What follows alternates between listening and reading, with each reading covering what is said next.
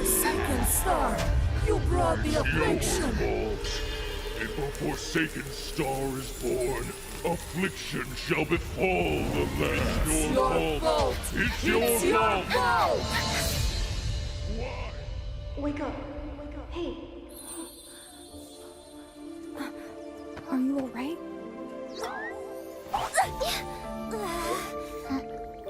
Your wounds haven't healed. Take it easy.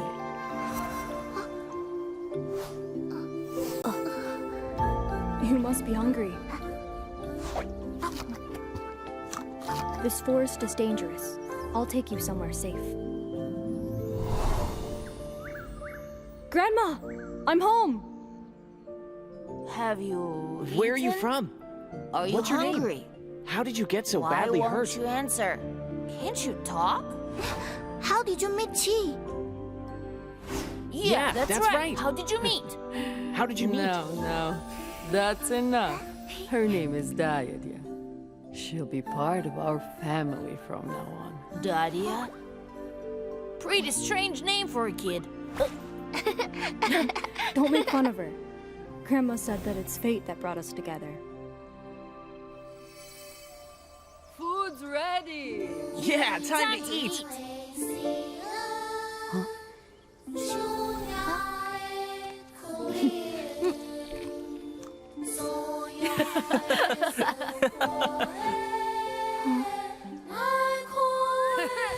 Nice song. Encore, Chi. Come, Dayadia. Let's sing together. It's a paddle shower.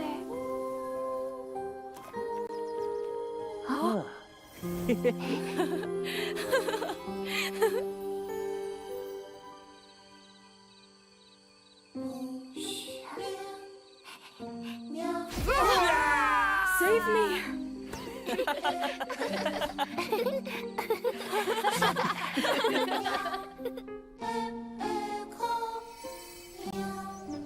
Dayadia, hurry! Coming. Quick, the amulet needs to be in place before the ceremony starts. I'm here. All right, let's set out. Huh? Something strange about the forest today. The animals are all running away. Over there. Huh? What's that? No, don't get close. It's the affliction. Run! Run! The affliction is here. Run! Run! Lila, are you all right? Forsaken star, you brought the affliction.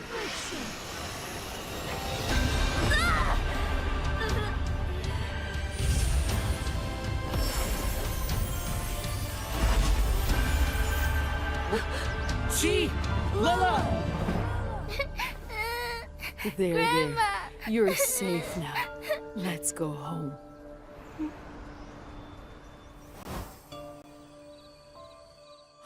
Chi, you are so brave. Thank you, Chi. I won't cause you trouble anymore. It was nothing. Dayadia was brave too. If not for her, we wouldn't have outrun the affliction. All of you were very brave. Protecting one another is what a family does. Grandma, who were the people who saved us? They are the Order of the Seers, protectors of this forest. It is thanks to them that we can live here without worry. I'm going to be a seer when I grow Me up. too, me too. Huh?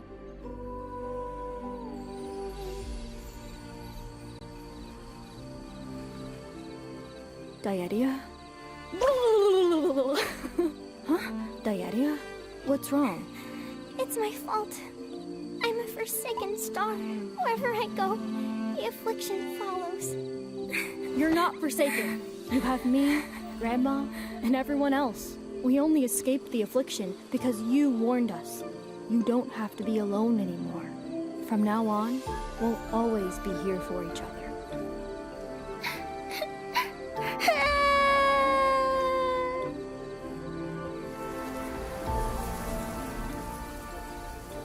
When I grow up, I'm going to become a seer. I won't allow the affliction to come again. Me too. I'll be with you all the way. Please take this amulet. I carved it myself. Let it be a symbol of our promise. Pinky swear, we will always protect each other. Huh? What if we have to part ways? We'll say a proper goodbye. That way, we'll be sure to meet again. Yes. When we part, we have to say goodbye.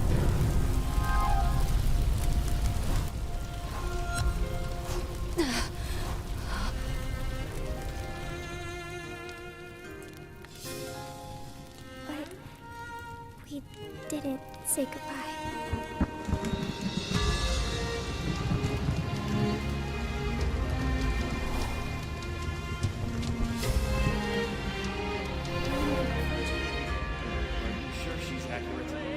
Mine too.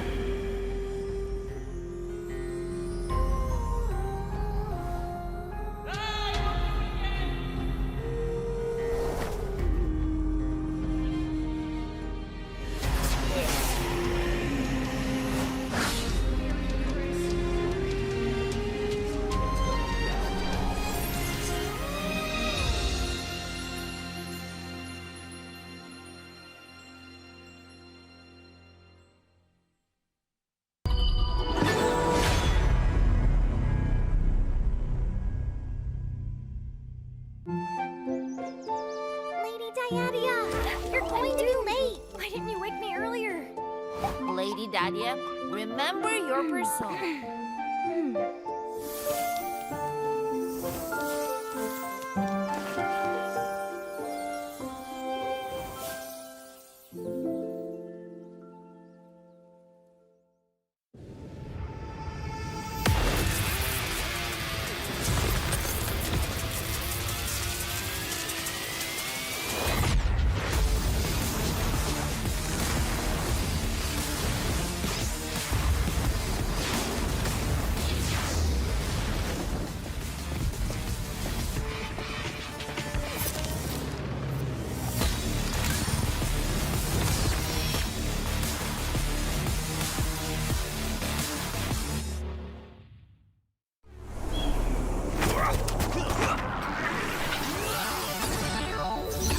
Ready, set, go.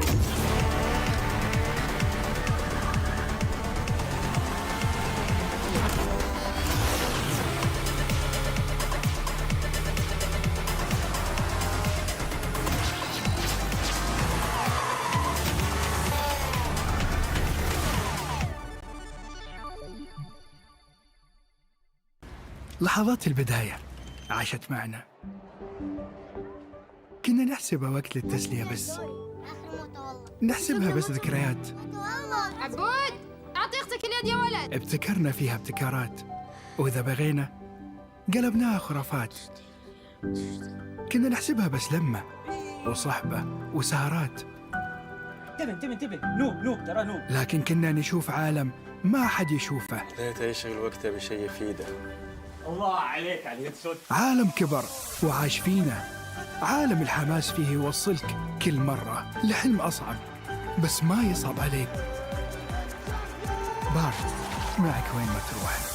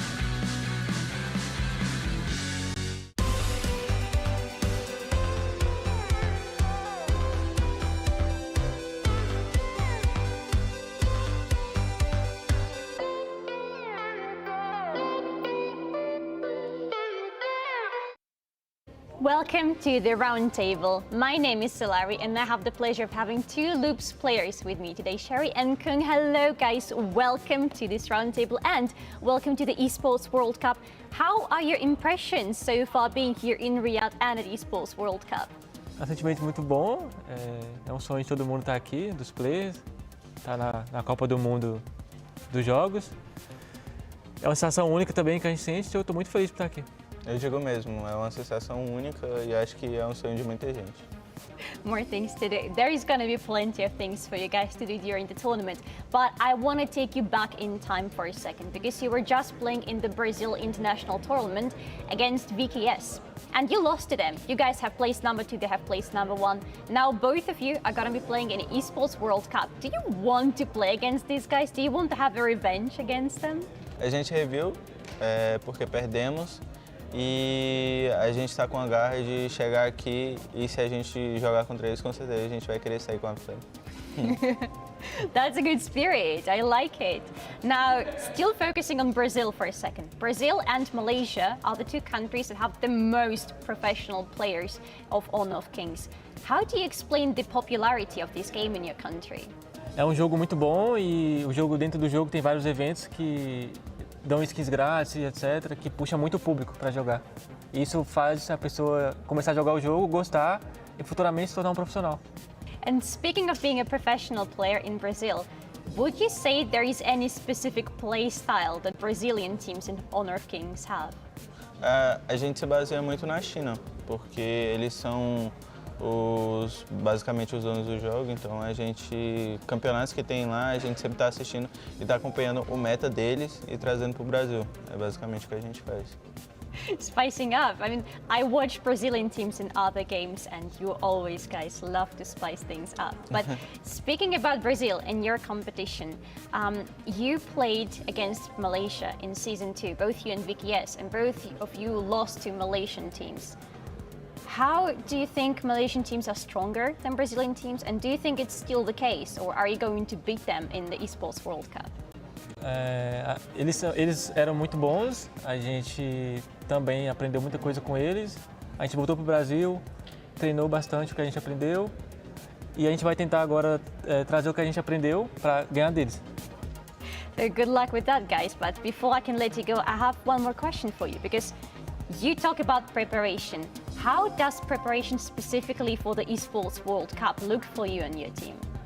A preparação foi basicamente o que a gente aprendeu um pouco na Malásia para trazer para cá. E também a gente querer dar o nosso melhor aqui, sabe? Então tem essa garra além do que a gente aprendeu. Tem aquele esforço a mais de cada um. Então acho que é isso. That's a good spirit. I love it for you guys. But before I can let you go, I have a request for you. There are gonna be so many Brazilian fans watching you and cheering for you.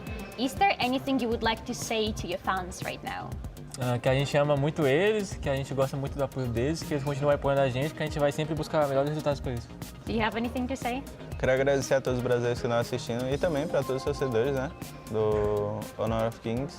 E é um campeonato gigante, a gente vai estar mostrando o que a gente veio e só agradecer, sabe? Sem eles a gente não era nada. Awesome. Thank you so much, guys, and most of the luck to you in the upcoming games. For the Esports World Cup, I feel very excited and I want to play against the other international teams. I'm not nervous during competition. Just the first second when I come on stage, but after when I'm in game, I'm not nervous anymore. I just think about the win. I'm the support of the Vitality team, and Shanks is the ADC, City Boy is the support, Nighty is the top laner, and Highland is the mid laner. And I think the team is very funny because we have different personality, but at the same time they are professional when we have to be professional. We speak a lot of language in the team, but the main language is Chinese. I learned some words to understand in game, but I still need to learn more Chinese. I think the winner will be the KPL Dream Team because they all are very strong and have a lot of experience. And all the team are motivated and work hard to hold the trophy. I love you guys. Jayo!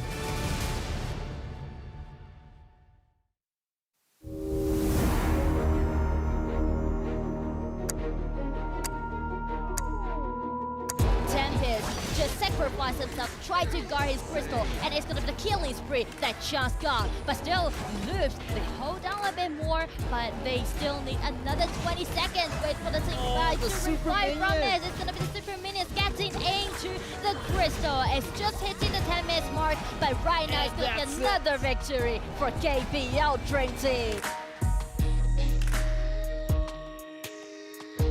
We see that Boom Esports are probably looking for the final strike here onto the side of Team Falcons, and click, click, boom! Esports getting that first dub on the board today. Boom Esports lose Miji, they lose Impressive. That is two impressive front lines gone. Lack their better words, Musashi goes down. They take down Snow. It's a double kill for AG Global. They got back in there and they get their first victory.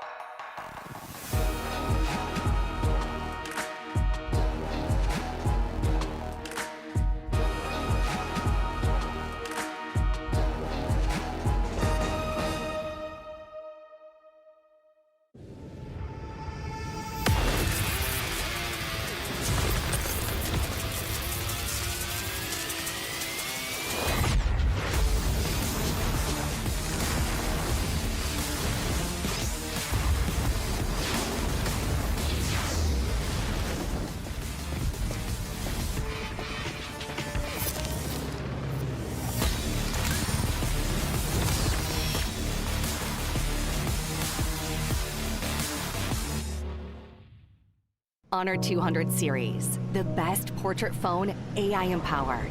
Studio level, AI portrait camera, 3 hardcore portrait modes.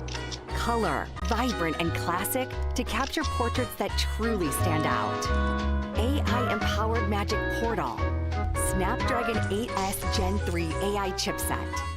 5,200 milliampere per hour silicon carbon battery, 100 watt, Honor Supercharge. This is Honor 200 series. You ever wondered how a Hollywood movie is shot? On a Sony. You review it on a Sony. And how do you make that sound epic? You record it on a Sony. Lunch break on a Sony. So why wouldn't you watch it on a Bravia by Sony? Have you got what it takes to get to the top? It doesn't matter how high you climb. To reach the top, even the biggest champ needs a break. So you can recharge, dive back in, and dominate.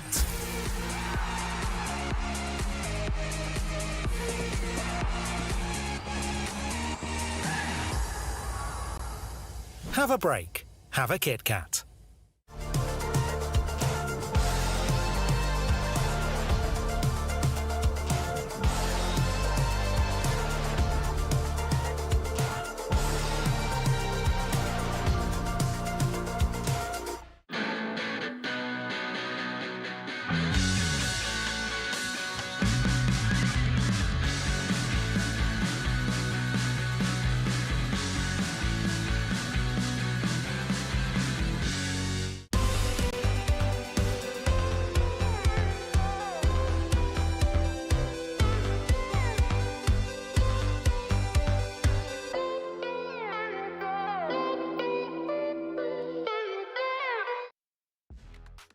Hello and welcome to the Blindfolded Artist. My name is Solari and I'm not the artist today because I have the pleasure of having 3 members of the Loops team with me today, Tempest, ABH and Mithy. Hello guys, how are we doing today? Muito bem, eu tô muito bem hoje e muito feliz de estar aqui. Eu tô extremamente feliz e ansioso para saber o que vai acontecer. Igual os outros dois, felizão de estar aqui também. I like it that you're anxious. You shouldn't be anxious, but this is going to be very fun. Let me explain to you what is going to happen right now. One of you is going to go out of this room because you're not allowed to see what's going to be happening. One of you who is staying is going to put on this little mask with the eyes right on you so you can't see anything. And you will have to draw a character that I'm going to tell you. The other person doesn't have any blindfold. The other person is free to help you out. You have 3 minutes to try to draw the character you've been given. After these 3 minutes, the first person comes back in and tries to guess who you draw on that paper. Com licença. Oi. Sai por aqui. Sentar no meio? Senta aqui do meu ladinho. Boa. Who of you is better at drawing? Você vai desenhar. Nenhum de nós dois, mas nós vai na fé. Fine. That is you then. Aí. Não tá enxergando nada? Quantos dedos tem aqui? Can you see anything? All right. I'm going to show you what the character is going to be. And you have to do the explanation. Here you go. Good luck. Time starts now. Pode pegar a caneta aí, amigão. A gente vai fazer a dolha, tá? A dolha? Então vai bem tilinho. Como que tu vai fazer um S ao contrário na dolha? Vai na minha. Tá, faz um S ao contrário, bem grande. Não, na folha. Assim, né? É, um S. Jesus amado. Aí assim. no final aí você já desenha o rabinho, desenha um rabinho. Uma cauda, né? Legal. Jesus amado. Tá indo, vai. E agora? Agora vai armar um pouquinho. Aí, pronto. Agora bota o dedo no início do S lá. Vai rápido, tem que ser rápido. Onde que é o início do S? Calma. Pra baixo. Vai pra baixo. Mais. Aí. Vamos um pouquinho pra baixo. Aí você vai continuar fazendo a cabeça dela aí. Faz uma bolinha aí, sei lá. Faz a cabeça, faz o rosto aí. Mas não no seu dedo, no papel. Não, mas é aqui, não? Isso, aí mesmo. Aqui, eu vou colocar aqui. Aqui. Tá mandando muito. Tá, agora faz como é que é a cabeça? Uma bola, faz uma bola. É uma bola, tá certo. Agora desenha um cabelinho aí, faz uma orelhinha do lado, faz um negocinho. Uma orelhinha, como é que eu vou pôr? Isso aí mesmo, aí fez uma orelhinha aí, desce. Isso, tá mandando muito. Ok, agora? Agora tira a caneta aí pra você não rabiscar o negócio tudo e faz um cabelinho. É só pra mim saber onde eu tô desenhando. Passinho. Bota o dedo aí, pô. Aí, passinho. Pra cima. Aí, faz o cabelinho aí, Aqui? Aí você fez na orelha, um pouco pro lado. Aqui? Pro outro lado. Faz umas gotinhas, faz uns negócios pra falar que é água, pra BH descobrir. Ah, ok. Não, mas daí você tá no meio do negócio. Aqui? Não, onde tá seu indicador? Aqui? No seu indicador. Isso, esse é o indicador, parabéns. Aí. Vai fazendo. Aí, boa. Já dá pra saber que é a dolha já, tá aí, que é igualzinho, moleque. Tu é o próprio Da Vinci. Ok. E agora, tu quer mais alguma coisa? Tá faltando? Eu sinto que eu não fiz braço nenhum. It's time. Não, o que tá faltando tudo, né? Mas... Let's bring in the third player. Igualzinho, você ia adivinhar. Igualzinho, moleque, You are going to be asking questions right now, trying to guess what character it is. Meu Deus, que é isso? Que é isso aqui, velho? Sinta-se à vontade. Boa sorte. Que os jogos comecem. É um suporte? Yes. É, né? Não, mas dou-lhe isso aqui, né? Ah! Não é? É. Dá fácil, foi muito fácil. Aí desenha muito. Não. O que entregou foi a Falei, desenha a gotinha, a água entregou. The water. You need to make it more intricate. All right. Which one of you would like to draw this time? O Vitala vai desenhar agora. Pode sim, se à vontade. Você já tava lá, agora tu pode fazer uma... Eu vou ajudar, Não, pode deixar que eu sou bom. Não, porque senão o Mitch vai ficar no mesmo papel, né? Tá bom. Então, vai sair já? E o rabinho de sereia. Tu vem pra cá e desenha e eu fico aí. É, você tá ligado, né? Já. Deus. Vocês fizeram como? Vocês escolheram? Não, ela vai mostrar alguma coisa. Ela tá segurando tipo uma vareta, tá ligado? Eu sei o que ela segura. Não dá de sacanagem. Let's go, guys. 3 minutes. A cabeça primeiro, legal, calma. Aonde tá a ponta da cabeça aqui? A ponta da cabeça tá aqui, ó. Não, você não pode ajudar, você tem que falar onde é. Tá aí, encosta no meio de onde você colocou. Aqui? Mais pra cima. Pra cima um pouquinho. Aí tá a ponta da cabeça. É que não foi exatamente. Isso, tá legal. Aí, agora... O que você fez? O corpinho, né? Tem que fazer o corpinho. Vai, filho, não tem tempo não. Vai de novo pro outro lado esquerdo agora. Mas daí tem que posicionar meu dedo aqui. Vai pra cima. Pra cima de novo. Pra cima. Pra cima um pouco. Aí, perfeito. Aí aqui você começa... é o quê? Não, aí é outra ponta da cabeça, só que é a ponta de baixo. Aí que você vai pegar, tipo, o pescoço aí, tá ligado? Tá, mas e o palitinho que eu fiz, pô? Aí, tá do outro lado.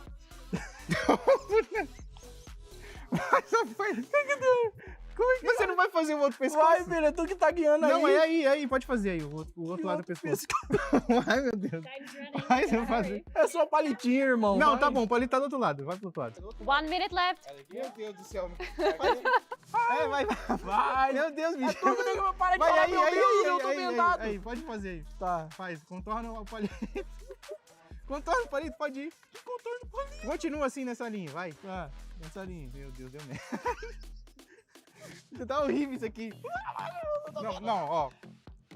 Vai um pouquinho pra direita. Pra direita. Lá em cima, lá no perto da cabeça. Aí, direita. Calma. Vai um pouquinho pra direita de novo. Direita, você tá indo pra esquerda, cara. Direita. Isso. Direita, aqui. Isso, põe aí. Põe a ponta dele, isso aí, ó. Desce agora um pouco. Desce. É pintando, cara. Você tá fazendo... Pode descer, vai. Done. Calma. Time's up, guys. Mano, Good luck. Tá muito Can you show the drawing to the camera? Mano, tu não presta pra ser cão guia não, velho, sério. Que nada a ver, cara, isso aqui, cara. Mano, eu dando dica pro Impunity. Não, viado, sério mesmo. Mas que a vareta... Ainda pintou meu dedo ainda, cara.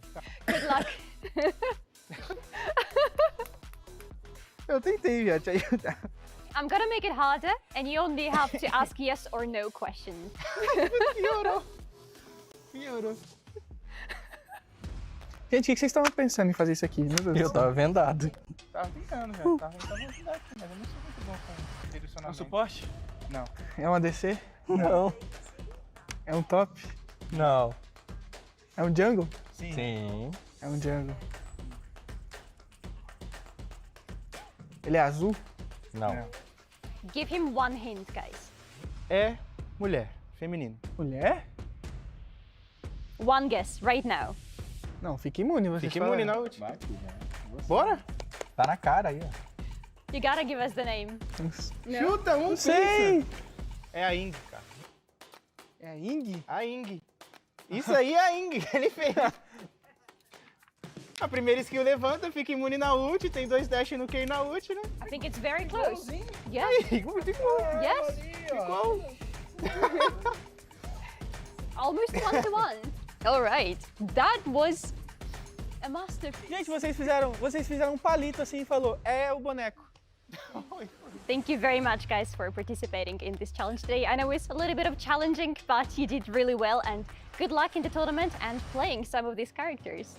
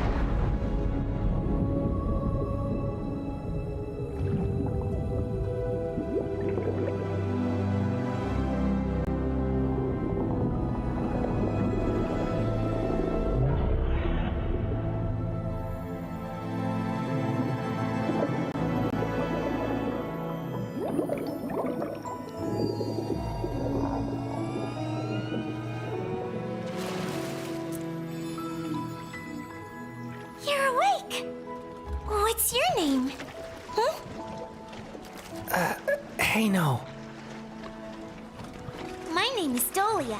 Call me Dolly. Why do I always get chased by cats when I come ashore? Hey, no!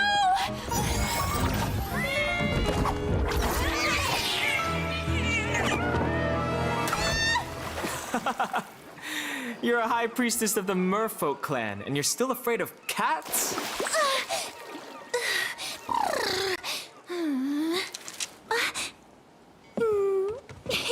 So, are you here to find the Song of the Merfolk, or just scavenging for scraps?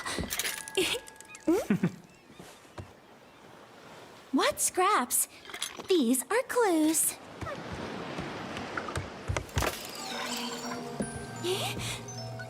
Why can't I find it?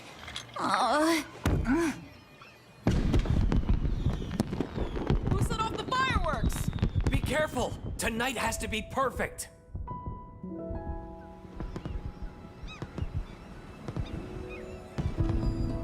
Wow, it's so beautiful! Let's go watch the fireworks tonight. Well? As long as you don't wander off. I connected your conch to my threads of fate, so I can find you even if you get lost.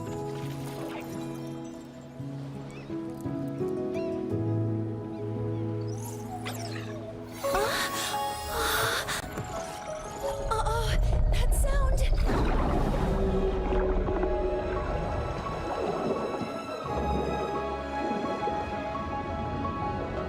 The Abyssal Beast? Yes, the pollution has caused its awakening. But I haven't found my song yet. Is there no other way to stop it? Only the emotional memories in the Song of the Merfolk can soothe the beast. But I've looked everywhere, and I haven't found a single note.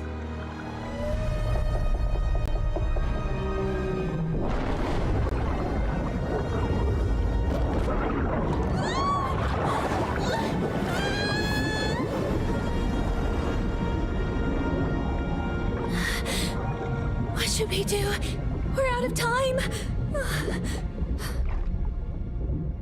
We've got a crisis on our hands. Let me help you this time. Threads of fate, guide me to the Song of the Merfolk! Hey, don't forget about the fireworks tonight. Look, it's blue! Gurney said that when blue lights up, I'll find the song!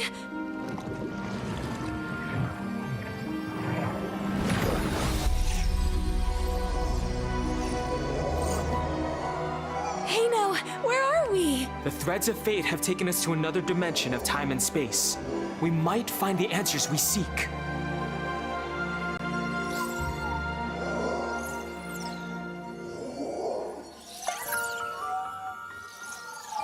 Hey, a note!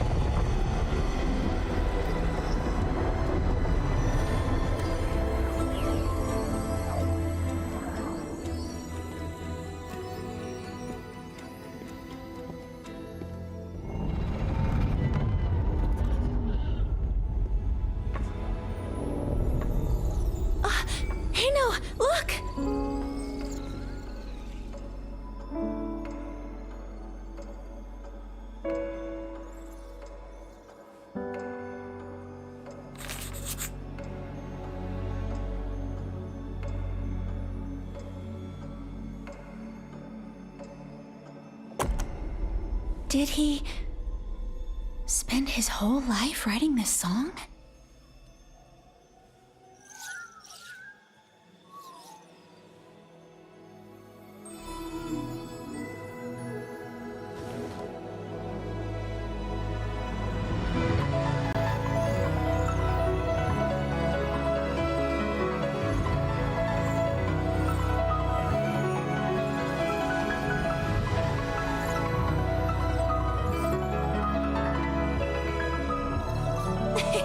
The song of the merfolk! I found it! Hey, no!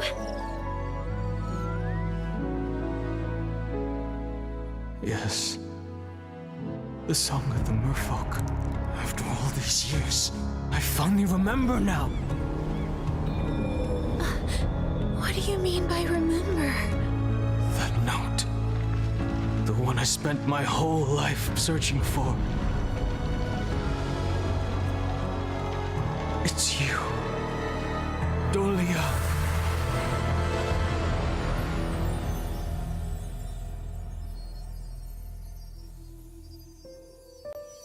Leave him alone! Help me! Don't be afraid. I'll teach you how to swim.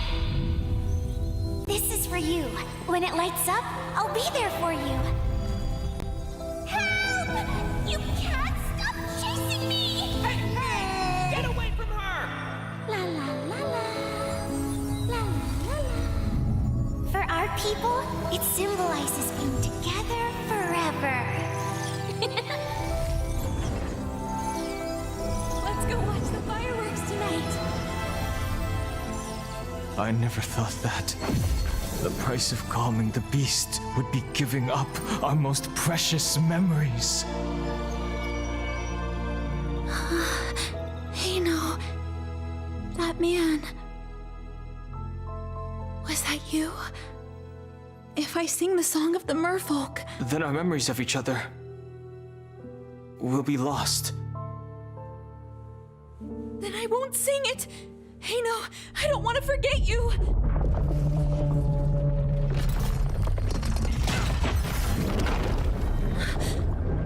The beast, it's breaking out.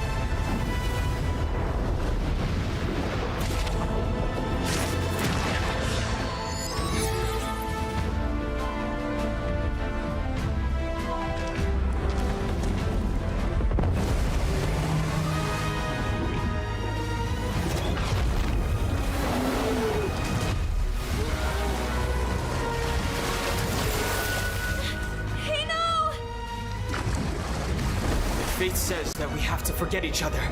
Then I won't do it!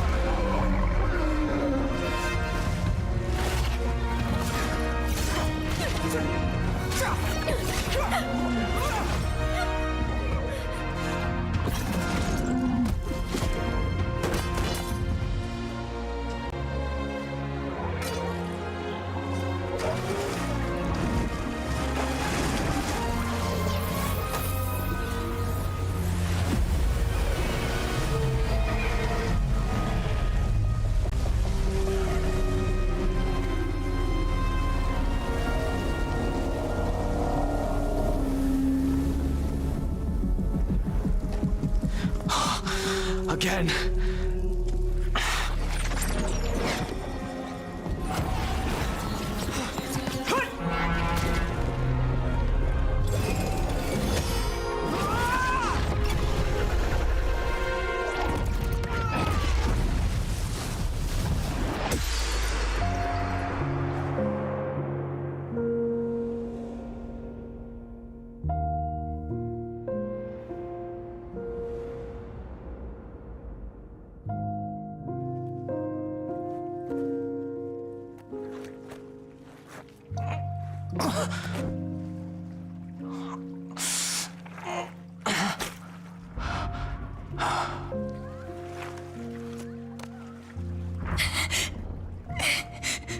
Is there no other way? There just has to be another way.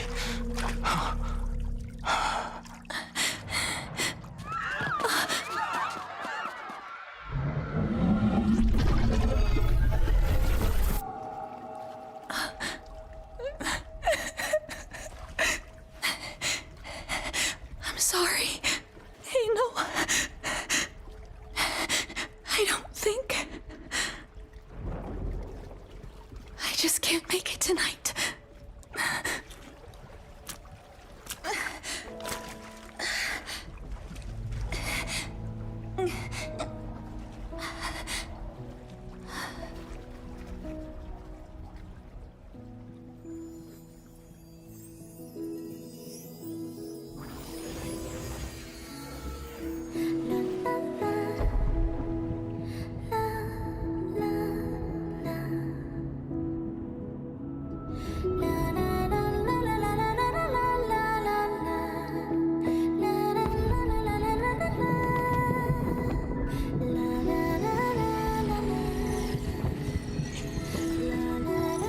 The fireworks. They're so beautiful.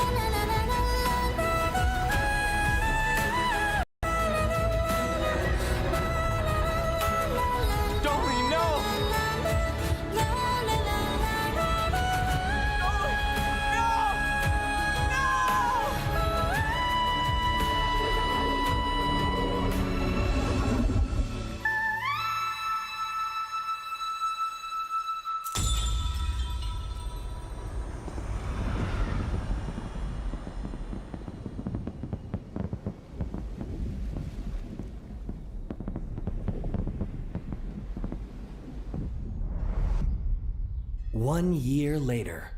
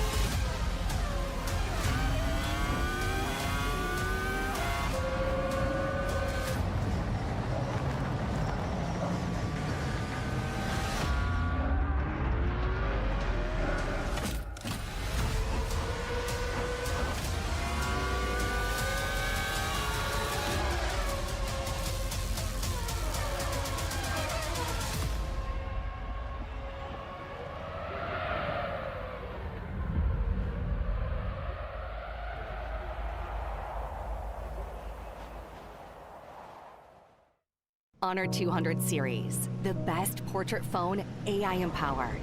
Studio level, AI portrait camera, 3 hardcore portrait modes. color, vibrant and classic to capture portraits that truly stand out. AI-empowered Magic Portal. Snapdragon 8S Gen 3 AI chipset. 5,200 milliampere per hour silicon carbon battery. 100 watt. Honor Supercharge. This is Honor 200 series.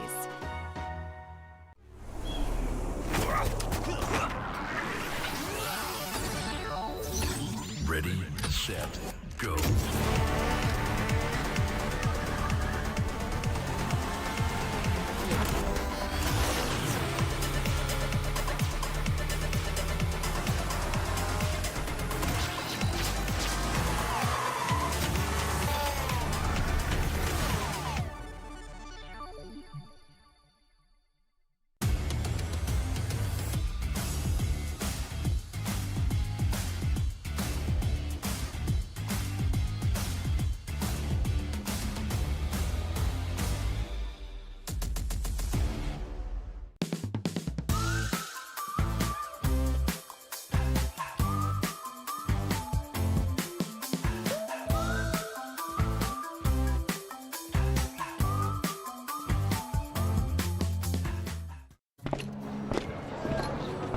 Has anyone seen my cat?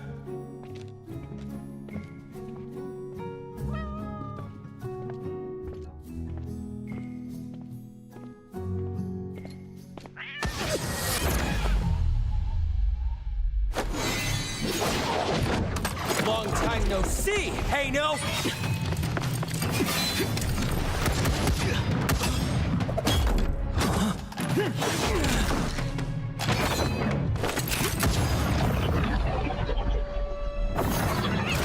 Oh no!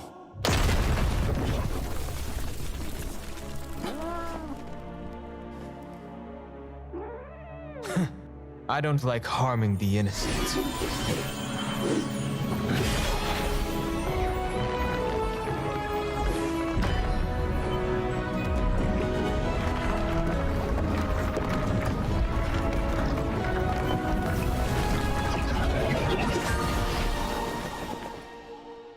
This again?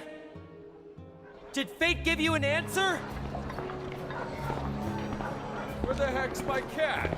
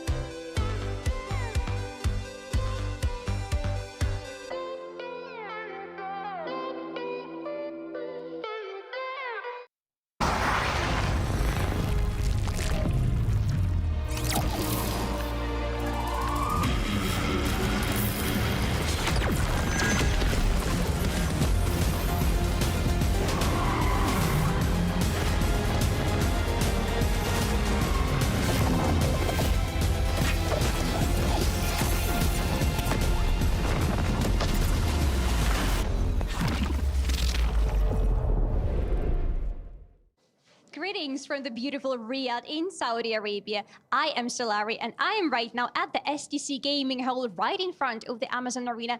I am the owner of King's booth. Guys, there is so much happening here. By the way, there are some prizes, some freebies for you to win, so make sure you come here.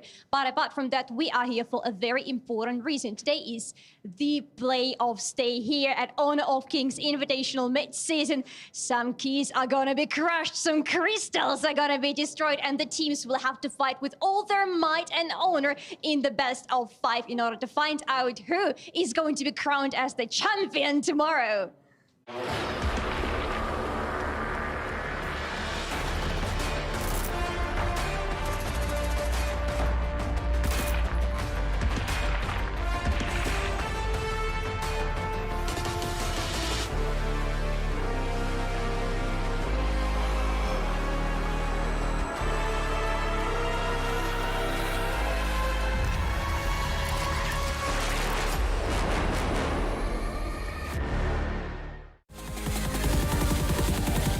We the Kings, it's our honor showtime.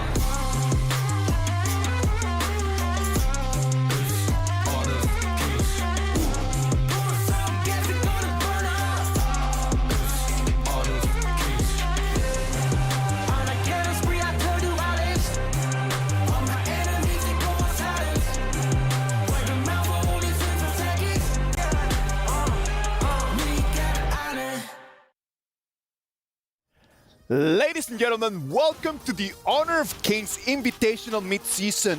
We are live from Riyadh in the Kingdom of Saudi Arabia. We are celebrating not only the Esports World Cup, but our quarterfinals of our tournament. I'm your host for this activity, Isaac Peña.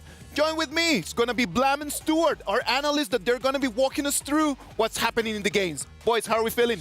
It's exciting time to be here. I got goosebumps from that intro. We're on the back end of this tournament now. The best of ones are out the windows. Now it's into the pinnacle point of the tournament.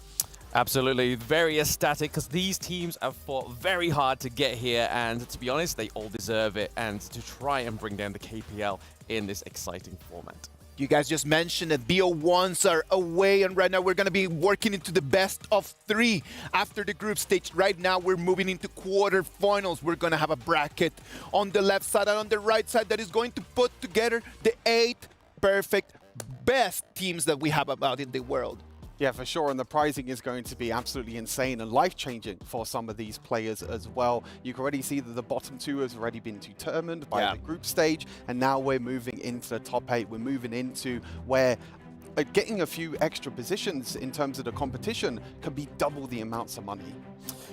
Yes, I mean, it's all life-changing amounts of money. You go from 145,000 to literally $250,000. I mean, there's a lot you could do with that money. And the bronze right at the top, get that 1 million as well. That is a bag. Everyone's working really hard just to try to make their way through the tournament. And yesterday we had amazing plays brought to us by all those teams. They fought really hard to try to get the crystal, and Aramco has prepared for us the top 5 plays of yesterday.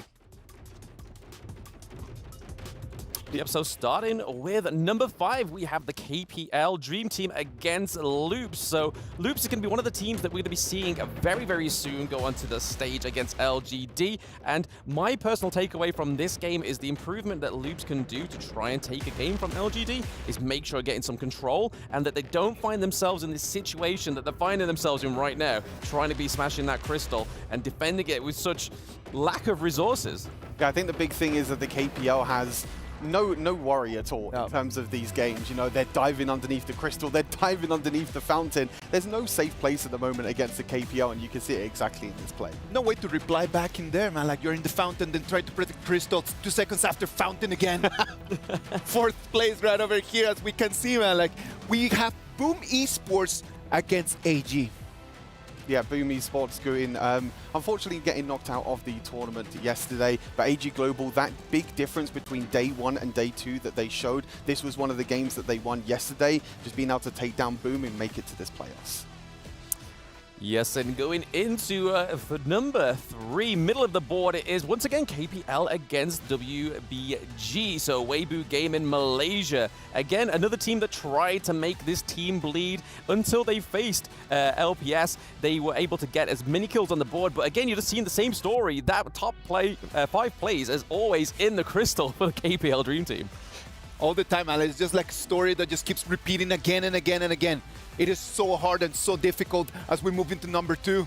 Yeah, this is going to be a crazy play here. Again, we're looking at one of the new heroes, Orgren, having such a huge showing here in this tournament, really showing how powerful this hero can be. We've seen it in the jungle, we've seen the clash lane. We can see that you can just run over crazy terrain. Yes, and the number 1 spot is VKS going against Kagendrick, because this is probably the most important match of yesterday, and it was one of the final ones where VKS finally got onto the main stage and finally got another victory to get them through into this knockout stage. And to be honest with the boys, I saw them afterwards, got to shake Danny's hand. I was very, very happy. It was crazy, man, because we were talking a lot about that VKS pick. We were talking about the Xiangyu. How does that even make sense? And it was really standing on business. Yeah, it's one of their pocket picks over on the Brazilian team, on the Brazilian scene, sorry, I should say, both in the clash lane and even in the support lane as well. Thank you very much to Aramco for bringing us the top 5 plays from yesterday. The players yesterday were just filled with emotions, man. Like, those who won were extremely happy. Those who were not, they were sad just seeing how their keys were just getting crushed. The top reactions from yesterday brought to you by Doritos. Authentic moments and real reactions. Yeah, just look at some of these players. Obviously, you can see reactions before the games and then reactions after the games. But this is one of my favorite things about VKS, right? Especially Danny. They are so animated on stage. And to throw it over to LGD, which will be the first game of the day, when you see Jia come through, he's so animated. He's always slamming the table when he wins the game. It's always very, very fun to watch. I mean, it's high emotions, you know, for some of these teams, they're going to be they were knocked out yesterday. For some of them, their emotions were high, you know, being able to win. You can see Maynard there on screens as well, and also Danny as well. You can see how much emotion these players have and how much it means to them as well. I think we have to kind of take a step back. You know, these are pro players, but they're also humans as well. They do have emotions, and I think it's so big to understand that this tournament means everything to them. There are so many things on the line, man. Like, the team that is going to win through this and is going to make the most points out of this whole competition is going to go home not only with the prize, but with the trophy. It's going to go home with an amazing, amazing trophy that is going to be there etched in the history. If you don't know about the trophy, what about if we just check this out and let's learn a little bit more about it. The Esports World Cup is a unique tournament and will have a very unique trophy system, consisting of keys, game trophies, the Club Championship Trophy, and the Totem. Introducing the key. This symbolizes a participant's right to compete in Riyadh. Each team or player will receive a personalized key consisting of the inner key and the outer frame. Winning a competition earns you a game trophy. A champion's key will be inserted inside. The frame will be placed into the Totem, a physical block on display in Riyadh, serving as a progress bar of the Esports World Cup. The Totem will remain in Riyadh as a chronicle of the Esports World Cup history. Those who get eliminated throughout the competition must give up their keys and see them crushed. Their broken keys will be tossed into the Totem and encased in resin, symbolizing those that tried to win but fell short. However, as an additional privilege for winning, each game's champion gets to select 3 opponents' keys to be encased in the base of their trophy as an additional, more personal prize. Losers will go home with their keys replaced with a token that marks where they ended their journey. Witness history unfold at the Esports World Cup. The EWC trophy is such a different beast, man. You gotta understand that trophy right over there is just filled with so many emotions. And just the way that it's just created, the way that it's been fixed up, man, like, it's just completely different to anything we've seen. It's such a unique trophy system, right? You being able to pick your opponent's keys. I mean, Blam, if you had the choice of picking anyone's keys from the Honor of Kings competition, who would you pick? I mean, if we ever got the chance to beat KPL Dream Team, I think that would definitely be one of them. A constant reminder to like, hey, we beat you.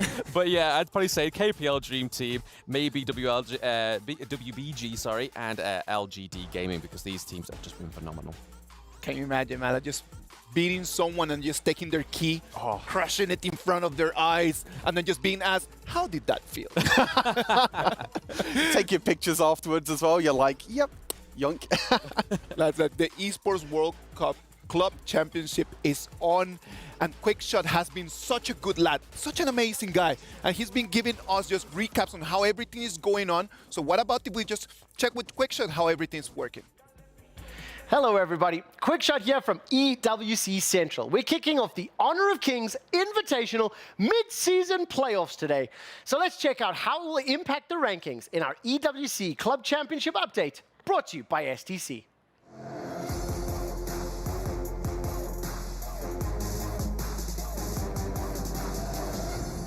I would like to start by talking about the remaining team that has the most ambitions when it comes to the club championship. That is, of course, Weibo Gaming. They have secured their first points here in Honor of Kings, but they have 4 more teams in the Esports World Cup. So they could make a run into our top 10. Meanwhile, AG Global have secured their second top 8 finish, which does make them eligible for the club championship tournament, but they need a deeper run to score as many points as possible. The tournament favorites, however, the KPL Dream Team will not be eligible for the club championship because they have no other teams competing at EWC. Now, as you're able to see here in terms of the playoffs bracket, both Teams Falcons and Team Vitality have been eliminated in the Honor of Kings tournament, which means both of them will not add anything to their total point tally. Falcons still, however, hold a significant lead over Liquid, Na'Vi, Gaming, etc. with that 3,500 points. Vitality isn't even on my board as they're below the 10th place, 875 points of G2. They've only got 660 themselves. So we need to find out how well teams will be able to compete with Team Falcons at the top, but they're not getting any more points from Honor of Kings. Of course, for more updates on the EWC Club Championship, as well as every other game happening here at EWC, tune into the Esports World Cup Central broadcast every Thursday through Sunday from 4 until 8. You can find us at Twitch TV, EWC, and at youtube.com/EWC. That does it from this episode of the EWC Club Championship Update that's brought to you by STC. Thank you very much, Quickshot, on that recap. Team Falcons right now already with a big lead. Sadly, they've already left our Honor of Kings tournament. But well, hopefully we can just see them again in the future. Now, remember everyone at home, search for the HoK camp to enter the player review section where you can rate and share your opinions on the participating players.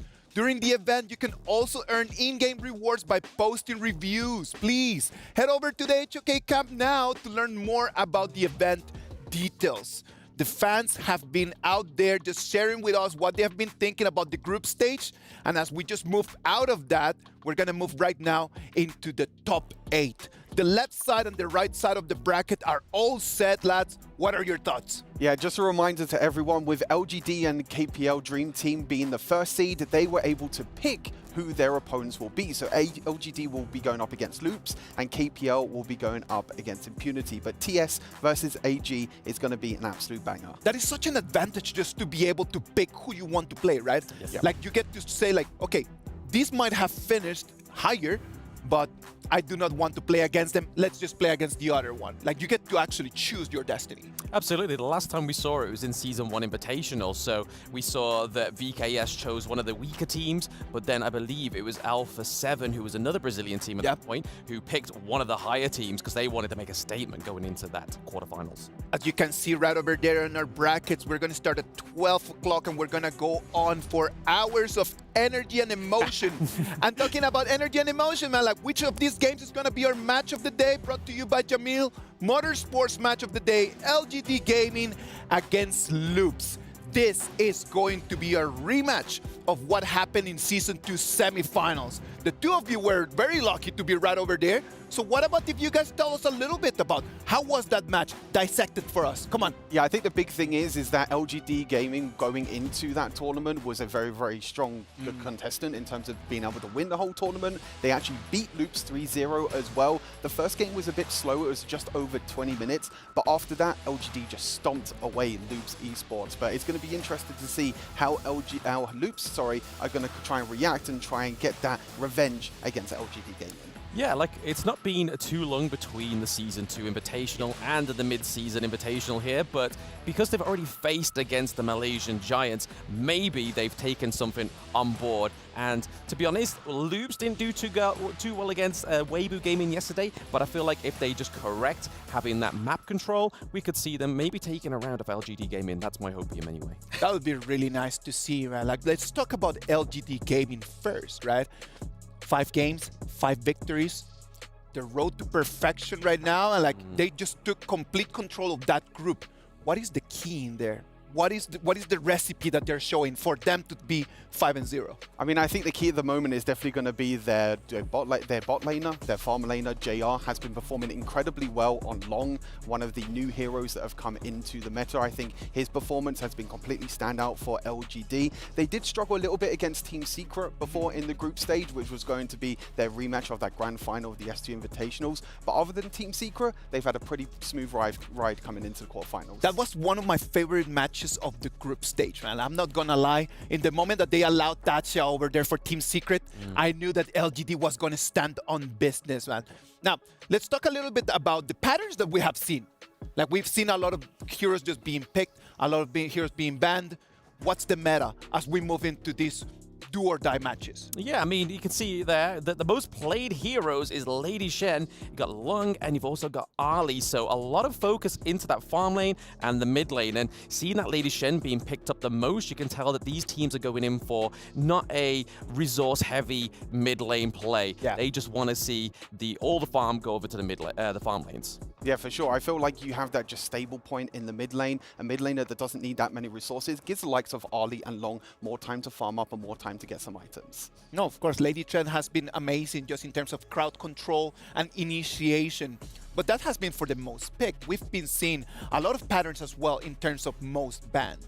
Yeah, most banned is even more interesting, I feel like, than most picked, because the most banned, you do have Dolia and Ali, but Musashi being the 3rd most banned at the moment, definitely more of a counter pick to one of the new heroes. Yes, it's all about that Orgrim. We've seen him being played quite often, and even with the KPL Dream Team picking up, and I believe it was AG going up into the Clash lane as well. So you've now got to try and pick a Clash lane hero that can battle it out against Orgrim, and I don't think anybody's found that yet. Yeah, it's been a bit of a struggle, I feel like, for the teams right now, you know, trying to find that one counter with Musashi being banned away. They need to try and find something else up their sleeves to try and stop the beast. Ogren has been a very interesting hero for us to see out there, man, but it has not been always there, because there are 2 heroes out there that have been 100% pick and ban. And those 2 are Dolia and Arlie, as you can see on the screens. Yeah, I think Arlie is the most interesting one. I think going into this tournament, a lot of us were expecting Long to have more priority with how well that he was performing over in the KPL. But I feel like it's more to do with comfort. You know, Long is still a new hero, whereas Arlie is going to be more comfort for these teams that has that mobility in fights. Yeah, and then if you pass it over to the Dolia pick, it's just basically her ultimate giving other people ultimate is you get an ultimate, you get an ultimate, you get an ultimate. And when you pair that with like mid laners that we've seen from the KPL Dream Team, the Hugh1 or the Orgren as well, the amount of airtime these heroes get because of that double ultimate is absolutely crazy. It is insane, man, and a lot of the coaches have been really working really hard to try to find a counter on that hero. We got the opportunity to talk to the Loops coach right over there. Let's see what he had to share with us about that. Hey, it's Chuchu with me here. It's going to be Kaiba, the coach of Loops. Of course, now this is going to be a redemption match for you versus LGD for your first series of the day. Will it be the same like what happened in Season 2, or do you have different perspective this time? In a way, I think it's going to be harder. This gap that we had between last tournament into this one, them staying here, practicing with the best teams, and we going back to Brazil and practice with our own region, makes it harder. But since we're going to bring up a different draft, a different strategy, we expect it to be harder for them in that sense. You mentioned about different draft and different strategies, right? Is it going to be the same ban like you ban against them, like Dole? I think there's another one that you ban a lot. And also regarding Lady Zen and Lady Sun, that's how they won last time. Will it be the same or not? Yeah, for sure. We're going to bring up a different draft. Compared to Malaysia, I feel like the method shifted a bit. Blue side seems to be much stronger now than red side. due to the amount of strong picks there is. But yeah, for sure, we're going to bring up something new. Yeah. We're excited for that. And also, congratulations for making out to playoff and good luck. All the best for Loops. And that's it for the interview. Thank you very much to the Loops coach right over there, just giving us a little bit more insight on how they're preparing in order for this amazing match. It's do or die, man. Like, they need to really come in and show us what they can do. Now, STC play predictions, boys. Loops or LGD Gaming? Stuart, you go first. First time doing prediction, I have to go for LGD Gaming. I think it's going to be a 2-0. Loops does have a chance if they can get a carry on ABH. I'm going to go Loops. I did the Hopium in the introduction, and I'm going to keep it strong for my Brazilian teams going through to this one because I do have quite affinity with that region. All right, ladies and gentlemen, everything is set. What about if we take the ball and pass it over there to the Amazon Arena where we're going to have LGD Gaming against Loops?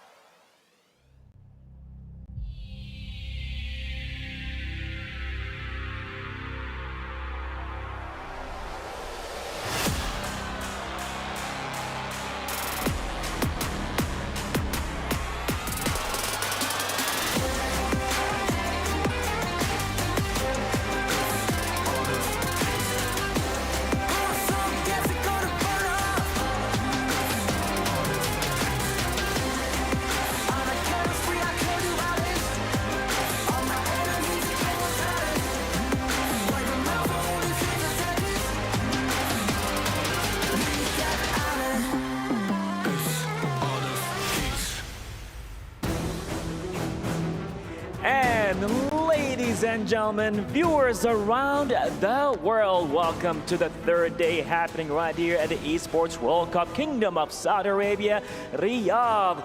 We are here for the quarterfinals of the Honor of Kings Invitational Midseason. I'm Bara Abdallah along with the very talented Sky. How are you today?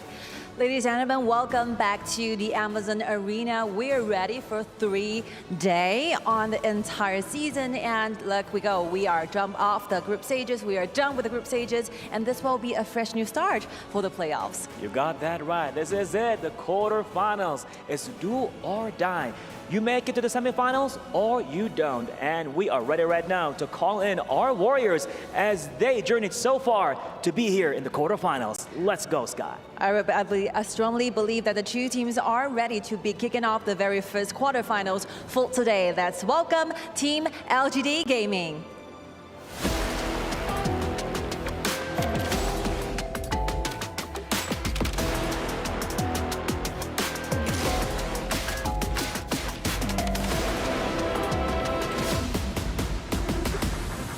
I believe that LGD Gaming has been nothing but a nightmare in Group A because they have a 5 consecutive winning with 5 winning and no losses in their group stages. So I believe they have deep enough the hero pools they can figure it out in the BO3. It's gonna be a good challenge, and now here comes their competition with Loops.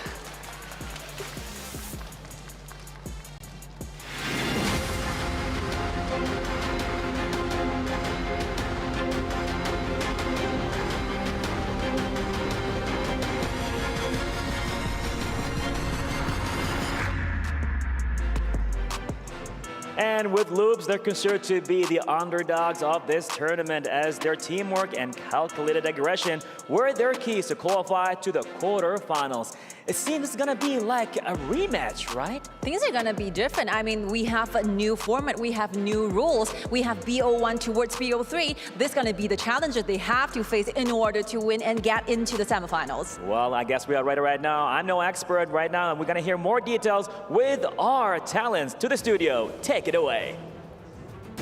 Hello and welcome to the Esports World Cup Honor of Kings Invitational Midseason 2024. We are into day 3, the knockout stage, and we have 4 best of 3s with 4 teams going home.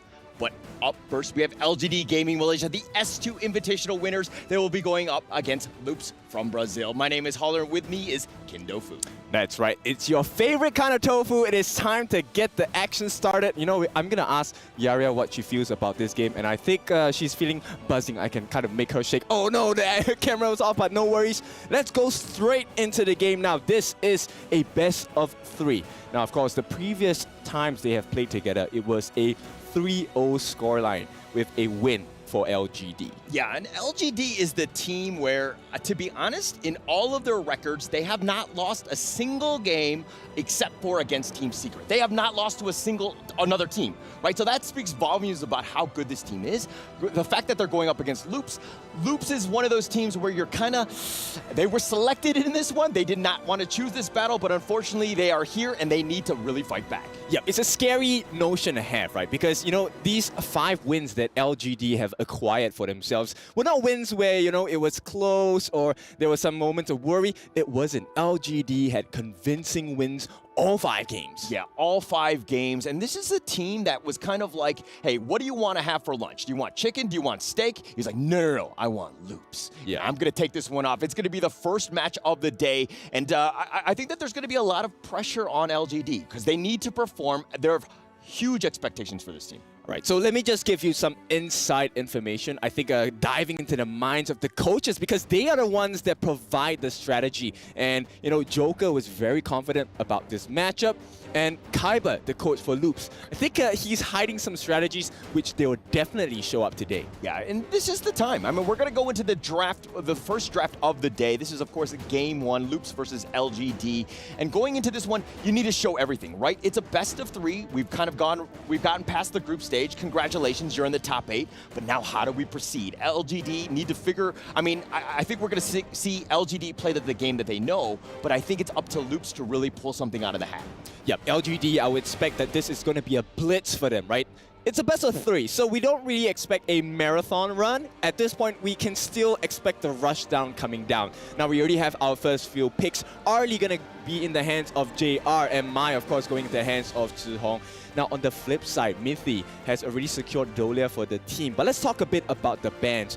Elaine not being present, so we could expect maybe a Dharma. We could expect Charlotte, right? Things that have easy access in the backlines, blow up that mid lane or the far lane as well. And one thing I want to notice, take note of is Loops picking the Dahlia first. This is the most contested hero throughout. It's been banned quite a bit, but starting with that one is actually very strong. But LGD picking the Arlie is a bit of I mean, Arlie is highly contested as well, but it's taking it away from Sherry, who, when we're looking at the group stages, they had 2 wins, and he was both piloting the Arlie. So taking that away might be a huge advantage for LGD. Yep, exactly. And to make matters worse, at this point, Musashi and Nerta have been banned out. And with the pick on Ogren, this is looking like a very scary draft for LGD because there is no true damage coming in from the Nerta. There is no anti-heal, no imperiled state coming in from Musashi's death duel to the death. Yeah, and they need that, right? And but okay, let's talk a little bit about Lady Soon here and the Mayan, the nice little combination.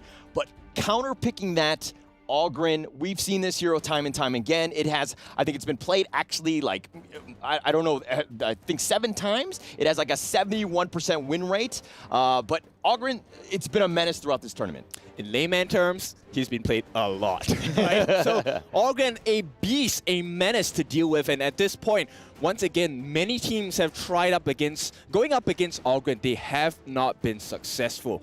This time, Loops will be handed the challenge. Once again, like you mentioned, LGD picked them and put them in this position. It is up to Loops to determine their fate. Yeah, definitely determining their fates. But okay, the Mo's pick here, I think that that's a great pickup for them. It creates a lot. It has that stun. It's been super annoying. Jay's an absolute monster, setting it up for almost everybody else to just kind of come in.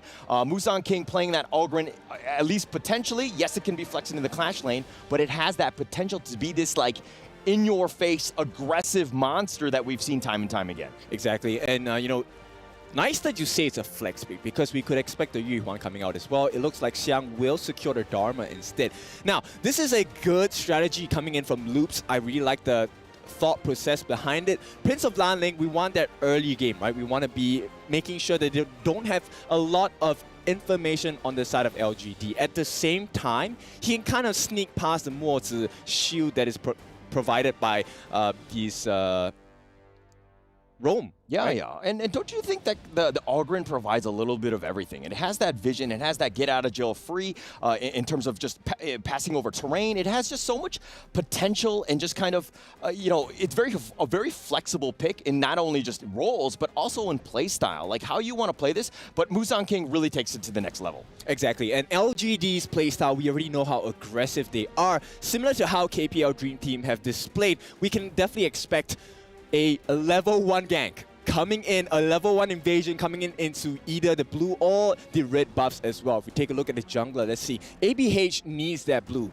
and this probably will be contested right away. Yeah, it's going to start from that. I mean, LGD, they tend to, their MO is that I liken them to just being this well-oiled machine. They have like a hive mind in the sense that like the decisions are made, everybody goes. There's no second guessing one another. There's no one guy getting out of position and is like calling for help. It's like, no, we're going to be patient and we're going to attack when we need to. But of course, this is going to be the first match of the day. Game 1, LGD versus Loops. Who do you like in terms of draft? I would obviously have to go for LGD. Any team that has the Ogren is looking really good, and we do have the first blood. Zihong actually makes it work with the Mai, and this is a disastrous start for the side of Loops. Rough. And when you talked about it earlier, about the fact that LGD are going to be aggressive, right? Turning that first blood into what is looking to be a jungle invade. I mean, the red buff is still open if they want to go for it, but that might be a little too aggressive. Now LP Loops, on the other hand, have to react. They have to defend this and try to save what they can in their jungle. Yep, exactly. And LGD in a much stronger position, simply because now you can kind of choose who you want to funnel this farm into, right? You give it to Mai, Zihong is going to have the time of his life. That's an opening for him. He can get the solo kills. He can even knock up so many different people at one time on the side of Loops. On the other hand, they could, filter and funnel this farm into the hands of JR and, exponentially grow the damage that JR is able to deal. Yeah, they definitely can grow here. Loops trying to go for the steal, and it looks like the list step away will keep him alive, JR that is, and take minimal. But ABH is going to go for the flank, does do a little bit of damage. He's under the tower, he's been pulled back with the whatever, and Tempest will get that kill. So Loops strike back. It's 1-1 now. Really like this pacing from Loops. They are able to match with LGD at this point. Yeah, you just got to go blow for blow. You got to get yourself in there. You cannot play scared. You need to understand that, hey, LGD might be this giant, but right now, it's even. It's 1-1. Let's go. Yep, Musang King, of course, going for the tankier build, as we know that he needs to sustain so the rest of the team will be able to lay down some pain on the side of Loops as well. Yeah, look at how Zihong is actually just kind of invading, stealing those boars, making his way back into the jungle while Kank has to deal with that minion wave. And he does get the knock up. He's been pushed back, and Kank taking most of that damage. And it looks like Zihong will back off now. Yep, and that's the difficulty, right? Yes, Princess Frost is great. AoE with the Winter is here, but it's really hard in 1v1 situation because the Frigid Prison requires a lot of precise aiming, and you need to account for the delay as well. Yeah, you need that setup, and I mean, you need that combination. Just by yourself, no one is going to sit into that blizzard. But Musang King going on the flank, he looks like he's going to get it. He does get the knock up, and Kank is going to go down, and they've also got Zihong in return, but Tempest will take that one, but Musang King gets yet another kill in ABH. LGD put themselves ahead now, 3-2, easy kills in the mid. It's not looking like a good game at all for Kanka. But a little bit of a misplay in the bottom lane. It looks like JR has been picked off.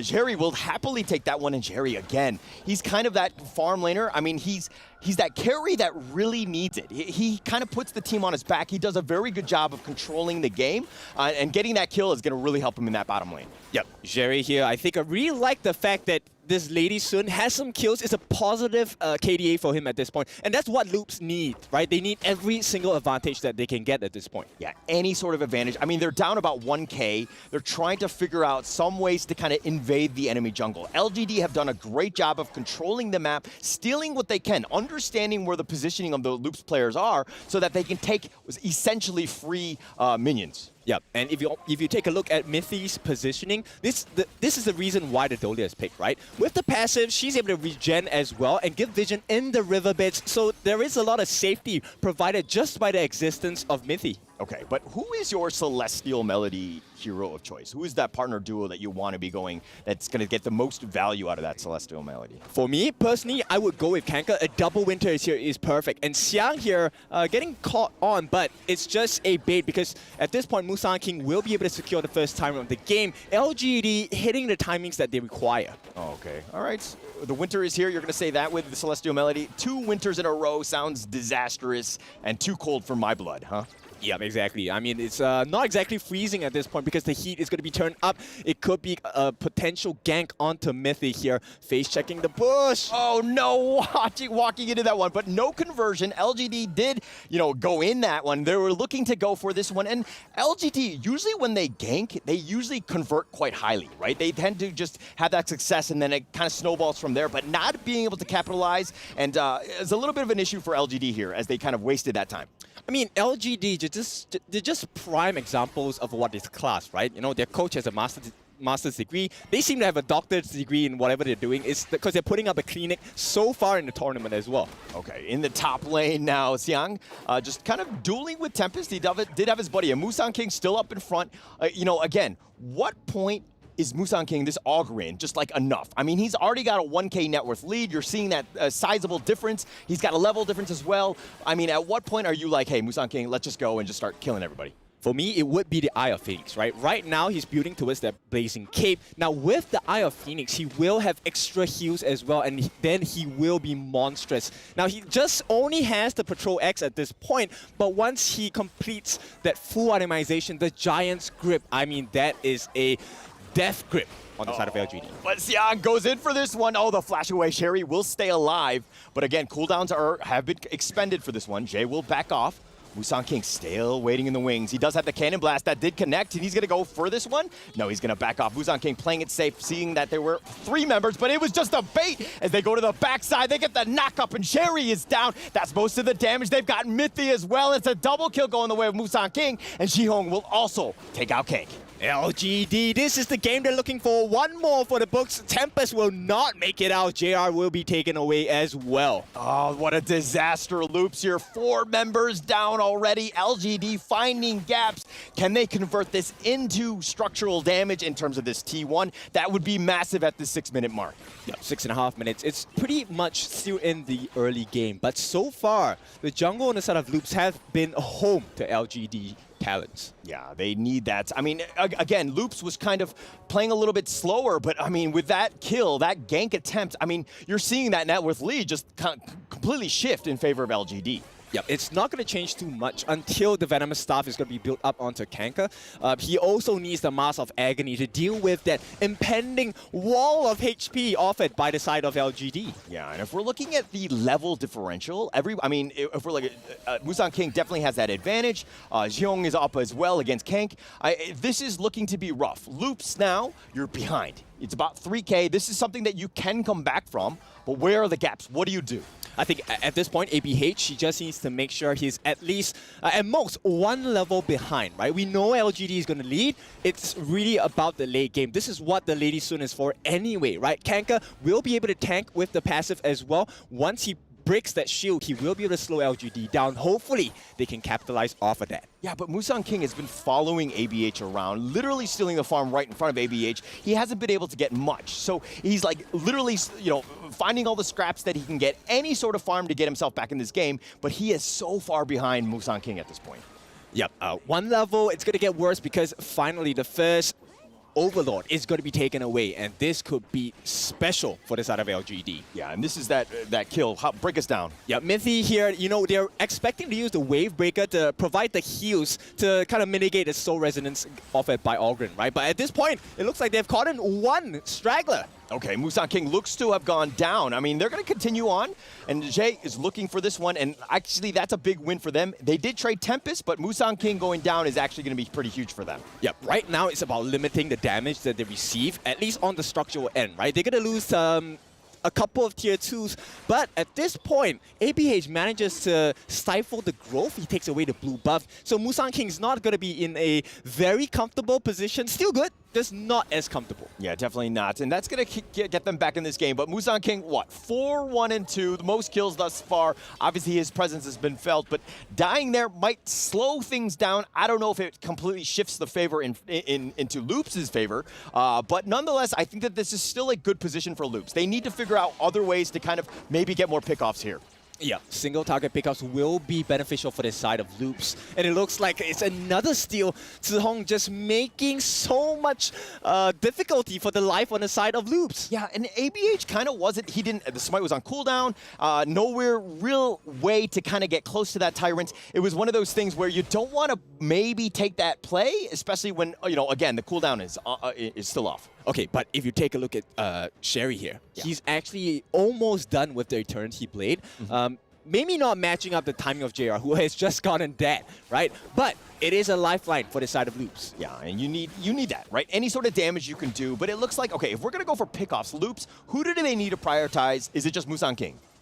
I would expect that actually, let's get rid of the support, right? The thing inside the box is going to be quite detrimental because of the stuns as well. Oh, Tempest goes in, gets serious on that one. But the Tyrant here, that's going to be started by JR. It looks like they've completely zoned them away. ABH is waiting in the wings. He's in stealth. He's going to go for the steal. And no, Musang King will take out that Tyrant, and they're going to make ABH pay for that one. Yeah, LGD just too strong at this point. 5,000 gold ahead. Can they close this game out? They need to close it fast, though. Yeah, they need to close it fast. I mean, look at JR still farming, still having that free space, pushing off that bottom lane. It looks like that bottom T2 is going to be the next objective for LGD. They are starting to knock on that door. Loops right now losing a lot of map space at this point. Yeah, Zeri actually keeping close with JR in terms of gold accumulation. So that's a good sign. But LGD, they want to start knocking on the door already. Yeah, they're going to force this one. They're going to push a little bit of pressure. They did some chip damage. They've taken that and they backed up. Very smart play by LGD. Look to maybe take the next one as they have this AK net worth lead here. Yep, they're probably going to give away this Overlord at this point. And for the first time in this game, it's going to be a honest, fair and square fight because everyone's common spells are up. Everyone's support items are up as well. If we take a look at itemization, maybe not as equal. But hey, you make do with what you have on the side of Loops. Are you saying that all of the other fights that we have not been fair? No, they have been in positions where they don't have access to a couple of skills, couple of common spells as well. So, LGD very famously takes advantage of any kind of mistakes you make. Yeah. And actually, that's why LGD is so good. They understand the cooldowns, and they're going to force the issue. They're going to force them back. JR going in for this list step. He might have stepped in too deep. No, he does get the kill, and kick is down, but JR does fall. ABH will fall as well, and they do have a little bit of a window here as LGD are starting to knock on those T3s. Yep. Until Zeri dies, it is still okay for Loops at this point. It's still there. They do have the minions. The last one's going to go down. Tempest will clear that one out, but they've taken the mid T3. The base is now wide open. And one last cannon blast just to kind of put a little salt on that wound. Yeah, for now, 11-5, 12 minutes. This game is looking a little bit more difficult for Loops. Oh, the nice two-man knock-up. And they're going to go for this one. The base, Mithy, he's going to be focused. He goes down. Sherry's down as well, and that's all your damage. And with 4 members down, they're going to take the base, and LGD do this in style. Yep, game 1 goes into the hands of LGD. Rightly so, with the lead they have acquired for themselves. This puts them in an advantageous position going up against Loops. Yeah, and look at LGD right now. They're like a bunch of robots. Nobody's celebrating. Everybody's like, this is business as usual. This is what we expected, and we just put the smackdown on you. They had 13-5. That's exactly the type of game you want, especially starting off the knockout stage here. Exactly. Now let's go back to the studio and take a look at what they think.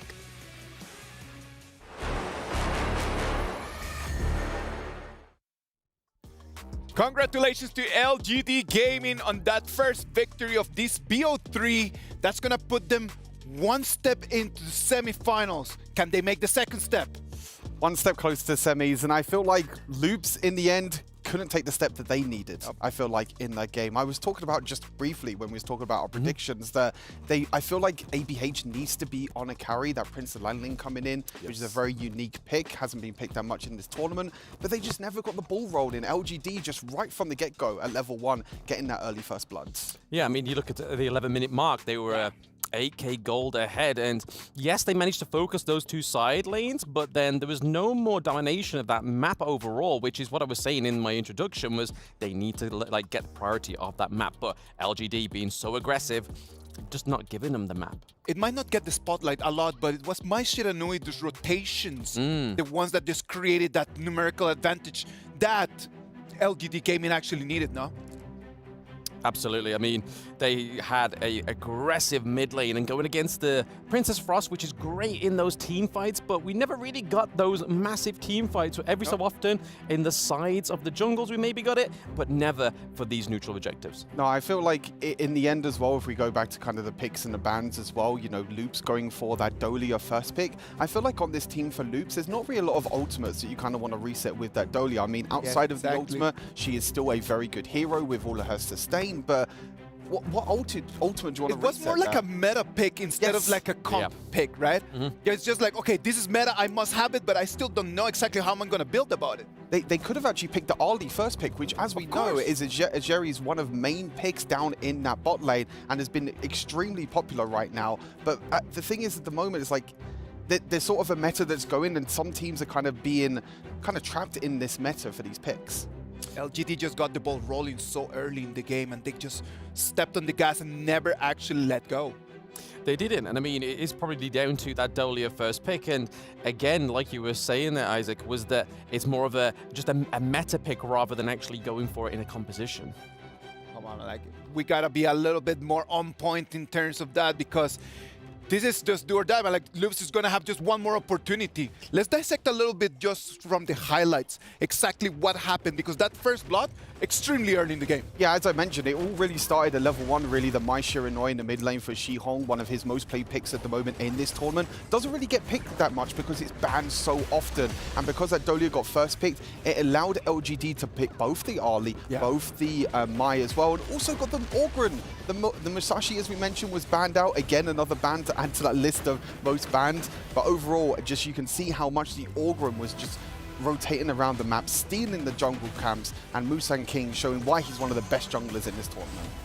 And there was no real counter to the Dharma as well, because we've seen throughout the mid-season invitational, when Dharma's being picked up, you see that the farm lane or even the support go for the Purify, so they can actually just get out of there. If they do get knocked into the wall, they have a little bit of a second wind, a bit of an escape out of it. But just as you can see on the mini-map now, there's 2 turrets, 2 LPS, and then over to LGD. They're able to just get straight to the core with the Vanguards as well, and it was just such a chef's kiss. It was a very one-sided game. It was very one-sided. I believe that Loops did not enter with the right mindset. Like, they might have just the right intention of trying to win, but the strat, I don't believe that it was the best one. What do they need to do differently as we move into our second game? If they lose the next one, that's it. They're gone. I want to see ABH on Jing. I mean, we know how much this player can perform on Jing, one of his most popular heroes, and also he can just pop off completely. I think it's Prince of Landling, it's an okay carry, you know, I think he can perform pretty well, but you can see at the moment that the tempo in which LDG are playing, they need something to counteract that. Well, teams from Brazil yesterday just showed us that when you're in doubt, you need to go back to basics. Just go to what you're comfortable with. Maybe not like the meta, right? Like, you just go with what you're comfortable, and I would agree that that Jing pick might be just what they need. Absolutely, but if you look at obviously the stats and with the Jing as well, that I think is needed is Mithy's always denied that Zhang Fei, which is a great support going into the Jing pick. But here, just looking at the damage from the Orgren, from the Mai Shiranui as well, 62k, 43k, and just as you can see, those always are the big team fight rates as well. So Mai Shiranui was always starting those engages as well as the Mutsu.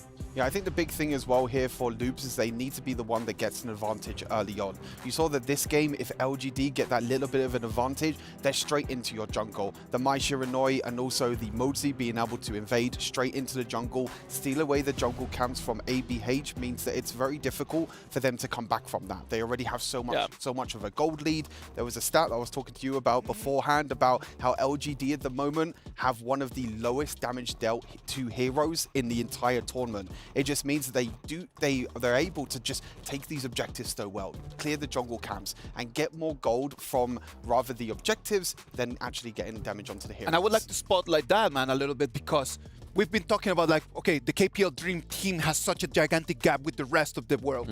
Understandable. But LGD Gaming, what makes them so different to the rest of the teams that are competing right over here? And I believe that Stuart just made a very valid point. They do not focus on just killing and fighting. They focus on taking resources and start snowballing really early. What's your take on that? Absolutely. It's all about the macro at the end of the day. If you can get control of the maps, take more objectives than your enemy team, the kills don't matter in the end because the kills are just a fraction of the gold and what it makes up in that whole pot. Whereas getting the neutral objectives, getting those turrets, but then also shutting down these people who are getting the most kills is going to give a huge gold over to you once you shut them down. Dude, like at the end of the day, like 11 minutes, already 8,000 gold lead. There's no coming back from that. Like, unless that you drop the ball yourself, there's nothing that the other team can do. Like, there is no actual answer back to that. We move to the second game. Hopefully, Loops is going to be able just to take things, turn them around. LGD Gaming, I'm certain that they're not going to allow them just to easily just take the dub. Maybe LGD Gaming is going to seal this first game and then it's going to send us straight to the next match. Well, let's wait and see what's going to happen at the Amazon Arena.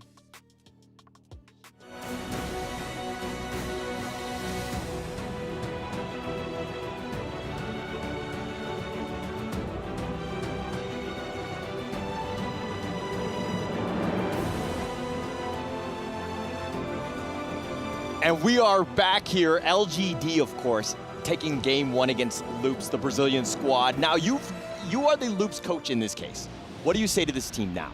I say, hang on, don't move too fast, right? Okay, one of the things that I noticed was ABH kept focusing on the Clash lane. I think once you get that first blood, experience-wise, gold-wise, you do have an advantage there. You can leave the lane alone, right? It's time to make your impact somewhere else. Besides stealing buffs, maybe you could help out the farm lane, get the kill back onto Zihong in the mid lane, even things out for your Princess Frost, right? So it's really about making good trades across the map. They wanted to enforce their will on the Clash lane, and LGD said, hey, you can focus on that part of the map. We're going to take every single thing else. Yeah, I mean, LGD have seen that time and time again. They're going to leave Xiang on an island, so to speak, and let him just kind of handle himself in that Clash lane. I don't think that that's something that LGD can't already or haven't already dealt with. They know what to do. They understand that, right? But I think it's going to be some way to kind of slow down the Musang King, right? He has just been a menace. The fact that, you know, he starts to get going and then he invades your jungle and now ABH is on the defensive, so to speak.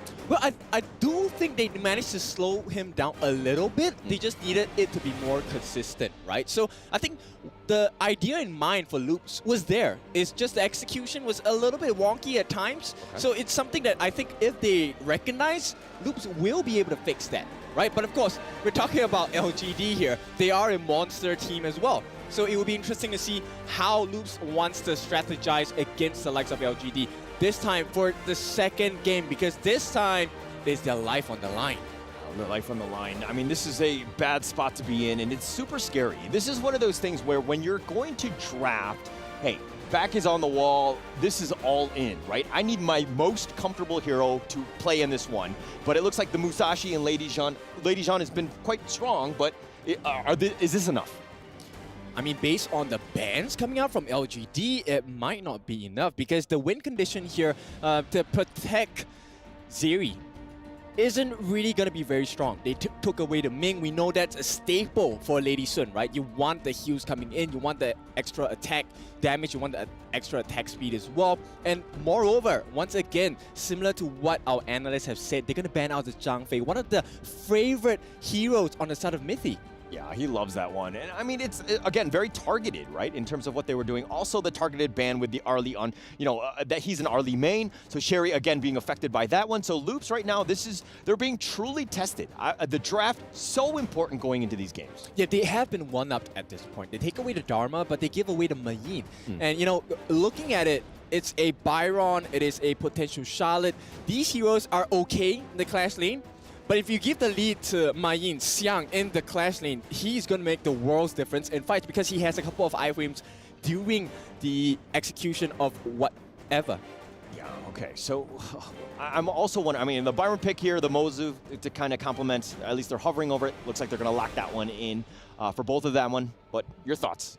It's a tough one once again because LGD, they have a lot of sustain, they have the wave breaker, they have the unending sorrow, they have the melody of peace coming in from Yuhuan. It's going to be a lot of heals. At the same time, that's a lot of space created for JR on his tier and tier. Yeah, you have a lot of potential, and this is, you know, they like to use, like the Aug Run was kind of up in the path of precipice, just providing a lot of vision, but he can get in and out wherever he wants. They have the E on this one, so you have a lot of ways to kind of provide that vision so that you have that perfect engagement so that you can kind of get that pick off. Yeah, tough position for Loops to be in, right? One game down, going up against one of the strongest, if not the strongest group team from the side of Group A.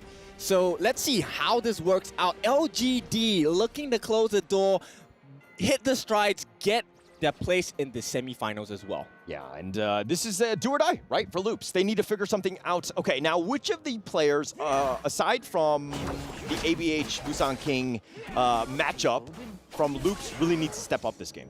I think Mithy needs to step up this game, right?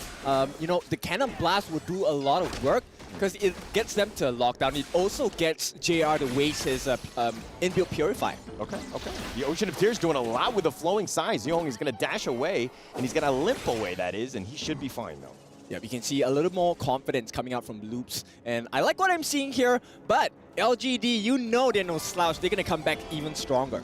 And I think Loops need to really take the fight to them. They need to ensure, like, try to change things up, right? You don't want to play into LGD's strategy. You want to kind of dictate the pace of the game. And I feel like Loops haven't really been able to find that yet. Yep, and, you know, I'm not trying to rain on the parade here, but it's really hard because LGD, they're a team that loves for you to fight into them, right? The kit that they have, there's so much poke. Kachosen coming in from Tzuhong. They have Musan King coming in with the huge, even damage from the Unending Sorrow. Xiang can come in at any point in time with the whatever, and Zhe gets the heals down with the Wave Breaker as well. Yeah, a lot of counter play as well, and again, the Unending Sorrow is just, you know, it's kind of like bait. But you keep yourself alive, and you need to ensure that you don't overextend. I think positioning is going to be even more key for Loops, ensuring that they take the right fights. But ABH now on the run. He's going to be chased in. He's going to be pushed back, and he's going to go. But he wants to fight this one, but he's going to give up first blood, and Xiang will take that one, and he will walk away. Yep, the backup comes now, but Loops is a little too late because at this point, now the map is pretty much open, and Tempest might be at risk here 2-on-1. Yeah, the invade was on point, ensuring that they got the kill, and now they're going to look to convert, right? LGD have been great with that, ensuring that whenever they get kills or some sort of roam, they have the positioning there to ensure that they get it. But Mithy, he's going to actually flash away. Yep, and that's a flash wasted. And now with 80 seconds on the clock, he's not going to have flash in time unless, you know, LGD delays the taking of the neutral objective, which we know is rarely the case. Yeah, but Mithy's kind of on the most. He just needs to position himself, ensure that he plays a little bit safer. The flash is not the end of the world. He's not like a melee roamer who has to be in their face and might be out of position a lot easier. So as I say this, Sherry going a little bit careful. He almost gets the pick off onto Jay, but it looks like they're going to back off. Kank now shows himself, but it looks like everything's going to back off. Yeah, they expanded the ultimate shell, but cooldown's pretty short on that, so they will have it for the next big fight, which is going to be the neutral objective fight at 4 minutes. So 60 seconds, slightly less than that to go. LGD now priming themselves. You can see they want to make sure that they clear off the top lane, make sure that pressure is there, which means Tempest has to be stuck there. Yeah, no chance. He needs to deal with the minion wave, ensure that it doesn't take any of that damage in that top T1.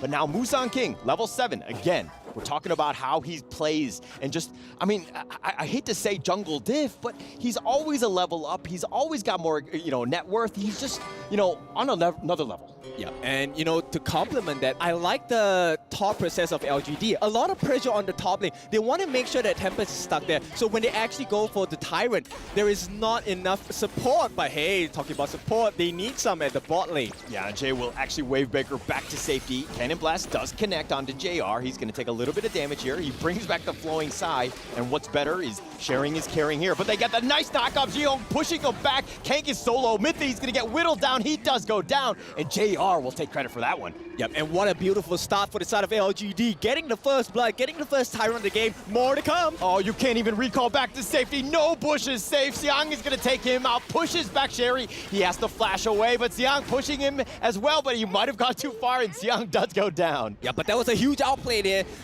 Sherry doing so much work. He did not die. He gets the goal on the shutdown as well, and this will be a perfect start for the side of LPS. Yeah, not the perfect one. I would say you want to be a little bit higher, but not the worst. I mean, they're still down in terms of 2K, in terms of their net worth, lead, so to speak. But Tempest, again, good work. You see a lot of the action that's going in the bottom lane. Tempest pushing that top one, ensure that they got that T1. And this is exactly what Loops needs, right? They need to make sure they get the trades. They didn't do that in game one. Now it looks like, hey, they are fast learners as well. They will get the punish onto the side of LGD. Yeah, and it's one of those things where if you see LGD pushing in one area, Xiang here gets cannon blasted. He's going to go in for this 1 versus 3. He pushes back. Think inside the box is just going to miss everybody. Mythy trying to flash away. Musang King is going to chase after them, chasing them as well with that mournful tempo. And that terrible music that is coming along, he's going to continue on to get that flank. And Sherry gets pulled back. No, he survives. He's going to go down. There's too many members of LGD. And now Tempest here on the run. The unending sorrow, and Tempest will fall as well. A very strong trade coming in for LGD. Put themselves 5 kills ahead now versus the 2 on the side of Loops. And more... better than that, they actually get one of the T1 turrets on the board as well. Yeah, okay, let's talk a little bit about this mid lane here. That's the biggest differential that I see. 2.9 for Kank, Jihong with 4.1. Mai has been making some roam plays throughout the map. You felt her playing on her, Mai, presence throughout. And now, I mean, they've taken the mid T1 as well. So, again, LGD just playing, very, very well here. Right, so the artist is LGD. Let's paint the picture for you at this point. Zhihong actually has the Insatiable Tomb. Musang King also has the Frostscar Embrace, so they're tanky, they have a bit more sustain, and this is where it's going to start looking a little bit tougher for Loops because they don't exactly have that much damage just yet. No damage, objectives are being taken by LGD. Add that Overlord to the list of things that LGD are taking away from you. And that net worth lead starting to grow. It's about 4K at this point, and they've kind of controlled the map. And again, almost like suffocating Loops. Yeah, and if you take a look at the face cams, the LGD players are locked in a very simple one, and Xiang, he is going to be the playmaker in this game. Yeah, everybody locked in right now. This is do or die, right? All of these series, it's win, continue on, lose, you go home. You don't want that. You need to ensure you put your best foot forward and try your best to get yourself out of this hole that Loops is in right now. Yep, they might be looking for that one opening. Now, if you notice, they have been looking at, the stats in the game, right? Itemization. There's a clear reason why they do that. LGD know they can fight now. Oh, Jihong. Oh, they're going to turn this around. The Ocean of Tears, though, just providing a little bit of space, but ABH is being focused, and he's going to be killed. Jihong will get credit. Tempest tried to flash away, not able to do so. He's going to be killed as well. That's 2 down already, and it looks like with all 3 members, or all 5 members from LGD a little bit low, they do need to be careful here, but it looks like they're going to continue pushing on to this top T3. Yep, this T3 is gone now. This could be the closing moments and maybe one of the fastest timings of the matches so far. But LGD say, hey, you're going to be patient. Let's take other things as well. Play smart. You know what I mean? You don't need to force anything. Take out all the objectives. This is going to be the last T2 standing. And I mean, this base is wide open for Loops. It is all hands on deck in terms of this defense. Yep, and at this point, Zhihong is really close to the Savant's Wrath. There's going to be an additional big burst of damage. Steven's here, Mr. JR already has the Lightning Blade, right? So he's going to be able to deal so much damage. Now, besides that, Zhe has already completed that Radiance. He's going to give the slows and the visions as well. Everything that you would want. Musang King all the way up in the front and can't get it. Whoa, that was very close. Jihong goes in for this one. He gets the snipe and he gets the kill and he gets himself out. No, he does fall, so he does return for that one. But here's the unending sorrow, turning it around with the Celestial Melody. Not once, but twice. Let's go. And LGD forcing it down in the bottom T3. Yep, this is just LGD hitting their timings, hitting the strides. This is what we know. The champion team just making life difficult for Loops. All right, LGD, the only problem that they have is that their minions are too slow. They have to wait for that one to ensure that they get, they get rid of the backdoor protection. They're going to start to whittle down the bottom T3 at this point, but LGD in full control. Yep, as Loops, what do you do at this point, right? There is too much damage, there's too much sustain coming in from the side of LGD. I mean, it's tough because you have super minions pushing in the top lane already. The bottom is going to happen as well. It's one of those things where you got to find some sort of farm, but you don't have a lot of time. Things have been locked down by LGD, and they've got full control. Yep, at this point, LGD. You know, if I didn't know better, I would call them environmentalists because they're so sustainable. I see what you did there. Excellent. But let's check out this replay here. All right, so they're going to start off with the Radiance. This flash play by Zihong, beautiful with the Katosen as well, gets the kill. He's happy to trade his life because there's still the Melody of Peace as well as the Unending Sorrow. So much sustain, so much damage coming at the same time as well. LGD, now they're just waiting for that last opening. Yeah, last opening. Loops right now, holding hands, singing Kumbaya, all they can do. Thoughts and prayers to this team right now as they try to hold. Very difficult situation. They need to deal with the minions that are crashing in. LGD are looking to take a free Tyrant here. Yep, and the Tyrant specifies one thing and one thing only. Let's fight. Let's fight. Let's go. And Loops, probably they're looking more pacifist at this point. They're probably like, hey, maybe we don't fight.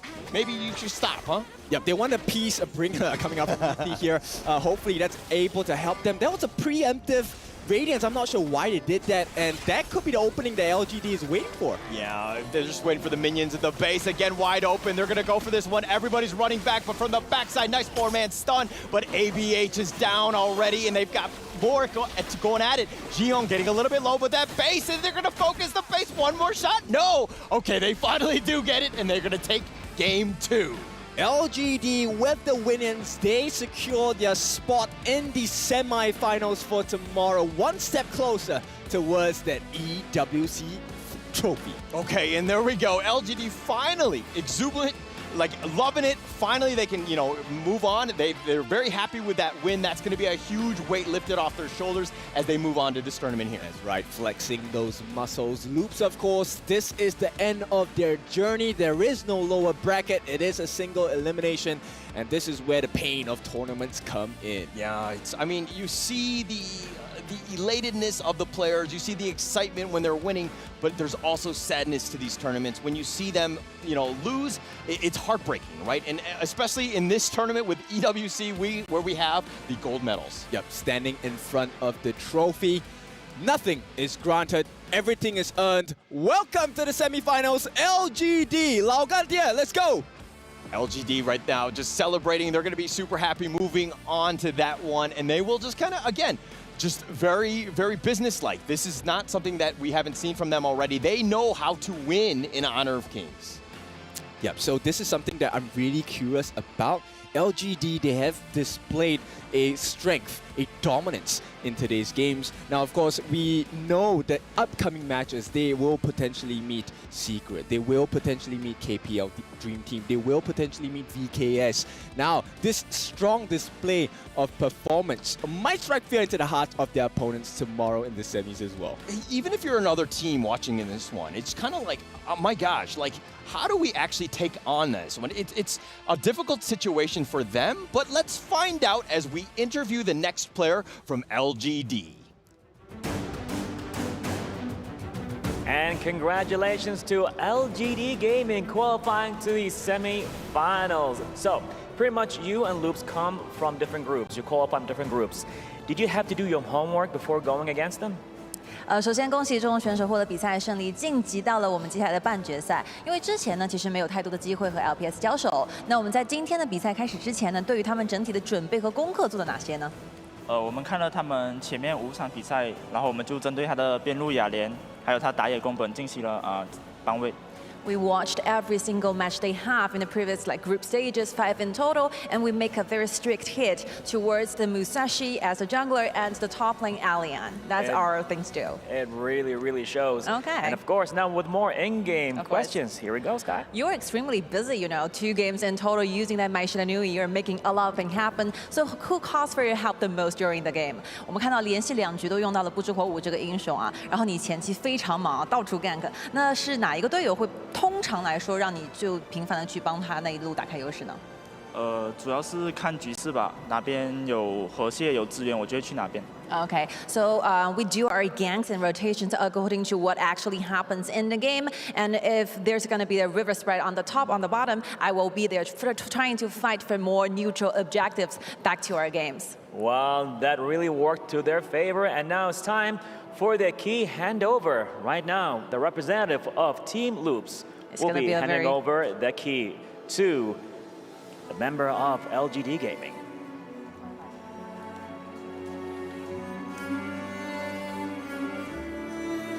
Thank you so much. Well played indeed. Thank you, crowd. Look at that. Even the crowd right now, they felt the moment itself. So how does it feel right now holding the key of Team Loops? 因为你现在手上拿到的是 LPS， 象征着他们这一路晋级之路的钥匙，有什么样子的感觉呢？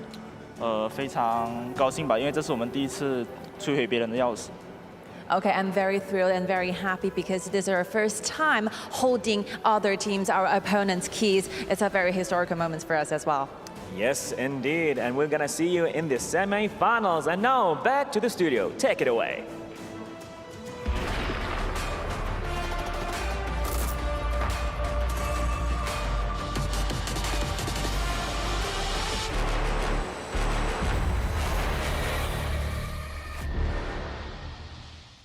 LGD Gaming, our first semifinalist, taking a 2-0 victory.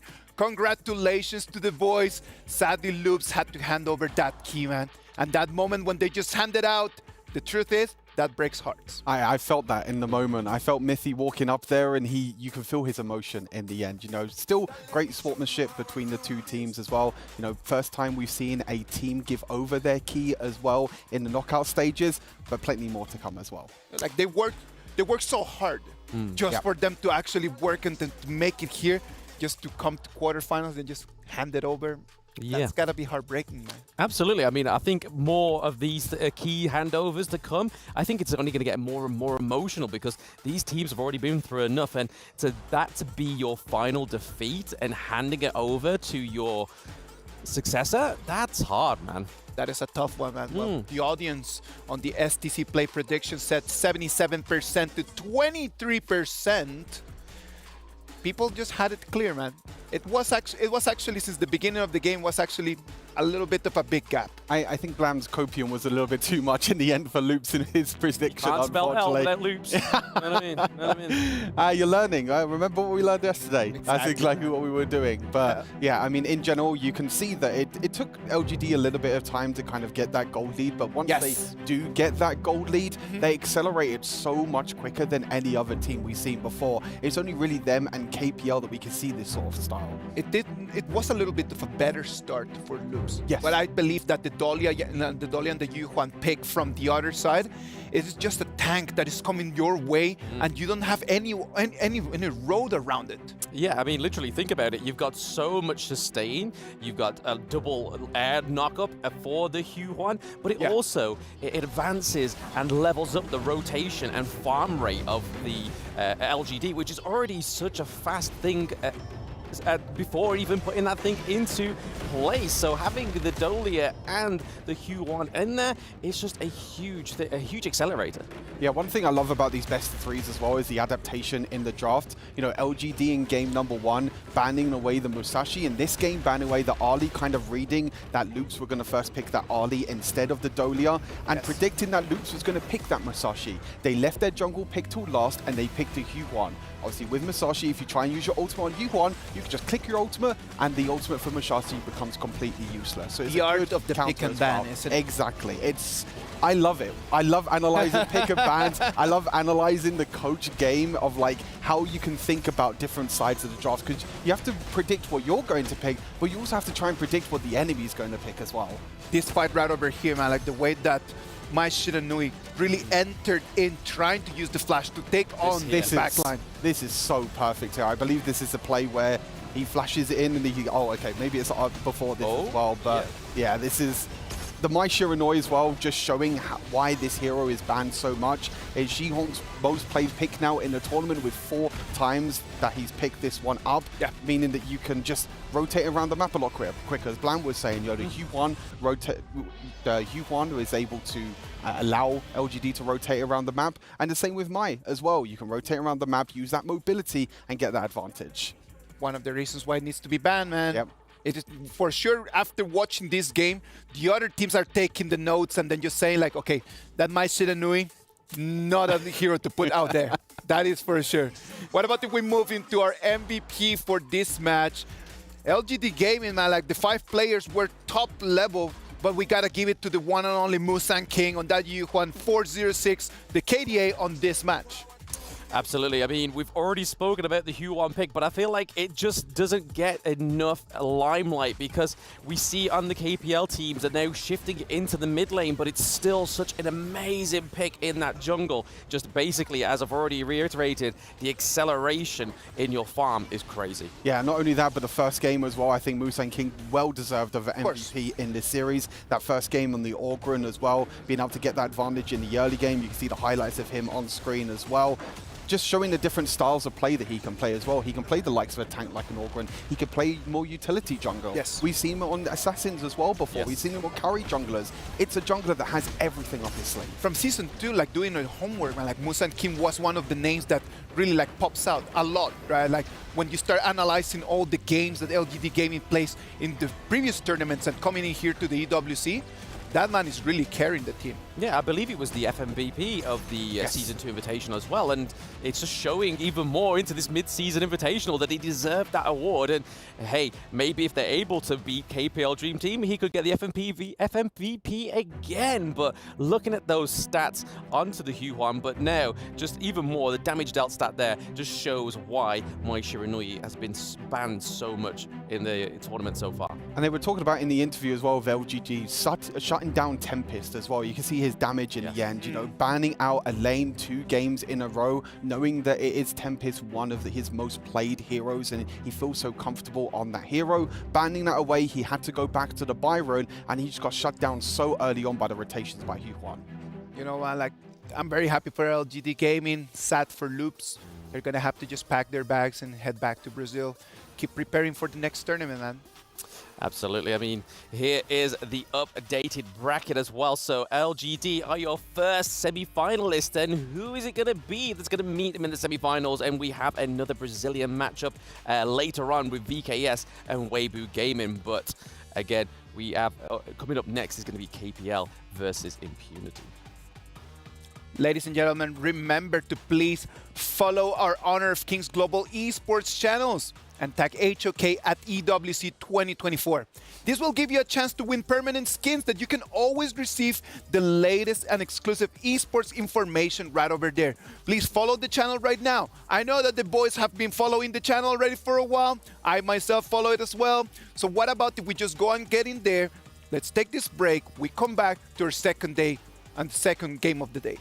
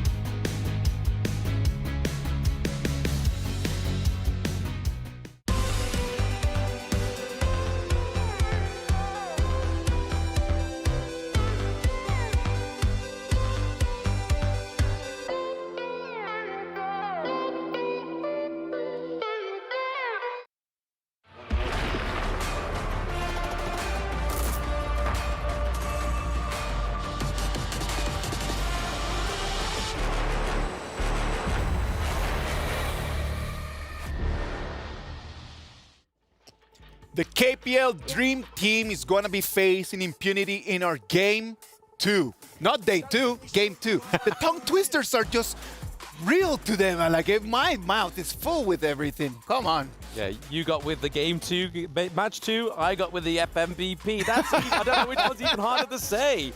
Are you saying that I'm next? Like, what's going to happen to me? I've had Pay and Play and Ray. Yeah. That was hard. All right, KPL Dream Team. We've been talking about them for the last 2 days.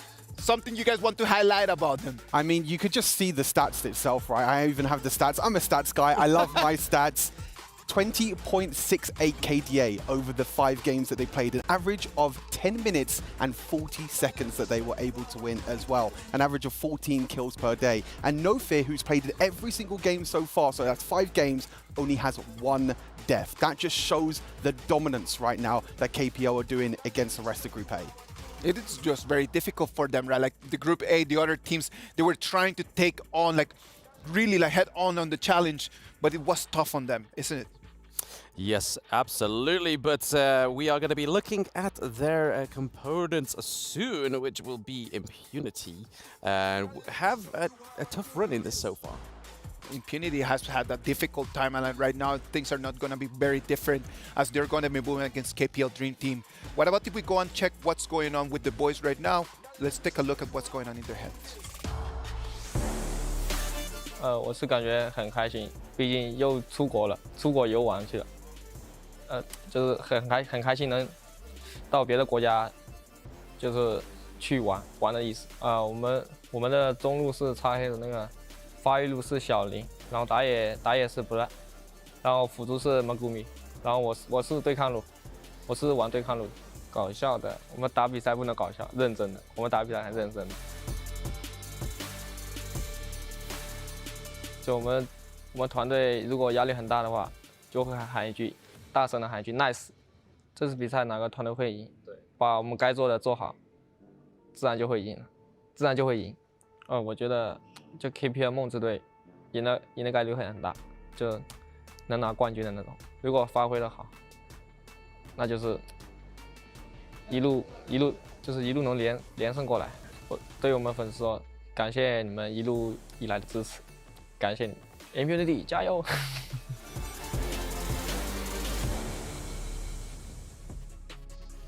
I see him as such a rock star. When you ask him, like, what are you loving about this? Just the opportunity to travel, man. Yeah, I just love just getting out of home and just being able just to see the world. I mean, that's why this tournament is so important for all of these players, right? Just being able to be here in Riyadh, play off against some of the best teams in the tournament, which Impunity have to come up against in this game. Absolutely. And I mean, he even said it himself, if we perform our best, we'll naturally win. I mean, that doesn't necessarily mean they take the actual victory, but it may be a win for themselves going against KPL Dream Team. We have the countdown already there, guys. Come on, STC play predictions. I have to go 2-0 KPL. It's a must. Have to. I mean, I can't be biased. I have to keep it with the global homies, don't I? So Impunity, I'll go with. All right, let's move into the Amazon Arena to watch this Impunity against KPL Dream Team. What is going to happen? Let's check it out. And we are back again to the Amazon Arena for the second match of the day here in the quarterfinals to see 2 teams battling out right here for the honor of Kings to protect their honor and qualify to the semifinals. Good to be back one more time. We are more than ready to bring you the second match of today. Who's going to be the second qualifiers getting into the next semifinals? We're going to be checking it out. Totally. So I guess we are ready for the second match. Let's go, Sky. Please, crowds and the fans online, give us the warmest welcome to the KPL Dream Team.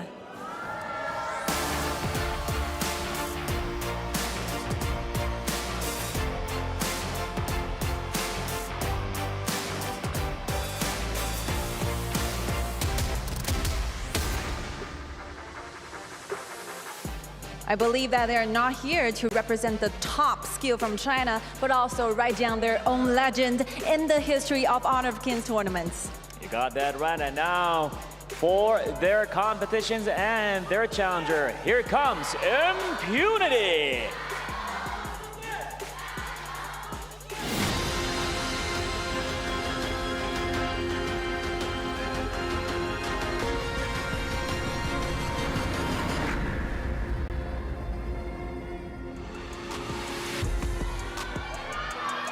From the heart of Myanmar, they brought in their strategy, mastery, and relentless drive to the gorge.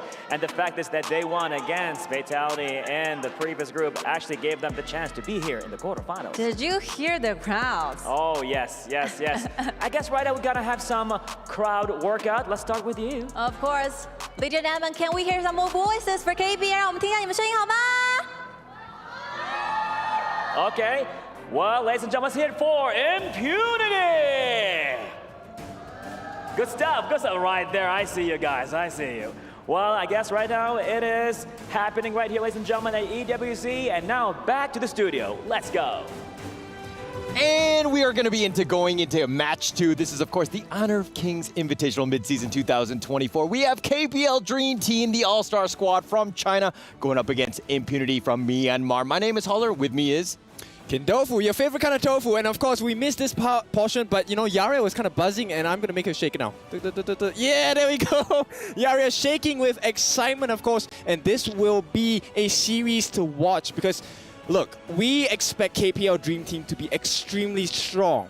But Impunity, you can't just count them and cast them out just yet, right? I'm waiting for the nice coming out from Impunity if they get a kill, if they manage to take one game off as well. That's something that we as fans of the game hope for as well as the players get ready. Now, Holler, what are your expectations? Do you agree with the analyst desk for Stuart, or are you going to come with me on the Blam side and hope for a more exciting game? I mean, I obviously want an exciting game. Of course, I'm going to go on that boat, right? But I think that this is one of those things where Impunity need to slow down the game, right? You were talking about how they're going to celebrate when every good thing happens. They need to build on that. Think of it as like baby steps, kind of. Hopefully that will kind of snowball into something much, much greater for them. Oh, for sure. And of course, you know, to put things into perspective, you have to know that they are fairly stressed on both sides, regardless of this result of the game, because the keys are on the desk. Yeah, for the record, I'm stressed for both teams, okay? So if I'm stressed, then they're definitely stressed, right? Yeah, for sure, right? We will be heading into the ban pick phase very shortly. Here we go. First ban coming out from KPL will be the Da Xiao and Heino.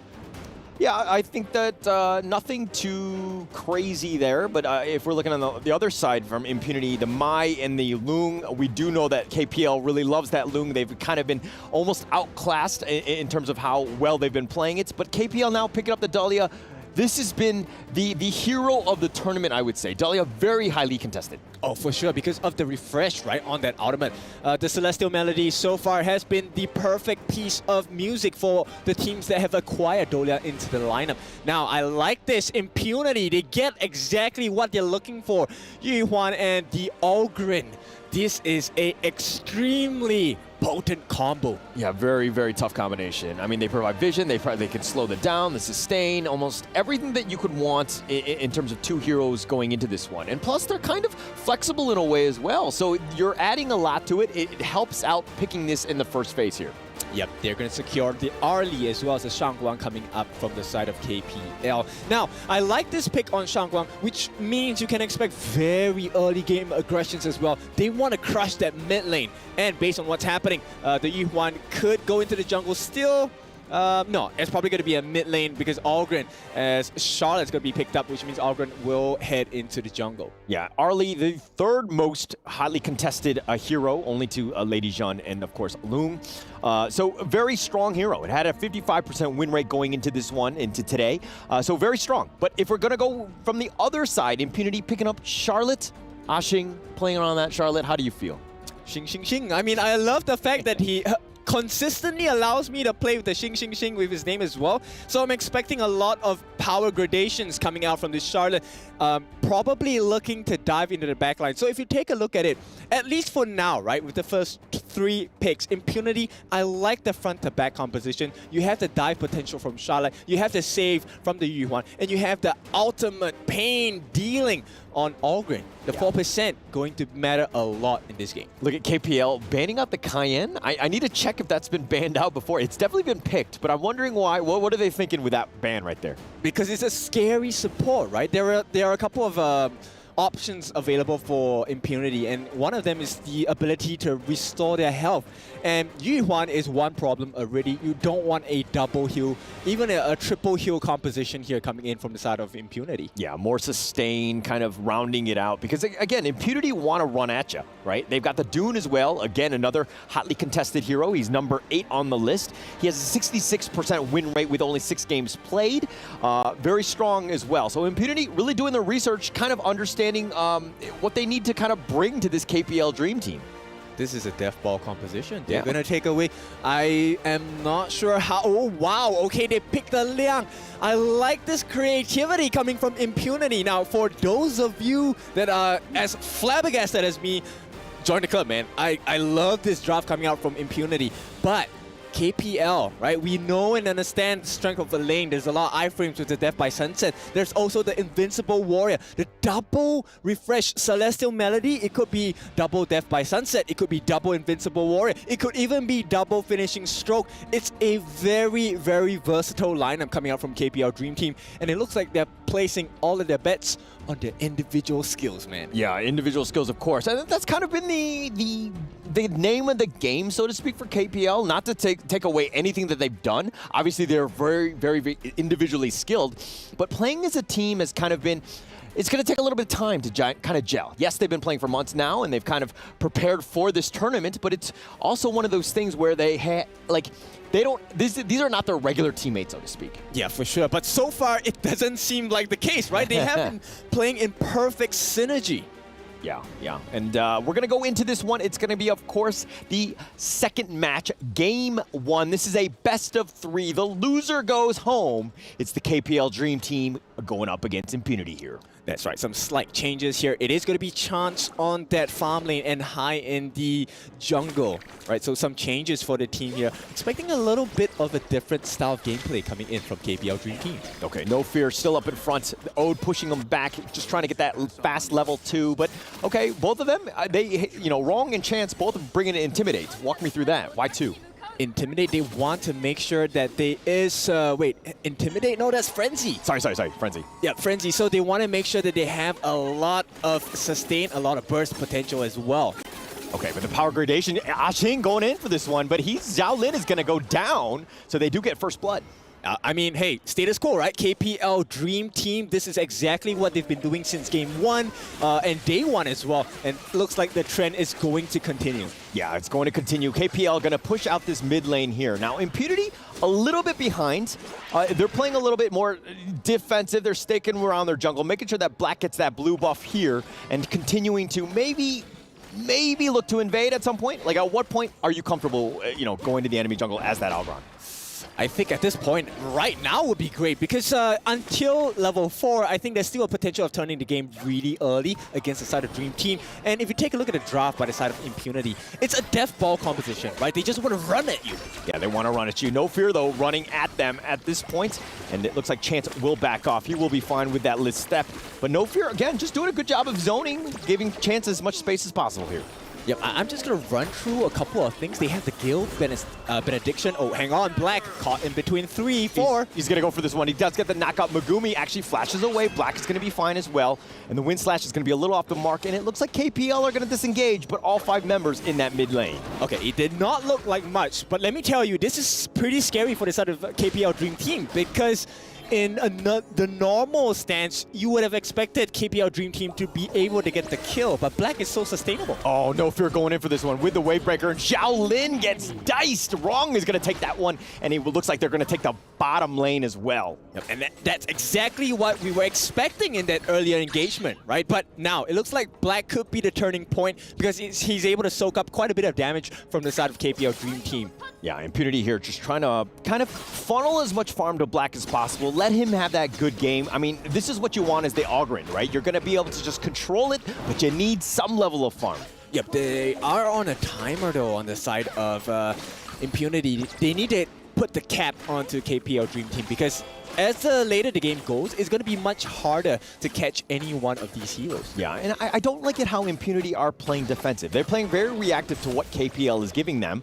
And, you know, it's kind of like a losing game because KPL dictates, if they dictate it, they're going to win, right? They control the map, they go at you, and Black gets knocked up, no real chance to get away. He's going to be finishing stroke. He's going to be sliced and diced by High. He'll take that kill. And, yep. If there was any shadow of doubts about KPL Dream Team's draft, hey, here we go. This is it. This is the burst damage they have. No fear. Keeping his eyes on Xiaolin. Yeah, just focusing him, and he's under tower. He doesn't care, and High is there as well. He has the Vortex brand, and oh, the Unending Sorrow keeping him alive. He's going to heal back off, and he finds Megumi, but Wrong is going to go for the flank, and he does get the kill, and it looks like they've gotten 2 as well, and my gosh, KPL 5-0. Yep. Individual skills coming together in perfect symphony, getting that team play. You know, it felt like, hey, maybe there was not enough synergy, but now it looks like they have hit their strides. KPL, we have to take a look at the items later on really quickly, but at 4 minutes mark, the first neutral objective is going to be spawned. Pretty huge for them. Impunity didn't really get much out of that. Yes, if, you know, the bottom lane kind of crumbled on that one, they've lost the bottom T1 as well. Maybe they could have gotten something in return in that T1, but again, Fly, very strong, understanding his positioning, defends that tower, and he does it very, very well. Yeah, so at this point, I think KPL not really fully in the driver's seat. They still have a little bit more time before they're in full control. But there's definitely a huge pressure coming from KPL Dream Team. Okay, not driving it, but definitely in control. They're slowly starting to kind of invade, make things a little bit uncomfortable for Impunity, who are kind of, again, very reactive to what is happening, right? Yes, the Overlords, the Vanguards are going to be pushing in all lanes. That will give them a little bit of a reprieve, but again, Impunity still on the back end. Yep, they may go for the trade, right? And so far, it looks like they will be able to get it. Yeah, and Black now on the run. He's being chased, and he's going to be gone, and it looks like he's going to be killed, and Wrong, excuse me, will get that kill. Yep, it's going to be really difficult because at this point, KPL, they are getting Impunity. Oh, they're diving. Oh, Megumi has to flash away. And it looks like, oh, Wrong going after this one. Ajing actually going in for this one. That might have been a mistake. And he does go down, and High will take that one. Playing right into their palms at this point. Impunity, they thought they had it, and KPL Dream Team just shuts it down. Shut it down, pushing along. They've got the mid lane. They're pushing with that catapult, who does go down. The T2, one last hit. No, one more. No. It finally goes down. There we go. Yep. They're looking for something more important, which is Xiaolin. Oh, Xiaolin. Oh, the Unending Sorrow trying to get away, but the finishing stroke follows him on, and Wrong with the outplay there, just chasing him to the ends of the earth. Ajing wants none of this. He's trying to get away as well, and cannot, and Wrong with the double kill. Yep, 4 heroes at every single time. Impunity always caught off guard. It's a 4v1 every single engagement. Oh, man. At this point, KPL right now, again, we can say that they're in the driver's seat at this point, right? I mean, they've got a 5K net worth lead. It's 9-0, 6 minutes. Oh, this is a tough situation, but break this replay down. Yep, this is the refresh coming in, right? Getting the kills on the Xiaolin. Now there's no more heals for the team. And this next fight is going to be quite horrible for the side of Impunity. Yeah, tough situation, really strong. I mean, if he's wrong, I don't want to be right? It's one of those moments where he's in full control, just dictating the pace. They're just having fun with their food. Oh, yeah, for sure. I mean, Wrong, when the game is in Wrong's favor, you definitely know it's not going to be long. Yeah, for sure. A nice pun there, but okay. Nice rhyme. The top lane here, Black, again, needs to get a little bit of farm. He's actually falling behind High, who's kind of taken over at this point. Does have that level difference. Tough situation, okay? Impunity, right now, suffering. They're really just pushing along with the waves. They don't want to get ambushed. They're playing maybe a little too defensive, at least for my taste. They have to be, because at this point, if you take a look at Wrong, once again, getting, you know, I'm very focused on him, but he just got the breakthrough rope. That's additional armor penetration based on his HP count. And he's going to be really painful. So right now, Wrong is strong. Very, very strong. You're just rhyming all day today. But X-Hero here dueling with High. He's trying to deal with the super minions, which will push. Again, there's no T3. Ajing, Splash Font away. And it looks like they're going to keep going. Ajing is down for the count. Black is as well. Wrong gets another double kill. And they're just letting it go. And a triple kill going the way of Wrong. And he's cleaning up. And they've got the minions. And they're going to take the base. And they're going to end it at 7 minutes and 42 seconds. Breaking the records here. KPL Dream Team putting the dream in the pathway to this championship. Just clean, clinical, everything that you want to do, not wasting any time whatsoever. The fact that the top lanes were still pushing, but they're like, hey, we don't actually have to take all of the towers. We just need to push the lane. We know when we're strong, and we can end it, and they did it with a 14-1 kill score. Exactly. Take a look at the way that they walk away. They are in complete confidence there. Of course, cameras facing onto No Fear, I think one of the most handsome members on the side of KPL Dream Team. Now, if you take a look at the gold, I mean, it's a stark difference, right? But I'm not going to cover that. I'm going to pass it on to my colleague here. So we will be taking a look at the analyst table. Stu, Blam, as well as Isaac, do us a favor. We'll pass it on to you.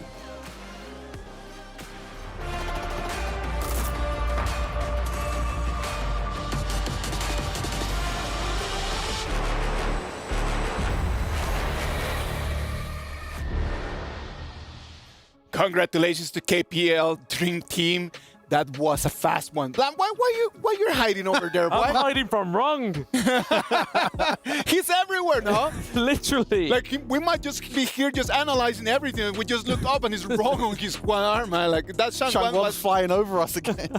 Wow, man. That was such a display of skill. That was really good. It was really nice. I love the way that Impunity was trying to do things that round like differently to try to answer back to the KPL Dream Team, but didn't work out. I feel like Impunity were cooking, but they were very burnt at the end as well, I feel like, because they were playing U1 bot side with Smite. They were playing Dune mid. Like, this is something that we haven't seen before, but we feel like this is something you have to do against the KPL Dream Team. Kind of come up, like you mentioned, with the surprises in the end. But unfortunately for them, Shangguan, look at that, 10-0-4 for Rong in the end. Yep, the cooking was definitely be done, but it was not by the side of Impunity. They were definitely cooked. But yeah, like you were saying there, Stu, the Hugh1, your reaction was everything. You just got out of your chair. He's like, what's going on here then? Like, why has he got Smite? Why is he in the farm lane? I was just like, yep, me too. I had to double check my eyes. I thought I needed some glasses for a second there. It was crazy, man. Like, it was really difficult for them. The KPL Dream Team just came in with one very clear objective. It was fight. Yes. I'm not going to let you farm anything. Just since minute one, just going in there, fight a 1-4 rotation, and then just go and just try to get people out. And the crazy thing is, if you go back to the draft, Impunity taking away the U1, taking away the Orgren, two of KPL Dream Team's most played picks in this tournament. They're like, okay, if we can't beat them, let's try and join them. But then Rong comes up with his Shangguan, and this highlight is just going to be a Rong highlight reel. Every single time that he joins a team fight, you get the ultimate reset with the Dolia as well, and it's just so incredibly well played.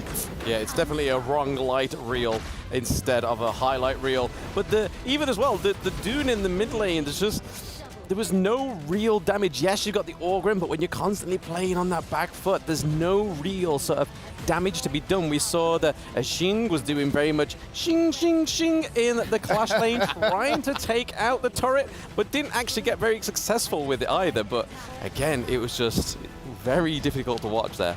A very tough match for Impunity. Well, I love the way that Rong played that Shangguan everywhere, as you could see right now, just how they took a triple kill right over there at the end of the match. That I know that if there would be another player around, like it would be a Quadra, even a Penta. I mean, honestly, I wouldn't He just ran out of targets. I wouldn't have been surprised in the end. I thought he was going to get a pentakill in the end, to be fair, but I think they were just all running back to the fountains like, yeah, let's not give them everything. They could take the win, but not the pentakill. Yes, and finishing in a 7 minutes and 40 seconds match as well is pretty huge. Going into the quarterfinals, this is something you'd see in the group stages, not now. You know, something really interesting for us to analyze is just going to be KPL Dream Team had the Musashi available right over knowing that they were going to play the Ogren. They do not pick. They actually decide to go for burst damage instead. Would that be something for us to try to check in the future, just when we're trying to think about Ogren? I think it's a very difficult one because I think Orgren still has a lot of healing in his kit. I think it's very difficult still to shut him down. I think that Kaiser can be pretty good as well because Kaiser does have healing in his kit as well, thanks to his ultimate and other things as well, like his second ability that gives him the extra little bit of healing. So it can be a really, really good jungler to play against the Orgren, as you mentioned, not just the Musashi, but also the Kaiser. All right. We had an opportunity to talk to Hai from the KPL Dream Team, and here's what he had to say. Hey guys, it's Chuche with me. It's gonna be Hai from KPL Dream Team, the jungler himself. But today we want to ask so many questions for you. First and foremost, you mentioned you want to break your record 7 minutes before, but it didn't happen. I'm humble today. We will try our best. He's being humbled down. You know what? He doesn't want to talk big today. We're gonna see what's gonna happen. Next, we know that you have a lot of players. Will there be any rotations between your lineup? I listen to my coach. Just depends on the coach. Okay, last but not least, of course, you have so many fans flying over. 你的粉丝，你有什么跟他们说吗？很感谢大家吧。然后每一场比赛我们都会尽全力去应对的，一定会拿下最后的冠军。冠军 is they want to aim for the champion. Thank you so much. Hi, hope you have a pleasant day here today and good luck with your games. Hai showing us that they want the trophy. Anything but the trophy for the KPL Dream Team would be a gigantic disappointment. They know that the stakes are high. They know that they are going to be ready. But we're going to have substitutions right over here in the game as well. Yeah, for sure. We're going to be seeing the jungler and the farm lane getting swapped out. We've seen this because they have been bringing players over from China, from the KPL Dream Team. So we're going to be having Pang coming in and also Yinyo coming in into the farm lane. But it doesn't matter who you change, right? Like for me, a lot of times it just feels like, oh, substitution. That might be a little bit of an opening. But when you hear the names, it's like we're going to have a high-end chance it's going to go out. And then you're going to get Pang and Ino. Both of them that have been able to get KPL championships on their belt. Absolutely. I mean, Wrong's still in there, so in my personal opinion, it doesn't matter who you change around. Just make sure you bet out the Shangguan, because clearly, I think that's the first time we've seen him play the Shangguan in this tournament, and it was absolutely phenomenal. It was a great performance, that's for sure. We didn't have that much of a chance to see Fly playing as well because of the way that the rotation was made, right? It was just Fly, his job was just to be on top and then just to be alone on his own, just trying to keep one person right in there, as the other 4 people were just rotating and taking kills. Yeah, the rotation of the Dolia plus the Shangguan, as I mentioned, you know, being able to get that ultimate reset on the Shangguan is so huge. It's going to be interesting, as you mentioned, to see if Impunity try and ban away the Shangguan or try and pick away the likes of the Huan and the Ogren instead. You know, with Wrong playing that Huan so much, we were like, what else does he have up his sleeve? But we've seen now from this last game that he can also play the Assassins in the mid lane as well. Let's wait and see what's going to happen, man. I believe that the burst damage was really good. Let's see right now as the tables are going to turn a little bit. Can Impunity really try to turn things around, take a victory to try to force it to a game 3? Or is it going to be the KPL Dream Team, the ones that they're going to seal the deal? Let's wait and see.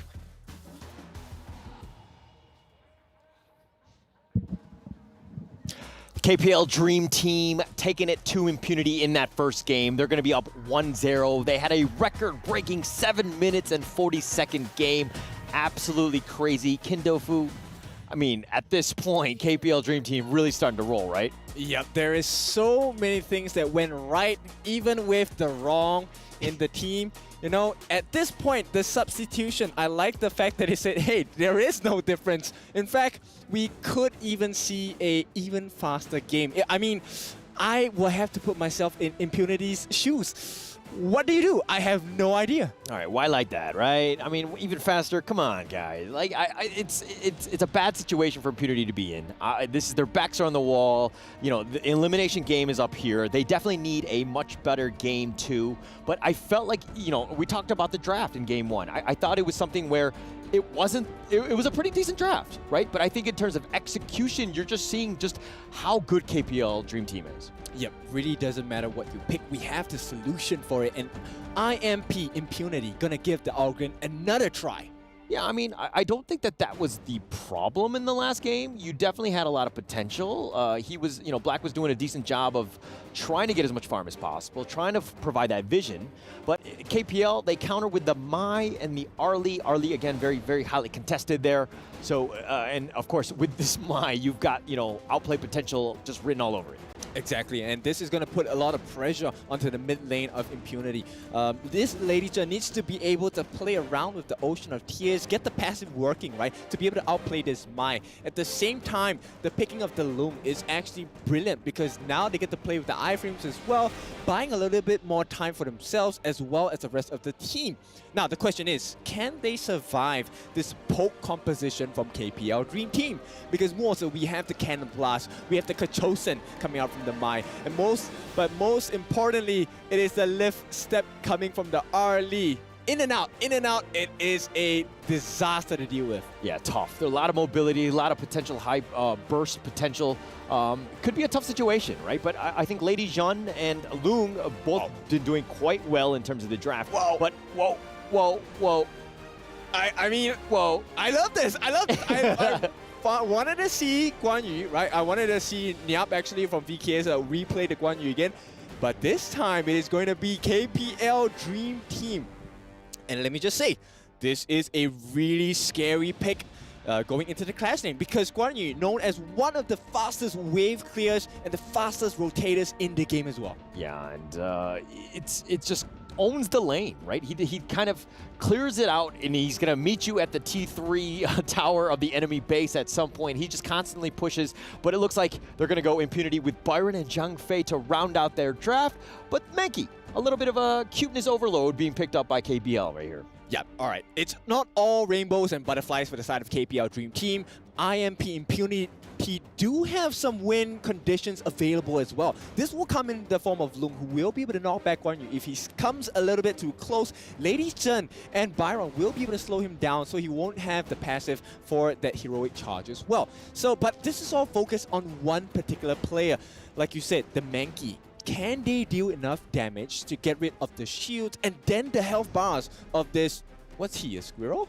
I don't know what he is. I don't like to, I mean, I'm going to let him identify what he wants to identify as, okay? So Mankey is going to be, all I know is he's a very cute looking character. That's all I can say. Yep, he likes to play with bubbles and he will take to the skies as well. Complemented, I mean, for Fly to take Guan Yu as he leaps up into the sky, that's such a play, man. Yeah, of course. And if this is going to be match 2, game 2, Impunity versus KPL Dream Team. Impunity with their lives.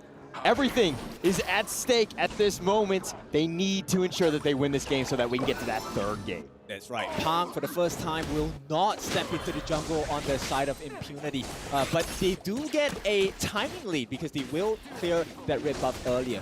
Look at No Fear being super aggressive. Zhao Lin actually has to dash away. He's going to be focused. Inuo just letting him have it, and Liz steps back and does it in style. Yep, and interestingly, it is actually Arsene going into the jungle. Oh, the nice two-man stun. Wrong making plays and setting it up for Inu. Takes the first blood. KPL Dream Team, first blood going over to their side. Yeah, pushing it out. Tough situation. Megumi just trying to deal with the minions, maybe tanking, slowing it down, but Inu will just take 3 shots.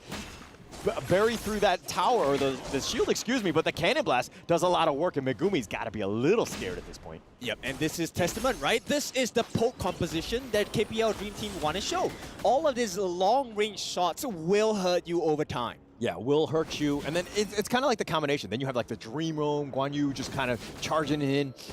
And then you have the, Wrong on the Mai just kind of cleaning house. So you have a lot of potential for outplay, and it kind of sets up with Inu and No Fear, but oh! It looks like he's going to go under the tower, and Ashing might have been out of position. He's going to be focused, and he will be killed, and Inu sidesteps him, gets the kill. Yep, perfect teamwork there. No Fear actually pushing him back with the passive. And that's not something you want to see happen to Ashing, especially if a fan of Impunity. But not all hope is lost. Let's see, where are the win conditions for the side of Impunity? Okay, you're going to ask me about the win conditions because a tough situation. I think they need to invade. They need to try to deal with this. I think, in that top lane, Black is going to have a tough time. Fly, again, pushing it out, making sure that Byron doesn't get to go anywhere. No Fear, Forbidden Domain, pushing back. Megumi does need to be careful. The Leaping Savior, the charge, but wrong. Another outplay, gets the kill, and he gets on out of there. Yep, they are just better on the side of KPL Dream Team, and there has never been a doubt since day one. Now, the question is, you mentioned that Impunity, they need to look for something more interesting, much more divisive, right? On the side of KPL Dream Team, this can come in the form of invasions as well. But how do you do that without the fear of being taken away by any single member of KPL Dream Team. Okay, without the fear, I mean, anything you do is going to be, you're going to be scared, right? Going up against this KPL team. There's so much that they can do. Look at them. They're invading. Pang is like up in front, trying to keep themselves alive, but the infinite vastness, he's going to go back to safety. Yeah, they can't do anything at this point. Lockdown as a Sing will be taken out once again. 4-0, a clean game on the side of KPL Dream Team. Very clean. Now they're invading the jungle. They're going to take a red buff. They'll take the Crimson Golem here. Megumi maybe goes for this one. No, he's just going to Forbidden Domain, push them back. And again, they're taking the buffs. They're taking everything, and they're cutting off the supply lines in the bottom lane. Yeah, 3 minutes in, they have a 3,000 goal lead. KPL Dream Team not letting up. And I like the fact that we talked about this just now, right? It's the semi-final potential. We are in the quarterfinals. They want to secure that semi spot. And KPL very, very clinical so far. Yeah, very clinical. This is tough, right? They've pushed out all the lanes. Just the movements that they've made have all capitalized into something. A nice dash. Oh, X0 has to flash back to safety. The Dream Roam gets on out of there. Peng's going to be fine as he gets in that Uber. Yep, and I want you to notice this, right? The way the KPL Dream Team is kind of like a piranha style, right? Everyone takes a swipe, moves away. So they soak in the damage and they mitigate the overall potential death of a singular member, but they get the kills in return. Yeah, and that's pretty much all you need. You just get those kills, you kind of, it compounds into things, right? You've gotten that Tyrant here, you're forcing Impunity to kind of maybe force out this Overlord. They do get it with that Smite, but now Black in a bad spot does have the knock-up on Niyuno, who's actually just gonna step it back, but they do get Black and Fly. We'll take credit for this one. Oh, and here's the backside. They're gonna continue on, and Peng has made an appearance. They're gonna look to charge Peng, just trying to throw out that bubble with the Unbridled Outburst. Megumi will be fine. Yep, so they keep taking fights like this. It's a 3v4 at this point. And once again, Impunity suffering at the numbers disadvantage. Tough situation. Peng, just look at, he has no fear. He's just constantly just cutting it out. He's providing vision. He sees what's happening. Fly, look at him. He's doing 360 donuts in your parking lot, guys. You need to get him out of there. Yep, and you find him for doing that. I mean, there is a reason he is called No Fear as well, and because he has no fear in his team. Yeah, and look at this. Again, they've taken another Crimson, they've taken another red buff. Again, KPL just cutting off the supply lines to that bottom T2. It will push in Impunity right now in a world of hurt. Yep, I want to take a look at the growth of the items if possible. How far behind is Xiaolin in comparison to Ino? Ino, once again, has the Crimson buff on himself. He's going to be able to deal a lot of burning damage, but more importantly, true damage. Yeah, true damage, and that's pretty much, you're going to just burst through. Black right now hiding in the shrubs. He finds Fly, who gets cannon blasted, and it looks like Black in a bad spot. Tried to use a force field suppression. He's going to go down. Inu with another kill.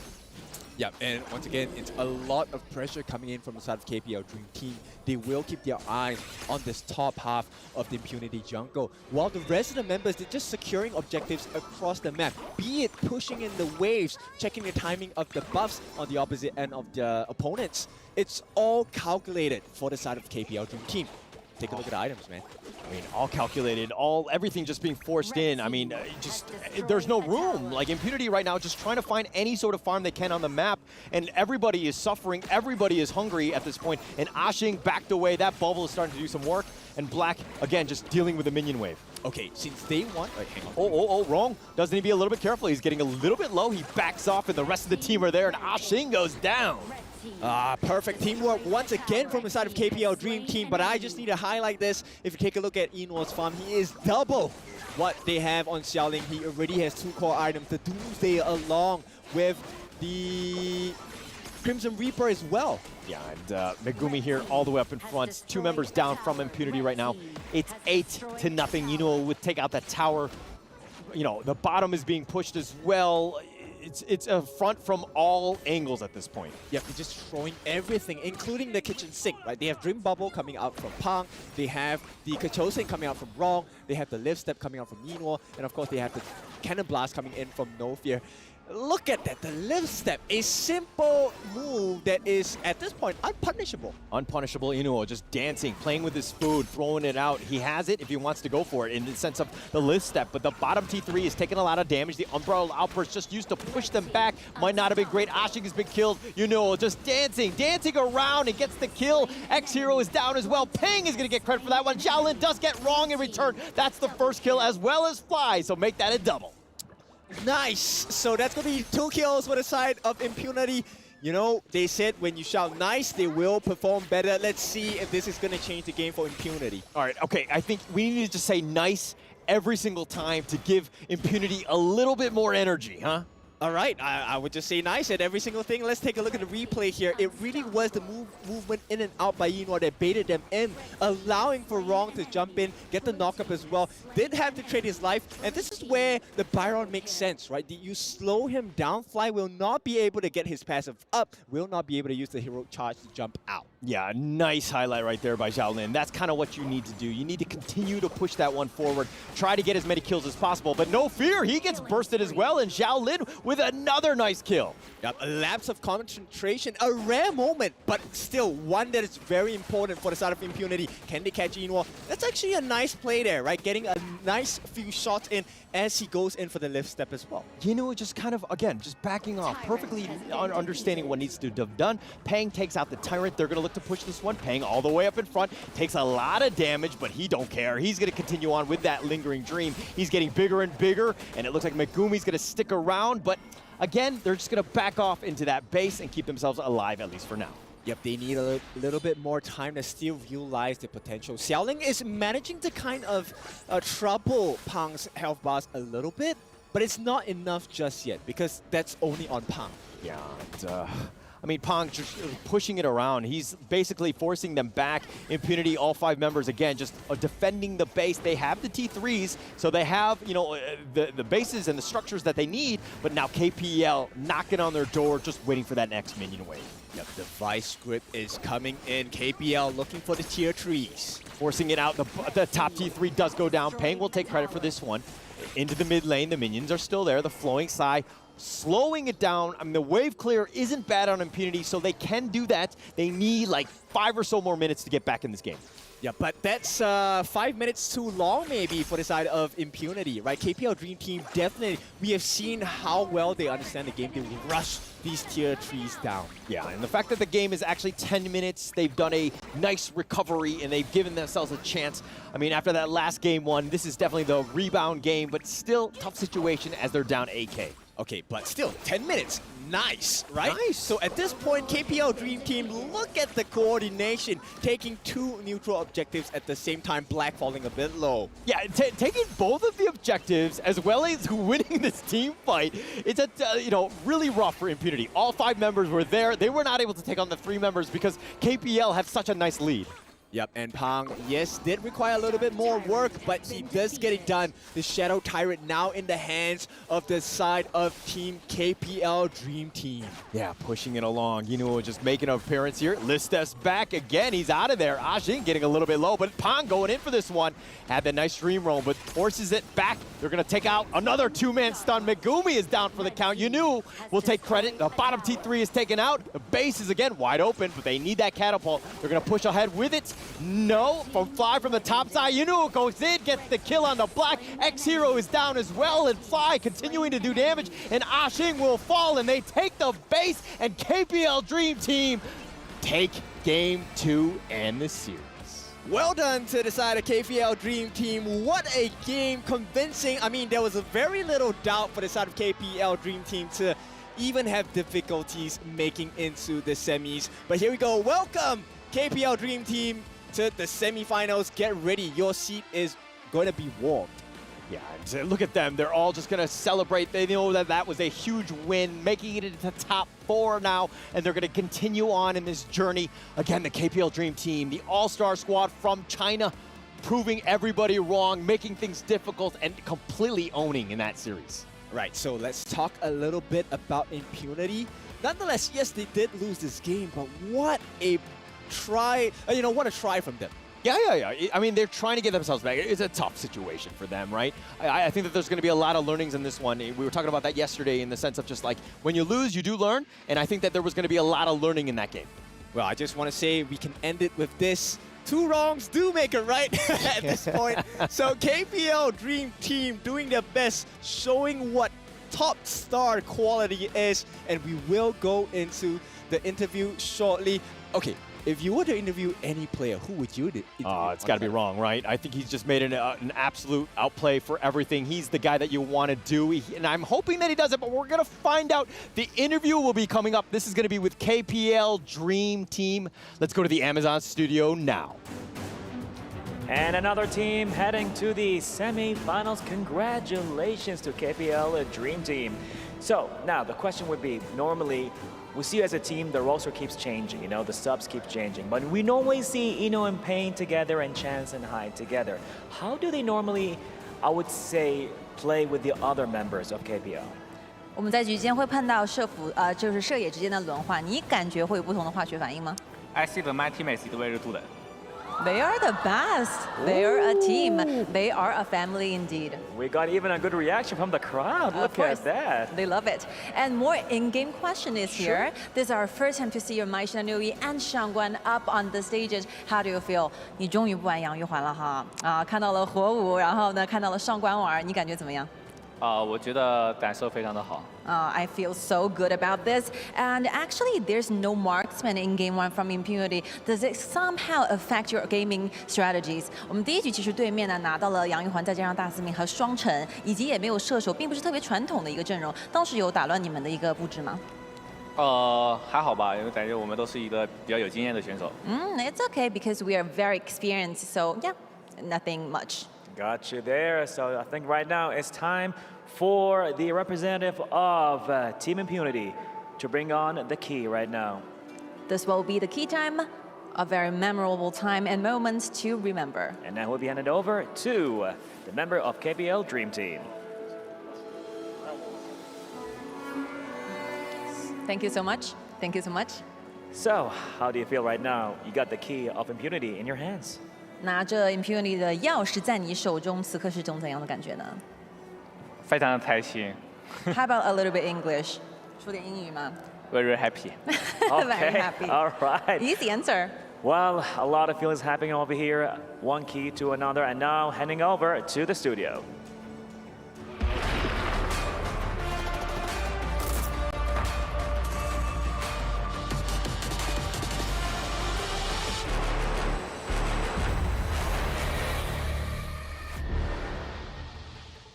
The KPL Dream Team, in a very dominant fashion, sealed the deal, make it to the top 4. No surprises right over there. They got the ticket, and they have one more step closer to the trophy. One more step for the flawless run as well, still not dropping a single game now. 7 games that the KPL Dream Team have played, not dropping a single one so far. Even finishing in that first game, as we mentioned before, 7 minutes and 40 seconds. Absolutely crazy. But Impunity managed to last up to the 10-minute mark this time around, so that's a little victory for Impunity, because I'm taking it because I was wrong with the prediction, but hey, when you can be wrong, be wrong. Sometimes you just need to celebrate those small victories, isn't it? Just to understand that when the mountain is this gigantic and the mountain is so hard to climb, just starting there, taking a couple steps, going up there, it's already a good beginning. I think for Impunity as well, they probably didn't even expect to go into the top 8. You know, I think the big thing for them was actually getting the first step into the top 8. We know that they beat Vitality yesterday in the group stage, and now it's a really, really big thing for them. Unfortunately, they will be going home, but I think for them to get into the top 8, that should be something they should be proud of. For sure. Absolutely. I mean, just look at the draft. It's a little bit back to basics because what they drafted in that first game just was not it. It was a little bit cooked, but it just shows that the KPL Dream Team are just like, hey, doesn't matter what you draft, it's all about that map dominance.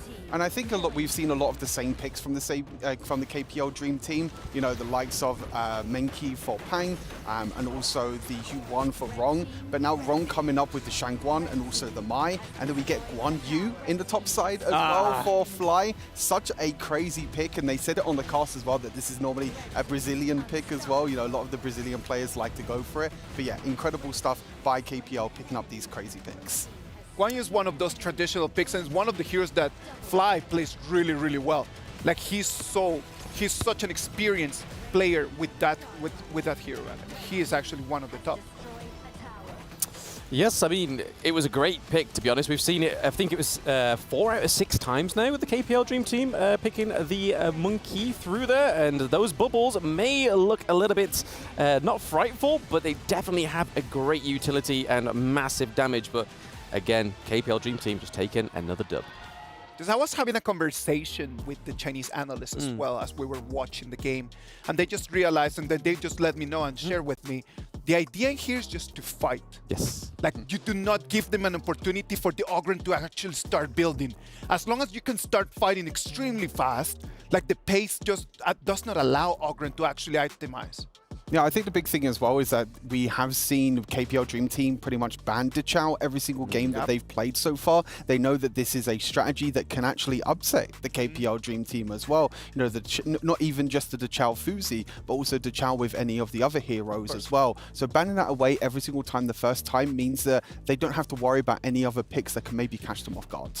You know what, like, we gotta admit that in this game, it was amazing level, it was great performance. I would give Rong the MVP for this amazing game. The two matches, man. First on the Shangguan, then on the Mai Shiranui. We gotta agree on that, isn't it? Absolutely. I mean, like I was saying there, as we was being introduced back in from that game, when I was hiding, I was pretty much fearful from a final stroke coming from the sky, from somewhere, from Rung. But then on the Mai Shiranui, it was just as frightful.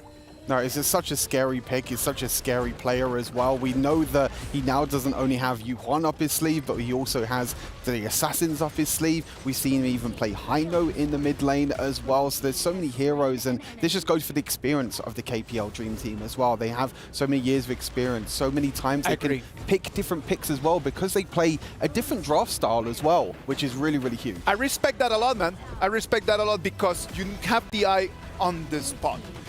Their experience is what allows them right now to don't be fearful of those meta picks. Everyone is just thinking, how do we counter the Ogren? How do we counter the Loom, man? Like, what do we do in these situations? And when they asked him in the interview, they were like, did this actually just destroy your rhythm? And they were like, we've seen everything, man. Like, we've got this. Nothing to be worried about. I mean, these are players that have been to multiple Honor of Kings championships, multiple KPL titles. They've probably seen it all. They've seen all the pocket picks. They've seen all the crazy picks that might have come out as well, and they've been doing an incredible job.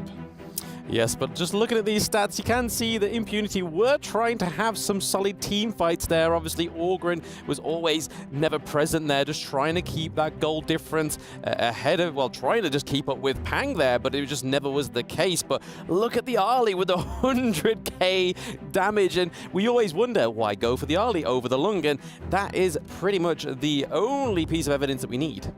Inua's Arlie is the top, man. Like, I'm gonna tell you, like, that it is top. It's a top pick. It's not even a composition pick. It is just a player pick. They just ask you, like, if you would want to choose one hero that you need to play every single game, regardless of who's in front of you, Arlie would be the call for Inua for sure. It's crazy to see how well we can perform. We saw him in the group stage as well, also performing well on long. I think it suits the play style of Inyo as well. Being able to play super aggressive, can use the umbrella really, really well, or use all of her abilities to dash forward, and then he's always got something to fall back on just in case as well. So I think it's really, really big that you can play so aggressive with this hero and still have something to fall back on. Yeah, I don't put it past him actually going on more of a passive kind of ADC as well, but it's definitely the more aggressive ones like the Lady Sun, like the Lung, like the Ali that really implement this player's playstyle. But again, you could give him like the Marco Polo, the Ho Yi. I think he'd be able to turn anything into a monster at that point. It would be lovely just to see tomorrow, as we're going to have more matches with Inua right over there, for him to show us his ability with other different heroes, right? Like, we're totally sure that he's going to be splendid, but it would be lovely just for everyone at home to be able to watch that as well. No, I think they've got, like I said, they've got so many picks up their sleeve because they play a different draft over in KPL. They have the Fearless draft. For those who don't know at home, it means that in the KPL, you have to play different heroes every single game that you play, which is different format to what we're playing here, but it means that they have so many heroes that they have played. It's not just one hero that they main. They have to main multiple heroes because once it gets picked over in the KPL, then it gets banned away and they have to pick something else. The hero pool is deep, man. That is a very, very, very deep one. And we hope that everyone at home can start building that hero pool as well, because Ogren is available right now for everyone. A warrior hero with a balance of offense and defense, which is able to condense the spirits of enemy heroes to assist our side in battle, possessing a special attack method. When in the activated Seer state, remember, his basic attack can kill low health enemies instantly. Tips that we have got from these days: in addition to the ultimate move, Ogren's first skill can be activated a second time, allowing in entry into the Seer state. If you do not have it yet, please go there, get the Ogren, get over there and with friends, call your friends, get online, and then just start participating and start practicing. Ladies and gentlemen, 2 games gone, and then we're gonna move into the third one. What about we take a little break and we'll be right back.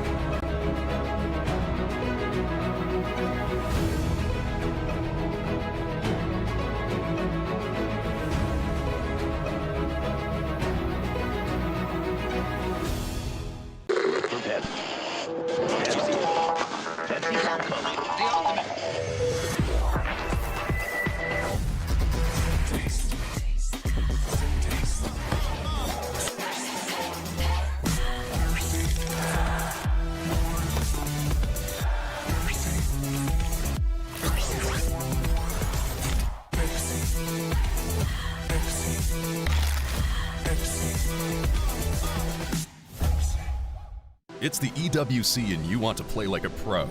Well, we've got a lesson for you. Axe on. You're fresh, ready to fight and grind those long hours. It's how it should be. Axe off. You're slow, unfocused, and lagging. Do you get it? Let's go again. To unleash your best game, you must freshen up first. Get your axe on.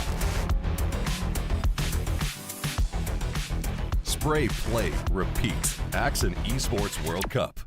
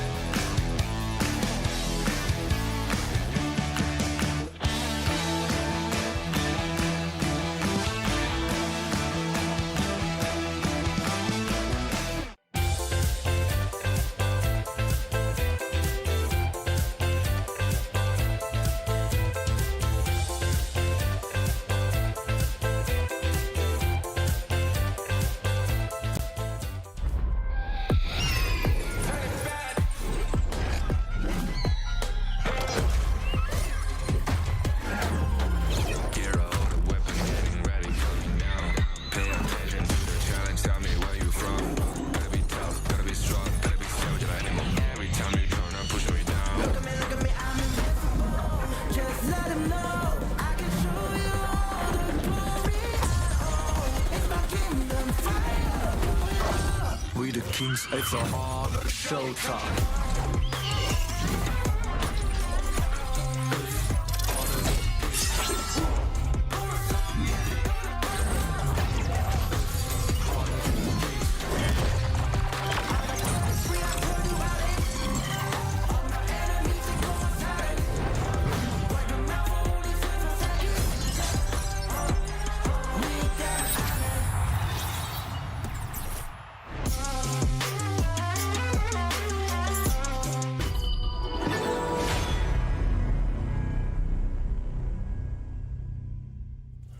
All right, ladies, welcome back. Honor of Kings Invitational Midseason. It is not only about being good at the game, you need to look good. Remember that we're launching the EWC exclusive skin Heavenblade Elaine from August 2nd to August 8th. You can purchase this skin at a special offer price of 710 tokens instead of the full price of 888. What's even more exciting is that if you spend the tokens to purchase the Heavenblade Elaine through the in-game news skin event page, you have a chance to participate to get limited time tokens back. This is an amazing opportunity that you do not want to miss. You do not have to be only a good player, you need to be a good-looking player.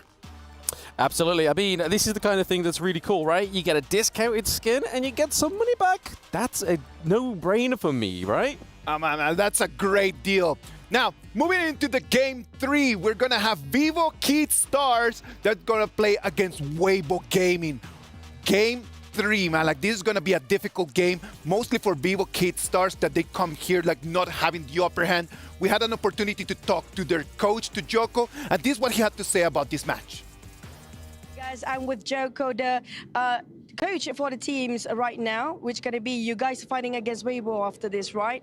So for VKS, this is your first ever official match against Weibo Gaming. It's an unknown team. What do you think of the team that you're fighting against Weibo Gaming and your current situation of the team right now? Hi everyone. So this is the first time we face Weibo officially, but we have been training partners in Malaysia. So we scrimmed a lot when their team was still young. So we actually know them quite well. We know they're very aggressive. So we look forward to be like a very tough match because they have trained a lot, even on China. So we know they have a lot of inside knowledge on the meta that they play there. So we think there's going to be a tough challenge, but we know them a bit because of those scrims. Okay, what's your expectations for the outcome of your matchup here against Weibo Gaming? Like being realistic, they are the favorites since they came from Weibo and they have like the official Weibo team that is actually a partner of them. So they shared strategies. We know they have matched a lot, but we played them before, so it's not like unknown for us. We maybe have a shot, and we are extremely prepared in my view. I think that since the Kagendra match yesterday, we got here finally on Yacht. We didn't get here as a team, but yesterday we kind of clicked, so maybe we can do something today. We're going to wait and see whether they can do something about it or not. For VKS, vamos, let's go. Let's go, vamos. Who does not love an underdog? And we know that a lot of people are going to be wanting that VKS is going to take the victory. STC play predictions, boys. I think it's going to be 2-1 Weibo. I don't think it's going to be 2-0 this time. I think Vivo Keyd does have a slight chance, but Weibo come in favourites. 2-1 VKS. You know me, I got to shake the man Danny's hand yesterday, so hopefully I've passed on some good luck to him. Can VKS take the dub? Let's move into the Amazon Arena. And back again to the Amazon Arena, ladies and gentlemen, ready for the third match, the quarterfinals right here for the Honor of Kings Invitational Midseason, taking place right here at the KSA Riyadh EWC. So, we are ready for this one. Of course. You've seen some changes right out there in the battlefield, in the BB, in the drafts. Everything is changing. Totally. It's from best of 1 to the best of 3. A lot's taking place here. You know, it's like the pace is even getting faster, even though it's best of 3. I know. I believe we are more than ready to introduce our teams to bring you the third matchup for today, the third quarterfinal that is about to happen on the stage, on the battlefield. Let's give our hands to Weibo Gaming.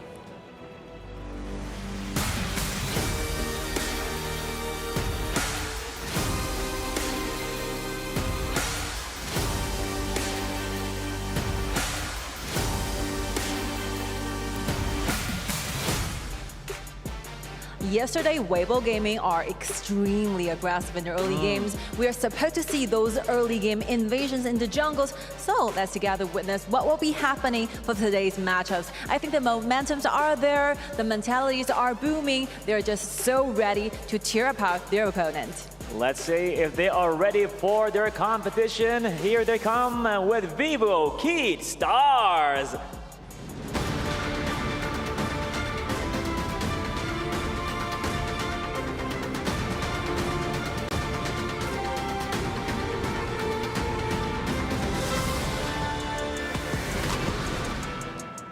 They are the pride of Brazil. They surprise us all with their dazzling playbacks and flashy, unpredictable strategies taking place right here on the battlefield, on the Gorge. Will this be another record time to break, like the last 2 matches? Of course. I mean, BO3, we've definitely seen new heroes going to upstage, new strategy in-game, and I believe so VKS can do that. Let's go. More details right now with the studio. Let's go. Take it away.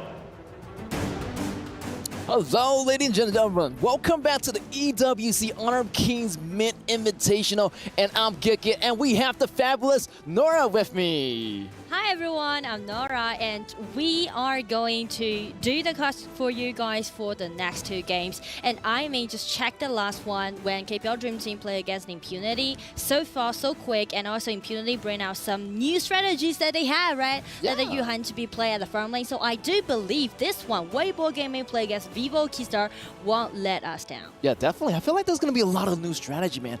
Weibo Gaming versus Vivo Keyd Stars definitely is going to be a really prominent match. I just can't wait for this to happen. Also, you know, the previous 2 games has been 2-0, so we might see a little bit, you know, maybe like 2-1 or maybe another 2-0. Yeah, I don't know. I feel like, yeah, we may see a tie in this game and then reach the match point and then go for the last game. And I know that speaking to Vivo Keyd Stars, just like they said in the pre-interview, right? They said that the one that they play against Kagendra really made them the way how they head into this top 8, into this quarterfinal. Yeah, I feel like, you know, Vivo Keyd Stars, you know, they have some time to get prepared. I mean, you know, they had that loss a little bit in the beginning, a little bit bumpy in the beginning, but right now they're heading into quarterfinals. Definitely, they're going to do their best against Weibo Gaming. I mean, Weibo Gaming has a really good run already. 4-1, and they only lost to KPL Dream Team. So exactly. They are on a roll right now. So, you know, I feel like it's going to be a little bit of uphill battle here for VKS, but other than that, I feel like they should be doing okay against Weibo Gaming. And we can just check it out from the draft, what they're gonna do, what gonna bring to us for this best of 3 format. And as we know, they actually did a lot of scrims, so they know their strategies. For example, for Vivo Keyd Stars, they did a lot of target bans instead of those OP1, and right now they're taking this Dolia away from Weibo Gaming because Weibo Gaming can really play a Duan paired up with Dolia or Heino paired up with Dolia very well. Yeah, you take that Dolia out, I mean, you're gonna have a hard time pairing up that hero with someone. I mean, so much potential. Double ultimate on that hero can be really paired to anything, you know, paired to Alain, paired to, you know, pretty much all the hero who has double ultimate pretty much in their favor. And I do believe Weibo Gaming also did their own homework because they are let this Lady Sun to be available from VKS because the last game that they played when they win against Kagendra, that was the one used this Lady Sun. Yeah, Lady Sun is definitely going to be a really good pair with Ming. So, you know, take that apart, take that combo apart. So Ming is not going to be not that useful to other heroes as well. And also Arlie. Arlie being the first pick on the blue buff, the blue side, sorry, can be a really nice pick because it's kind of just, you know, spread down the possibility about taking that Loon out for VKS. So instead, they're going for this Musashi and Mai, doing those double assassin strategy. Ooh, they took out this Ogron, then they picked the Musashi himself. What kind of strategy what Weibo Gaming is thinking of? What's your thought on that, Nora? For Weibo Gaming, they are giving out this Ogren. Obviously, it's because VKS already locked down this Musashi. So instead, they're taking out this Princess Frost and Limpo to be played as a support, I do believe, trying to gain themselves those winning lane and also the priority about the mid lane cleaning. Oh, they pick up the loan anyway. They're gonna fix early. I mean, this is gonna be a laning combo here. I mean, who gonna pair up with this loan? I feel like they need someone that can enhance this lane on the bottom here for the farms lane for VKS. I feel like if they really want to highlight their bottom lane, then they can let Mozi to be a nice choice, right? Play as a duo with this loan, or otherwise they can go for the Zhang Fei pick, which can actually provide some vision for their own faction. Yeah, I feel like Mozi is really prominent these days. Yeah. Super. I see Mozi a lot in these games. Great control, great harassment. I mean, the poke, the hero has everything. Pretty much the meta pick for this version. And Zhang Fei is now banned away from WBG. Weibo Gaming main is also being locked up. Ooh, then Mons is going to be available. They have to take it or else. Actually, yeah, they have a good choice of taking it here because we have Limpo over here. That might be a top lane, but I feel like it's going to be a support. We've seen a lot of Limpo support these days work really, really well and really, really work well with the Princess Frost. AoE right there, AoE knockup on the Limpo.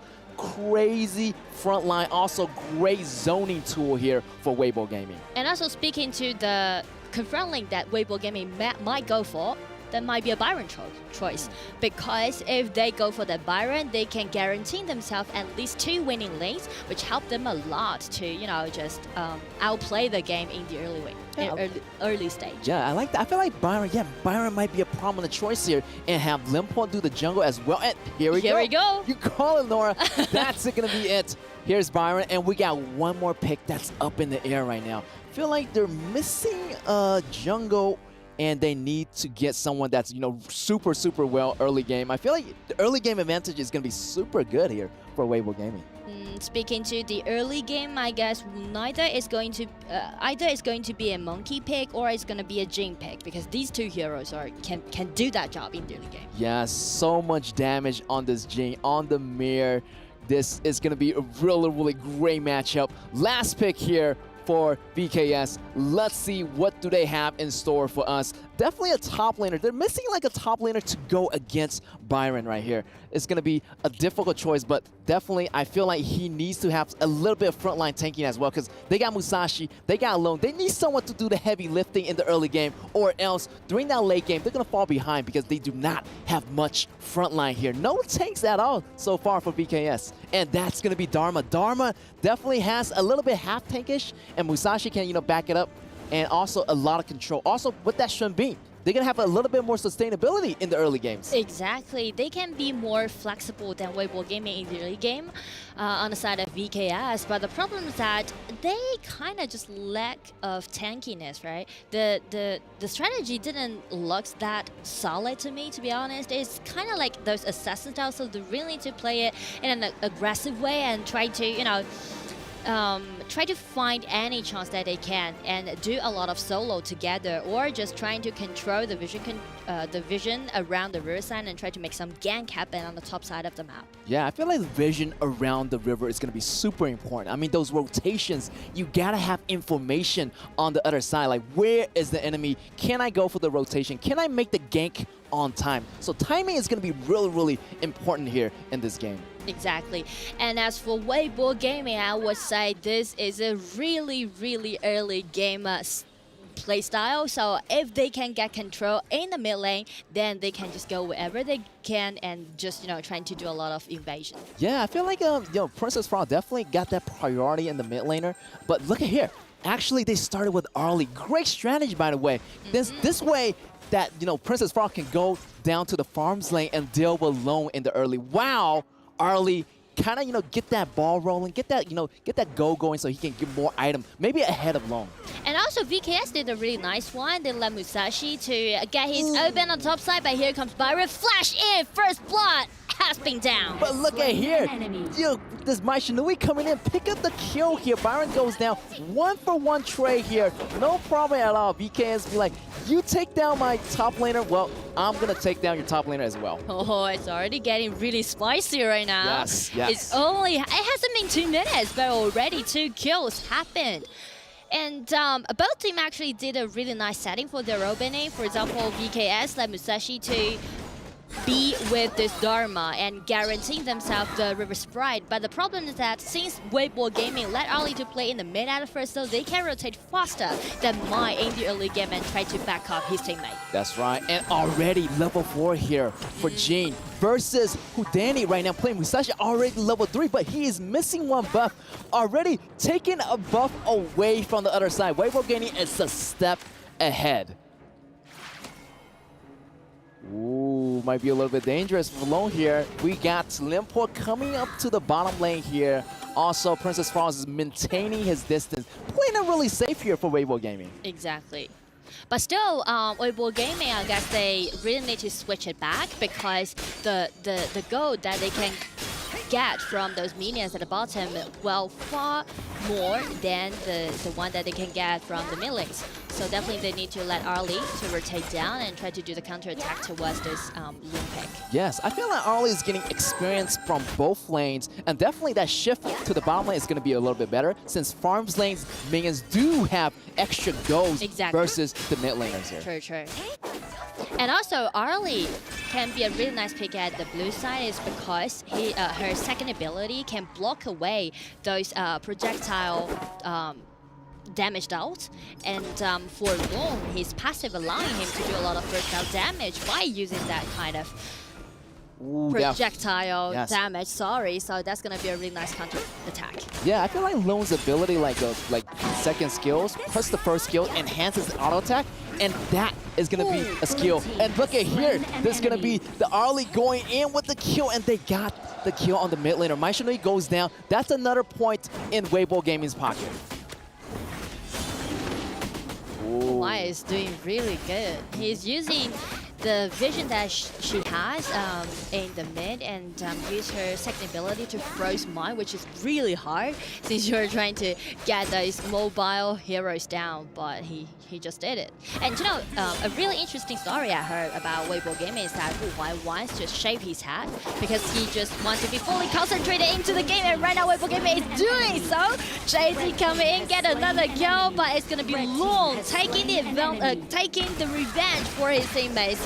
And it's going to be Byron coming in. Musashi always be waiting, but Niab has been frozen by this Princess Frost, so it might be the end of the game right now. Ooh, right there. That's a lot of stuff happening. I mean, the chaos here. I mean, Mirrorblade went in, used the ultimate, got a really good start. I feel like Weibo Gaming has the advantage here, but Lone came in and finished with the crucial knockback and crucial control. And now the power shifted to VKS after getting the first Tyrant in their possession. And speaking to VKS composition, the later, the stronger. So they don't really need to worry about the early game. They can just, you know, get those Tyrants down and try to feed up this long pick. Oh, Maishinui might be a little bit too dangerous here. A little bit overstepping while Guhai and Colin getting the kill here. And definitely VKS have to wait for the late game here. As you know, this Lone, definitely his damage is going to come in. And also, he probably need that Siege Breaker or some kind of, that 3-set Axe of Torment, Master Sword, and the Eternity Blade. Exactly, and here comes Danny with Niab again. Always gonna be Niab and Danny play as the most coordinated duo on the top side and take that Guoyu down. Yes, they've been working together for a very long time. Over 2 years right now. Yeah, over 2 years, and that is gonna be the composition, and they have a lot of really good teamwork and coordination. You can see it right there, getting that kill on Byron on the top lane. But still, it's quite an even game. Check the goal, check the kills, and also check the equipment that these two marksmen have. Because as I said, the later, the stronger in terms of this Lone pick. So definitely Lone is just chilling out and just, having his good time. But as for Arlie, I won't say it's going to be an easy game for Arlie since it's getting later and later. Oh yeah, I feel like this Arlie does have so much play potentials. But definitely Lone, that late game damage is crazy high. So definitely you want to avoid that damage using that umbrella, blocking that projectile as much as possible here. But I feel like Weibo Gaming, time might be a little bit of issue because they do want to end this game a little bit faster. But I do feel like Weibo Gaming does have a slight advantage, judging from the statistics, coming in from these 2 days of battles. And here, Weibo Gaming would do a lot of evasion constantly since they got control of the timing of the blue buff, just like what they're doing right now. And they're chasing for this. Mai used up all of his skills. And Flash is the only skill that she left. So there's no way for one to get out. Yes, but the reinforcement, the cavalry has arrived here. Long's coming.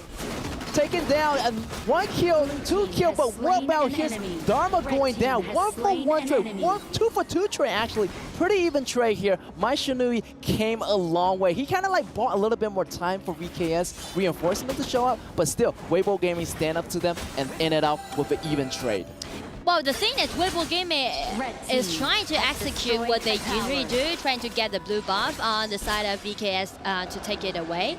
But they're kind of just be distracted by Juan's mind.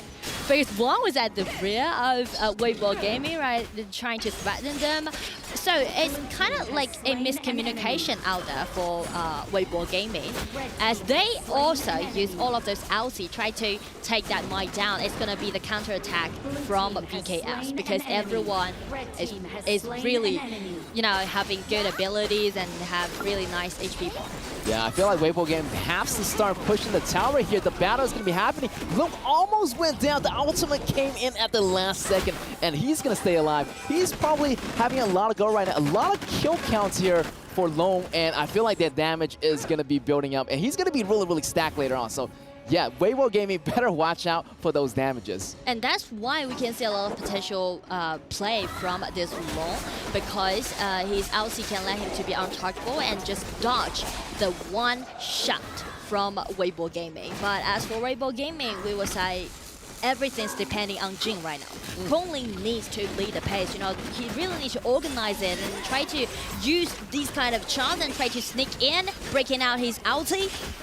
Ooh, almost taking out this Sunbeam right here, but the battle is going to be for the Tyrant here. Let's see what's going to happen. Everyone is around the Dragon Pit here. The Dragon Pit is still secure, however. You know, Weibo Gaming trying to find their way around the jungle here. Mid tower almost getting pushed in. You know, Weibo Gaming still keeping it cool right now. You know, they want to play it safe, but they also want to be a little bit risky, but they want to take down this Lone as soon as possible. If they want to do so, they really need to let Kongling to be there. You know, Jin need to break out his ulti and just dash in, did those insta-kill towards this Lone. Especially they need to do that with a absent, the absence of this ulti. Yeah, definitely I feel like the burst damage is enough here. We got Byron, we got, you know, Mirror Blade. We got a lot of hero that has a lot of burst damage potential. And as long as they get those consecutive CC control on Lone, I mean, it should be okay. As long as they take down this backline, you know, take down this Lone, the rest shouldn't be a problem here. So so this is what Weibo Gaming is trying to do right now. They need to let Lianpo or Byron to force out this ulti just like this, and they're trying to do that. Whoa, great control here, knocking down one here. One goes down here. That's going to be another point here for Weibo Gaming, and that's going to be leading up the jungle opening, actually, going in with the blue buff. That's definitely they're going to get this blue buff under control. Bottom lane also doing really, really good right here. A little bit worried for VKS here. Yes, this might be the turning point about this game, especially we're hitting the 10 minutes mark. 4 seconds, 3 seconds for the Overlord and the Dark Tyrants to spawn. And Weibo Gaming definitely get the full map control, and Danny trying to sneak in and try to do some burst of damage. Oh, nice CC! Nice CC from Dharma, but Dharma rolls down. The ultimate was enough actually to scare Weibo Gaming away. And right here, VKS still have control of the river, and now they're going to grant this Tyrant, and that's a 10 minutes Tyrant right here. Ooh. Great job on VKS. They have a lot of damage buff right now. They can go in for the team fight. They don't have to be scared anymore. And they didn't check out the vision. Actually, Jin is hiding in this bush, but Sunbin is the only target she can find. But to be honest, I really like the timing that VKS catch, right? Even though they got one members in deficit, mine wasn't that enough, but they still using Sunbin's ulti and try to silence each enemies, compared up with this Niyab, this Dharma, to use his ulti and just knock everybody back on the walls and make that beautiful CC happen. And that's something I would say not seeing that good for Weibo Gaming, because they are a little bit reckless, or they just lowered their guard since they do believe that they got the whole control of the river. Oh, right here, here's the Sunbeam. The speed boost going in, and he's going to be Perfect Frost going down. Lou using the ultimate to get away just in time to secure his health bars right now. Wow, I thought Weibo Gaming actually had the upper edge before this game, but right now, they're pretty even. I'm really surprised to see VKS after like yesterday's game. They do so well today. Oh, and this is a solo kill. I always like solo kill, but it seems like she did a tower dive. I mean, one did a tower dive, so he might got that last dish from this tower. But no worries, still a solo kill, and right now Jin Kunlin is hiding in the bush again. Try to make a dragon snap, but Musashi just changed his target, getting into this Byron, and Sasa already being unstoppable. That's right. Here's gonna be Jing versus 2 versus 3 actually. Can he get the kill on the Semi, but gets knocked out by the Dharma here. A little bit worried for Weibo Gaming now as VKS is starting to pick up the pace. And look at here, Lone goes down, but the rest of the team are still alive here. And they almost even got the 10 minutes overlord. I can even feel the hype out there because these two teams are really play head-to-head. No one had ever think about, microing the game, caring about the lanes. Everyone just fight till the end. Yes, it's a battle to the death right here. And look at here, Weibo Gaming, I mean, they're still noticing that VKS is getting a little bit stronger. So those punches are starting to hurt right now. Yeah. Like in the beginning, it wasn't that much, but now late game, wow, that Lone is probably stacked on the damages. Because I do believe Sasa already got 3 items in his hand, and it's because the critical damage, or even got this Siege Break. Oh, that's gonna hurt. It's fully decked out, this man. Yes. He's gonna carry the game from now on. Oh, but look at here. Princess France got the Splendor, so she's gonna have some, time to avoid some of those damages, but time is gonna be running out. VKS already invading the red area of the jungle of Weibo Gaming. Weibo Gaming is a little bit in trouble, but look at here. Maishuni just jumping too early. He's getting knocked down. Dharma knocked down to Arlie. Arlie goes down. 1-for-1 trade here, but VKS is not quitting it. Using the ultimate, jumping to the back line, trying to get some hits on this Limpo. Limpo got away, but he still took Byron down. And here's go down with the Princess Cross as well. So look at here. Dragon still on the bottom lane right now. We might even see a high ground tower goes down here. This is what we're looking forward to seeing. So, I mean, Sasa definitely with this Siege Breaker alone outplay this game. He's carrying his team and try to close out the game. There's 2 Vanguards at the bottom. The Vanguards are coming in. And Limpo break out his ulti, but here comes the Jin. He has been totally vanished from this kind of CC. Yes, there's still a lot of time here. I mean, Arlie trying to go back, trying to do his best, all he can, but the Dragons are moving in, and they're clicking on the crystal, and that's gonna be it. VKS, Vivo Keyd Stars, secure the first battle. VKS being the underdog, but man from Brazil will never let you down. They did their best, and right now for game 1, they're hitting the match point. They beat Weibo Gaming in the first game, which come from Malaysia and had 4 wins in their hand from their group stage. But right now, check it out, VKS. Uphill challenge, but they made it. I like that, man. I mean, they're a little bit bumpy, in the beginning of the first 2 days, but this is day 3 already. They've been used to this game already. They're already warmed up. They're ready for this, and they got the win from Weibo Gaming. I mean, Weibo Gaming had a really nice stats, but, they still got the win. Let's go back to the studio, and let's see what do they think about this.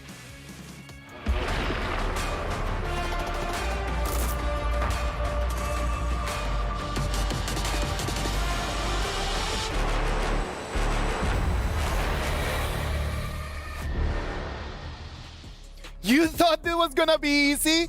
It is never easy. People thought that Vivo Keyd Stars was going to be dead easily, but no. They came in, stood on business, sent Weibo Gaming down the drain, and right now they're 1-0 up. Boys, this was an electrifying match. Honestly, the smile could not be bigger on my face right now for the Brazilian region. Up 1 point against the Malaysian beast that Weibo Gaming have been for this entire tournament. I am so ecstatic for VKS. And this was such a back and forth game as well. It's by far the closest game that we've had so far today in the quarterfinals. Whether it's Weibo Gaming, the ones going in with Lian Po, whether it's Musashi going in for Vivo Keyd. But I feel like overall, Vivo Keyd were just a lot better at the execution in terms of the team fights. It was a setup from the likes of the Dharma. The Dharma was so huge. The Musashi as well. If they can catch one of the members of Weibo off guard, then that's what gave them that bit of an advantage. It was very difficult just to find one player that actually just carried. It was all 5 of them that they really took turns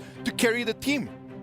Absolutely, and this gold graph really does show it, but just back to Stu's point there, that the Dharma has just been sitting in that bush trying to pick off the Arlie, but that was the main point that you saw for VKS, is get that Arlie at the equation, we'll go in, and that's what it did. Even if it was a 1-1 trade, they dominated on it. I mean, the objectives as well, Vivo Keyd being able to secure so many of the objectives in the end as well. I think the big turning point was definitely that fight over at the Shadow Tyrant, being able to Dharma pushing up against the wall, the Arlie, as you mentioned, that was that big massive team fight, and that's what got Vivo the momentum that going, man. Yeah, that's what exactly. started the momentum. It was just the train that just sent VKS all the way to destroy the crystal. Yes, and just looking at that, you can see the gold difference there. I mean, even between the farm lane, it's only 1k gold difference, and between the jungle, it's neck and neck. But like you were saying there, Stu, it's just all about the execution that VKS did. It was just phenomenal, and it was just a brilliant game to watch.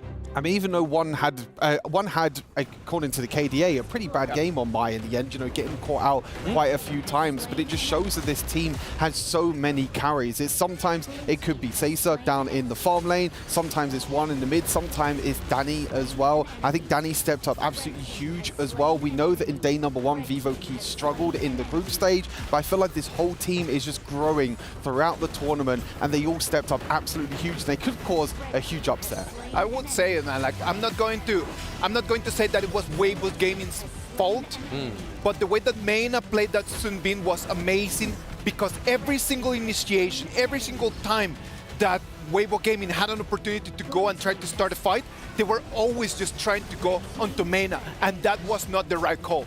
No, yeah, because I mean, her ultimate can silence as well, and having such huge AoE ultimates from the Lianpo, from the Jing as well, just really negated it and just made it so much easier for Niap to come in, Danny to come in, and Seiza as well, just playing that Jing to perfection. And I think that's kind of the rhythm of the moment in terms of the meta. You know, we can see that the kind of assassin-like junglers are kind of struggling in this type of meta at the moment. The likes of Jing, just because of the lockdown as well. The lockdown from the Musashi, if you can lock down that Jing, she can't dash around as often. She can't use her ultimate as much as well. And I think that's one of the big differences right now. We want to see some flashy plays. We want to see some aggressive junglers being played, but at the moment, it's type of meta. It's all about the tanky, the bruisers in the jungle. Yes. Look at that, man. They knew it and they felt it, man. Like, it was just an amazing game, a great way how to see them in there on the stage being so passionate about that, right? Like that Latino vibe going in there, man, and just really enjoying their very best. Amazing performance by VKS. We're extremely, extremely happy that they are bringing it in. On the other side, Weibo Gaming, not their best performance. Can they turn things around, though? I still think they could turn things around. I still feel like they can just go back to the draft, go back to the drawing board of what they used to play in as well, maybe switch up the bans ever so slightly as well. I still feel like Weibo Gaming have a chance. This is the only other game they've dropped, except for the KPL Dream Team. I mean, it's going to be close, though. I mean, that first game was just down to the absolute wire. That's amazing. Let's see the MVP for this game. It is going to be the White Assassin with the long. Amazing performance, 617 KDA. Yeah, we've already commented on it there, and he Seiza there himself just telling people to like, hey, calm down, take a minute. Us Brazilians are going to take this one, hopefully, into a 2-0. But I feel like with Weibo Gaming, if they certify a better draft, we could see a 1-1 here. We were all predicting that maybe AG and Team Secret were going to be the only 2-1 game. I feel like this could be that game as well. I think the big thing as well is that Weibo were actually target banning in terms of the first banning phase. You know, target banning the Lady Sun, which is something that we don't really see too often. Target banning the Hino as well, which sometimes what we see, it just left open so many picks for Vivo Keyd. They first picked the Arlie in the end, didn't really work out, but then on the other side, Vivo Keyd got the Musashi, got the Mai, got the Long in the first 3 picks. So I feel like Weibo Gaming, instead of going for them target bans, you need to try and ban out some of these meta heroes at the moment that are just so powerful. That's an amazing way for VKS just to get back into the match, man, because nobody was actually thinking much about them. Even the coach. Do you remember that when we had the interview, the coach said, like, we're very clear that we're not the favorites to take the victory right over here, but we're just gonna come and do our very best. Yeah, I think the big thing as well is that me and Bland were lucky enough to speak to Vivo Keyd after their group stage yesterday as well. Being able to just be so big in terms of, you know, their confidence going into this. Yep, and I mean, it all shows on that stat board there with Seiza with the 85k damage, and then all those teamfight rates coming through, other than the Mai Shiranui, which we already commented on, was being used as sort of like a bait to get that Ali in, take her out. She may get traded, but then VKS with that teamfight was just phenomenal. Excellent performance by them. Now on the other side, Weibo Gaming are going to have to try to turn things around. Guiyu is going to talk to us a little bit about what is going on over there in Weibo Gaming.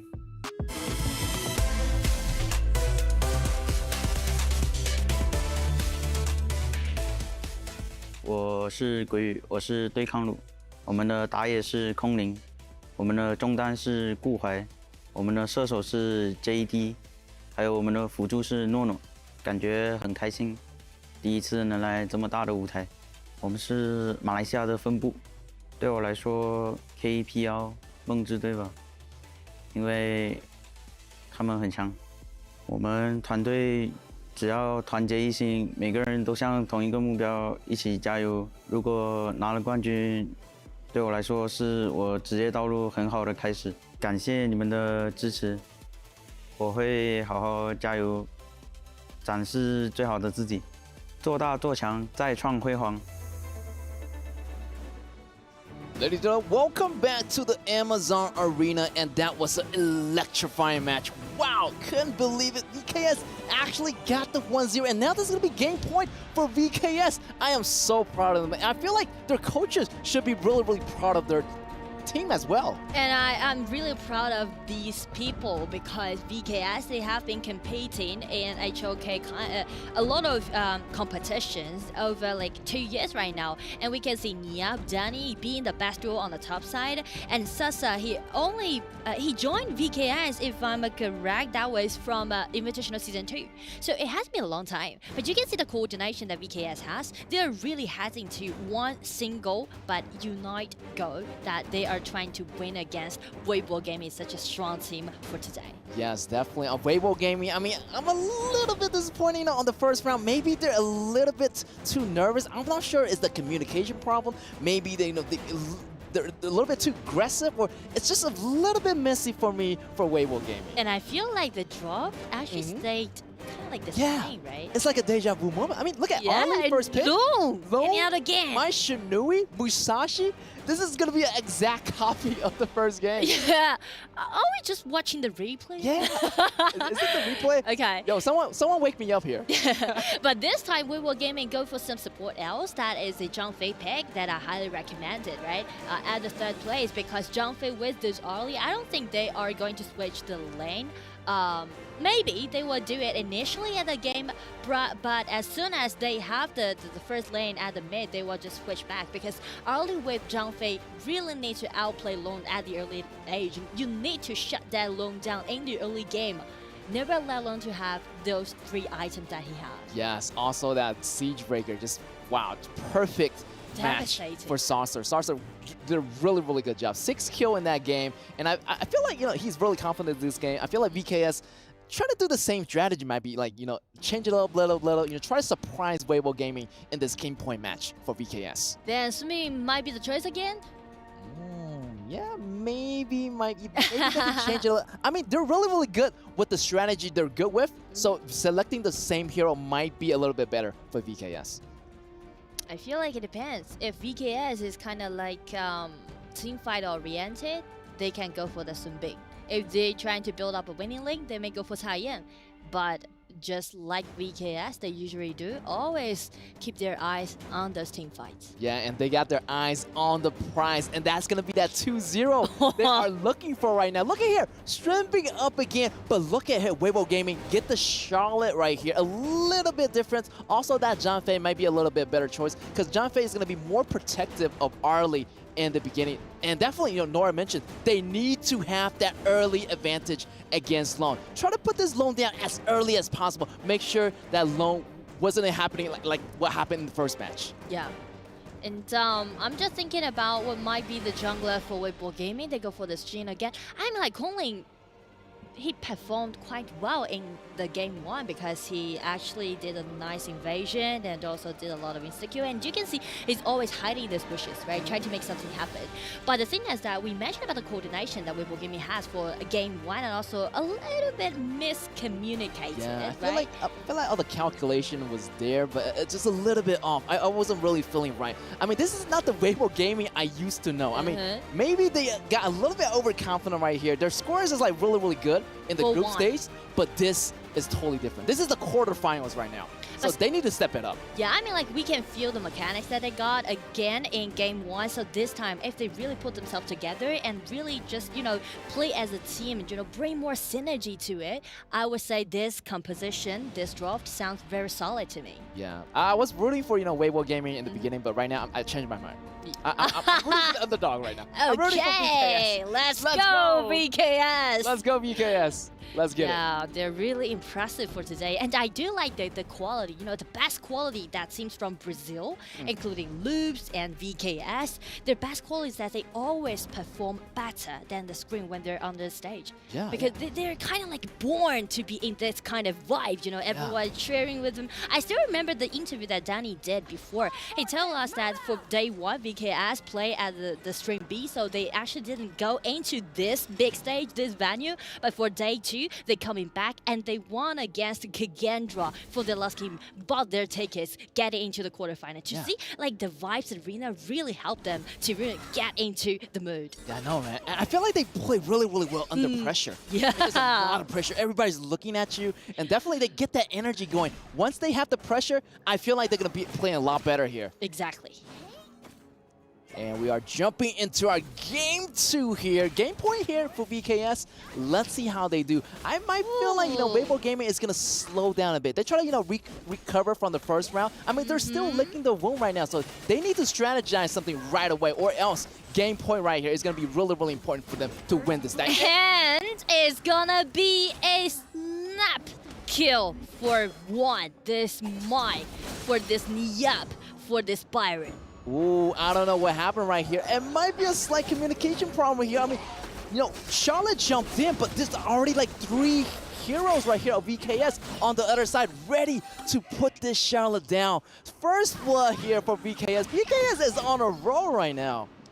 It's totally different. It's totally different right now. One is using his mobility, try to, you know, provide more vision control for VKS. But to be honest, for the opening set, I'm kind of confused about what Weibo Gaming did, because they let Arlie to play at the top lane. Yes. Like as Byron. Byron is the strongest man on the side of VKS in the early game. So why would they put their best weapon to play against VKS' best weapon on the top as the opening? It didn't make sense to me, to be honest. Exactly, you know, putting your weakest target on the top lane, but here, the battle's gonna be happening. Oh, the second ability! Trying to run away, but the second ability will compensate for all the damage. Definitely Shenbing is gonna be a late game crazy support. I mean, it's gonna be really nice, because their composition is actually super good, and also that loam is gonna back all the damages up. Yeah, as long as the loam stay protected. I mean, this game is probably going to end up like the first game in VKS. They're going to get the victory if that loam stays really healthy. And I mean, in the early game, Long can just, you know, play defensively at the bottom, you know, no border, and one always rotating down, try to guarantee the vision control for Sasa, and that's it. They don't really need to attack in the early game on the side of VKS. Instead, the pressure's on Weibo Gaming. So again, why did they switch the lane at the very first beginning? Let this early pick, the strongest person on the side of Weibo Gaming in the early game, to be played as the top. Yeah. It really didn't make sense to me, but right now, check VKS. They're already getting into those jungles on the side of Weibo this is Gaming. trouble. Fair for Jin. Jin trying to struggle, using the ultimate, going back and forth, but still gets knocked out here by 3 mana of VKS. The invasion is coming in super strong right now. Also, it's going to be trouble for Green at the top lane. Charlotte trying to go in to clean up some damage, try to salvage the situation right here, but VKS actually know that they're coming and they are running away. They're going with the retreat here. You know, they went in, they got the job down, and they need to bounce. It's totally worthwhile for VKS that they sacrifice mana, this support, to trade for the blue buff from the core player on the side of Weibo Gaming. they took the blue buff away from Jin, which is really painful for Jin to farm up well in the early game because he needs the cooldown reduction and also the mana recovery from this blue buff in the early game. Yeah, that trade was pretty worth it here. Support for jungle here. I'm not sure what Weibo game is doing right now, but they need to pick up the pace right here. Another... Arlie! Arlie's going down! This is going to be atrocious. This is going to be really, really devastating here for Weibo Gaming. Losing this Arlie in the beginning, he's going to lose out on a lot of gold here on JD. I mean, he's not going to be here while Lone Saucer here getting a lot of gold. Also, they're getting this Tyrant here on the river control side. So everything going so well for BKS and Weibo Gaming. Definitely, they need to get on the car right now. They need to get on the pilot seat to get their game going. Exactly, and first Tyrant still go for VKS. I feel like everything just going in the right way for VKS to do, right? And you can see the synergy that they have. Each movement that they did, they make it as a group. So actually, each tussle that we can see are happening with the advantage that VKS has. Yeah, I feel like BKS definitely like all their moves are kind of synergizing together. Synchronization and communication is like really, really good here on the side of BKS. So definitely Weibo Gaming needs to, figure out a way to slow, BKS down. Because BKS definitely not going to give you any time right here. The battle is 2v2 on top here. Mirror Blade going in with the ultimate here, going in. The damage is good, but it's not going to be enough. Because in the beginning, he does not have that economic to begin with. And again, Weibo Gaming chose the wrong person in the early game. We mentioned it again and again that Jin or Charlotte or this Jumpy or this Zari, they really need to go for this Mai or Lone in the early game because Niap, as he's playing this Byron on the top side, and he's going to do a solo. This Zhangfei is breaking out his ulti, just trying to get the Mai down. Oh, that mistake. I'm not sure.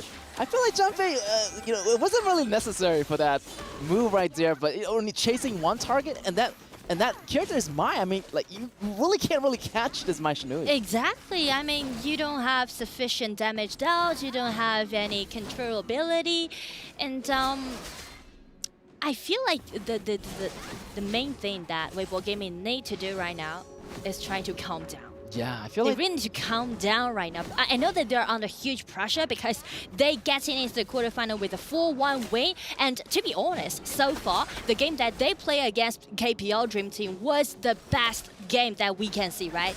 Played by them because they actually take down the mid lane tower first than KPL Dream Team does. So everyone think Weibo Gaming has the biggest chance to, get 1 point from KPL Dream Team. But right now, I feel like they are really, really lost in the game right now. I feel like they're a little bit lost on the mentality side. I mean, their mindset is kind of still in that game number 1. So they need to toss away that mindset. They need to get a new mindset for this game. It's not over until it's over right now.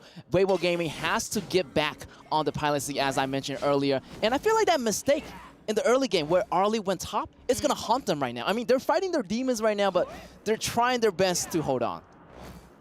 And the reason why we're bringing this topic on the table is because I don't think that Weibo Gaming can't contest VKS with this kind of composition because this time they go with this Charlotte and Zhangfei, which can be more solid than the one that they chose for game 1. So they can be really powerful in the mid game. So right now with this double smite on the side of Weibo Gaming, they need to slow their pace down and try to sneak into VKS jungle because they can do great stuff with that double smite and try to take all of those boss and monsters away from VKS. Yeah, all they need to do is slow down, use the smite at the right time. But right here, Princess Frost getting damaged and getting burst down here. But who's gonna protect him? No one right here, and the mid laner goes down. Guhai looking really, really troublesome. Vivo Gaming is struggling right now. It's kind of like a one-way game in favor of VKS on the mental side, to be honest. And VKS just brought that momentum into the game and executed as such a beautiful play. Everyone just played it in quite a nice order. Everyone just doing their own job. Sasa never to be overcommitted as he thought that he is capable enough right now to do those damage out. So instead, Sasa is always behind all of his teammates. Just check his positioning, right? Always keep him as a safe setting. Yeah, I feel like VKS is definitely in the zone today. Something is about different about VKS. I'm not sure it has to do with the coaches, the pep talk, but they're feeling a lot better here. The performances, like mentality-wise, mindset-wise, the coordination, and not to mention about the execution. Super, super great here for the side of VKS. So definitely Weibo Gaming need to jump back into that phase how they did in the group stage here. Yeah. And I mean, the 10 minutes mark might be the turning point for Weibo Gaming right now. So before the 10 minutes mark, they should just slow down a little bit. And this is a really nice chance that JD catch. Yes, great chance. Knocking out here Byron on the top side here. The Flash also exhausted here, so that is a good trade. But look at here, Maishune jumped in. VKS is back on the roll. And here's going to be John Fei using the ultimate a little bit too late here. That's going to be a little bit troublesome on Weibo Gaming. Their mid lane goes down, and their mid tower also goes down as well in the process here. It's going to be a little bit of trouble here. Saucer still getting the kill. Arlie also got the kill as well, but still, I feel like the goal is a little bit higher for Lone here compared to Arlie. And again, it's getting closer to the 10 minutes mark. It's like Weibo Gaming is kind of like jinxed by this 10 minutes mark. And Danny, he can't get away with the help of Sun Bin that he provided. So I would say Weibo Gaming, they need to pull themselves again. And right now you can see Cooling getting his hand on this Dark Tyrant. Will they make it? Will they just rush to the Tyrant? Nice one! Nice, nice, nice. I feel like, they can go into battle anytime here with that Tyrant buff. It's going to have, extra movement speed, extra damage. So, I feel like it's a good moment here for Weibo Gaming to take chances. I mean, in the first game, you lost. The second game, definitely game point, you have to try your best. And this is going to be the moment, or else you probably won't step on the battle stage again after this game. VKS tried to do the Dragon trade, but with no ulti on the side of Weibo Gaming. Charlotte find a really nice angle, but he's gonna be the target from Danny. Musashi just dash in, use his ulti to lock him down, and here comes Jin Kongling. Oh, Lone jump in on the backside here. 2-1 ultimate and go in after versus Frost, but no one's going to be there to protect him. And Weibo Gaming is getting their zone back on track right now. Look at here, the kill on Colleen, the kill on the Tyrant. They're going to have a lot more damage here. However, the Dragons are moving in. I feel like it's not going to be a big problem for Weibo Gaming. They got their mojo back right here. They're going for the invasion here. Here's going to be merfolk going in, taking the red away from VKS. So yeah, Weibo Gaming is bouncing back right now. Good news. Much better for them today. Yes, I feel like I like this intensity battle. And now we are getting into the game. Yeah, now is the main yeah. show here. Okay, let's go. Weibo Gaming play against VKS. It's pretty even right now because you can see from that kind of trap that they did, from that kind of engagement that Weibo Gaming did, they just even up the goal difference right now. And what's better for Weibo Gaming is that they got those towers in lead.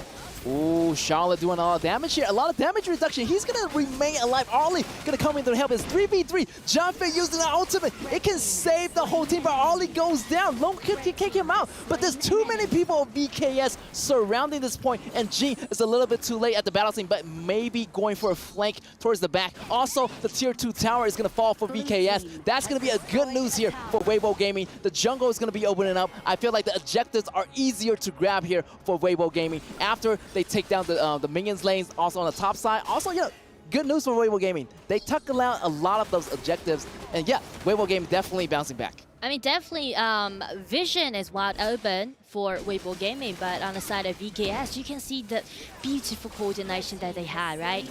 Here's the detail.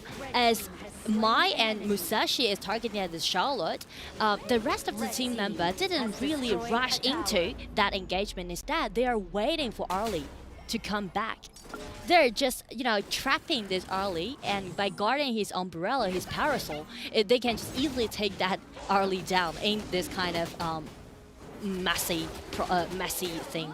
Yes, and I feel like, a little bit slow down for Weibo Gaming, and that's a good thing, actually. They do not want to rush. They do not want to be too hasty here. Try to find out their center position. Also on the back lane, also get more information. Where is this lone right here? And here is going to be Jing using the bushes, try to cover himself. Also, try to clean the minions lane first and go back and reunite with their teammates to try to, getting an ace. Try to get an ace here if possible for Weibo Gaming to end the game.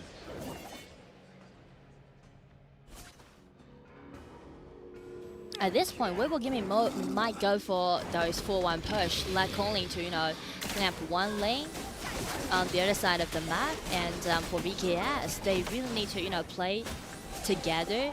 Oh, maybe the smite coming in from John Fei, but it's not going to be good here. VKS took the Tyrant here. I mean, they can't find a way to fight back here. I mean, they have the possibility, but they still going to be, remaining safe and coming back. Try to clean the minions first before engaging into a huge, huge fight. And that's the reason why VKS should move as a group right now, because as long as the Sunbin is alive, they can just be sustainable during this engagement. And right now, it's going to be a flash with Sasa. Long coming in and use the ulti. I like that to fly away here, from Weibo Gaming. They kind of baited out the ultimate here of Danny. I mean, Danny used the Blood Rage to use it to escape away. So yeah, that was a really, really great spacing here by both team here. And yeah, using the ultimate, using the abilities to get away, but no casualty here so far. So I'm just waiting for that big fight to happen. Everybody is waiting for the ultimate to get ready. I'm just waiting for that big, big fight to end the game here. And Siege Breakers already. Yes. Already you got the Eternity Blade, you got the Master Sword. The damage is so high right now on low. He basically one hit anyone here on Weibo Gaming and is going to take down a lot of that health bar. Both teams might go for a little bit micro right now on the map, because Weibo Gaming can do this 4-1 push, like only to push one lane at the bottom, and VK is always trying to guarantee each mutual objectives that they can. Oh, they're gonna get this dragon, but they're gonna lose that top lane tower here. They can release the vanguards at the bottom, so no worries about the lane that. Oh, just that's the strategy that they're executing right now, and they're even heading on the top lane high ground tower. Get a really nice kill upon the Charlotte. Oh, the ultimate break up from John Fei, but Lu is going to remain safe. But look at here, Jing from the backline with the flank goes in with the ultimate. Lu almost getting taken out, but it's not going to be enough. Jing goes back, Jing goes down. 3 enemies are down here for VKS, and they might be taking down the high ground tower as well. The Dragon are moving in. It's going to be a repeat from the last game. 2 members of Weibo Gaming defending here. Arlie still defending, but Arlie almost get taken out. The Dragon are still moving in. Only Junfei are available. Oh, the first ability just take down the possibility that VKS might have to take down the Crystal on the side of Weibo Gaming. Nice try for the duel of JD and Nono. Yes, but the Dragon took down the bottom lane high ground tower, and this might be so dangerous for Weibo Gaming. 2 high ground tower gone, and they only have 1 high ground tower in the middle lane. So that's going to be 2 super minion lanes on both sides. Really, really pressure here on Weibo Gaming right now. They're being so I don't even know how to phrase this, because they are playing a smart way on the side of VKS. Instead of chasing that Jin up, they are trying to get their hand on Guiyu, which was alone on the top side. And because they get that Dark Tyrant, they can just release those Vanguards at the bottom side and just help them to clean up those minions. So they really don't need to worry about that. And Danny being super, super excited. Yeah, I can see. I feel like, yeah, the strategy was really good. Instead of going back for that Jin, they go for the objectives and release that Shadow Vanguard on the bottom side of the lane. So they don't have to even go back to the lane and defend. So right now, it's great strategy. BKS, they need to keep it up right here. Guiyu try to go in, but it's not going to be enough here. So much damage. Niup going down, but resurrecting. Lu stays alive, but JD already went down. Lu is unstoppable right now, and his damage is on point. But here's the resurrecting coming in from Lu. Still alive here, going in. This might be it for BKS. BKS pushing it in. This is going to be the chance to kill, but Weibo Gaming is still defending. Zhang only Kunling, and Zhang left. And it's going to be a really damaged. The solo is still keeping out the junglers. The mass battle is going to be a solo, and it's going to be Danny being unstoppable. It is a 0-4 trade in favor of VKS, and right now reaching their match point. Only a support remaining there. No words at all. It's going to be VKS being the winner. Let's go. Congratulations to Vivo Keyd Stars for getting that 2-0. Whoa! Waiting for. This is a huge upset here. I really like this battle. I mean, they went a long way. I mean, they try so hard, and you can see they're celebrating this game. Everyone is so happy right now. This is the most touching game so far that I see. And most closest game. I mean, everything was like kind of like neck to neck. Like everything was so close. You know, it's like a tug of war. They got some advantage. Then Weibo Gaming got some advantage. But in the end, Vivo Keyd Stars came up on top. Wow, what a game. Yeah. What a game. Oh. I do believe that only few people would put their money on VKS at the beginning of today's matchup, because VKS suffered from 3 losses in a row. They only won 1 game at the beginning of their journey in EWC, and then they got their last chance to play against Kagendra in the group stage, and that might be the point to really brought them back, making their comebacks, the miraculous comeback, telling everyone that VKS still being the one of the champion of Invitational Season 1. Yeah, I like their momentum. Definitely started with Kagendra. I mean, now they're going, the quarterfinals they won. Now they're going to the semifinals. Oh, love it. VKS, come on, the man. Danny.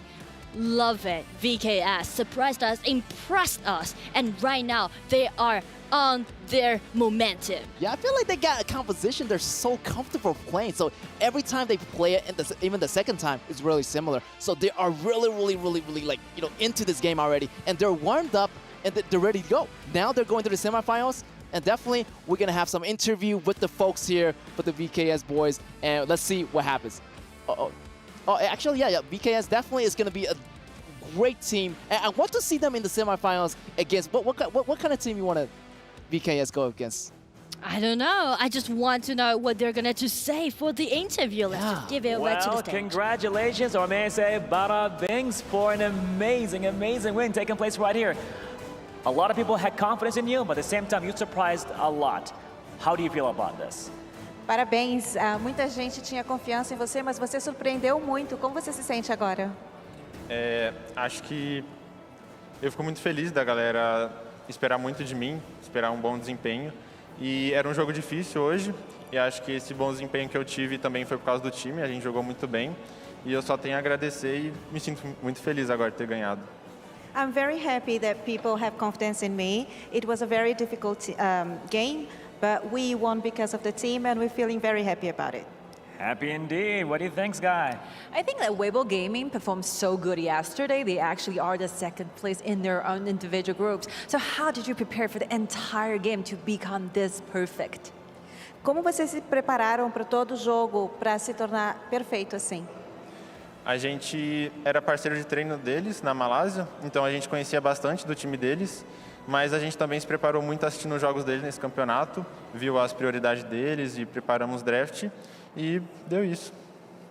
We were partners since Malaysia, but we've been preparing, watching their preparations, watching their drafts, and that's it. They've done their homework, and that's why they're here right now, winning and heading to the semifinals. And now it's time for the key handover, as we're going to have the representative of Weibo Gaming. And here he is on the other side. Thank you so much. Well, this means a lot. What do you feel right now? Como você se sente agora? Isso representa muito. Como você está agora? Eu estou muito feliz e um pouco chateado, porque querendo ou não, um ganha e o outro perde, né? E a gente é muito amigos deles. E eu estou muito feliz de ter ganhado, mas também sinto um pouco de pena, né? Mas é isso é competitivo. We're happy, but we're also sad because one wins and the other loses. We're good friends with them, and we're happy, but we also feel a bit sad. We are opponents on the battlefield, but we are a true friend. in esports world, right? I love that, definitely. And more thoughts right now with our talents at the studio. Back to you.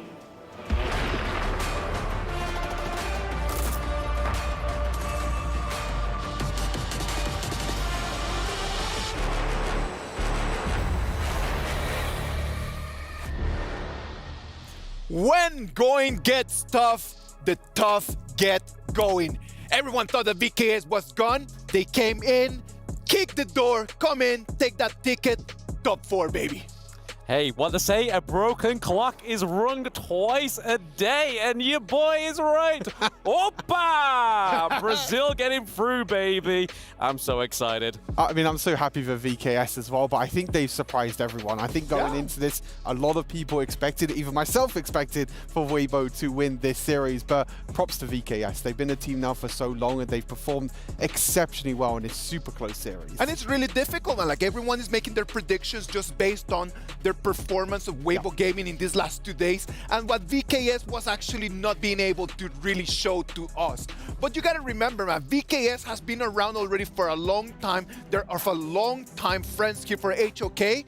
They're from the pioneers of the game, and that's why they're in top 4. Absolutely. I mean, I called it out on cast yesterday. It's that main stage buff, and these Brazilian teams just thrive on the main stage. Just all that heat, they love it. And seeing Danny just completely just so emotional is exactly the same as how vigorous that gold graft is. But just taking a look at those stats. Yeah, it's absolutely crazy. I mean, we have to call out the Sunbin pick at the end for Maynard. You know, we know Maynard as a sort of tank support player. He loves the Xiongfei. He loves the Lian Po, but this is something that's probably been in his pocket for such a long time. And Weibo Gaming didn't respect the pick. I think it offered Vivo Keyd so much utility, so much sustain as well, that Weibo Gaming couldn't keep up with that tempo.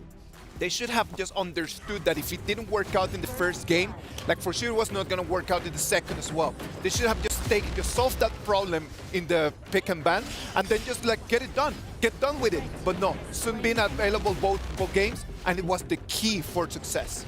Absolutely. I mean, when there's a lot of AoE on the side of Weibo Gaming as well, like the Xiongfei, like the Princess Frost as well, and obviously the Jing coming through 2 games in a row. Me and you, Stu, were like, it didn't quite work in that first game, and it was heavily reliant on that Tyrant, because once they got the Tyrant, they had a fantastic run on the Jing, but after that, it kind of fell off. Yeah, I feel like there were other picks definitely that could be picked. Obviously, the Musashi coming through twice in a row as well. We have to talk about the mid lane Princess Frost for 2 games. Yes. A hero that we do see sometimes, but Lady Shen was nowhere to be seen. We were talking about right at the start of the day, yes, exactly. Lady Shen being the most picked hero. But in both of these games, my Shinori was up, which we know is going to be picked if it doesn't get banned. But on the other side, we're seeing Princess Frost for the more utility.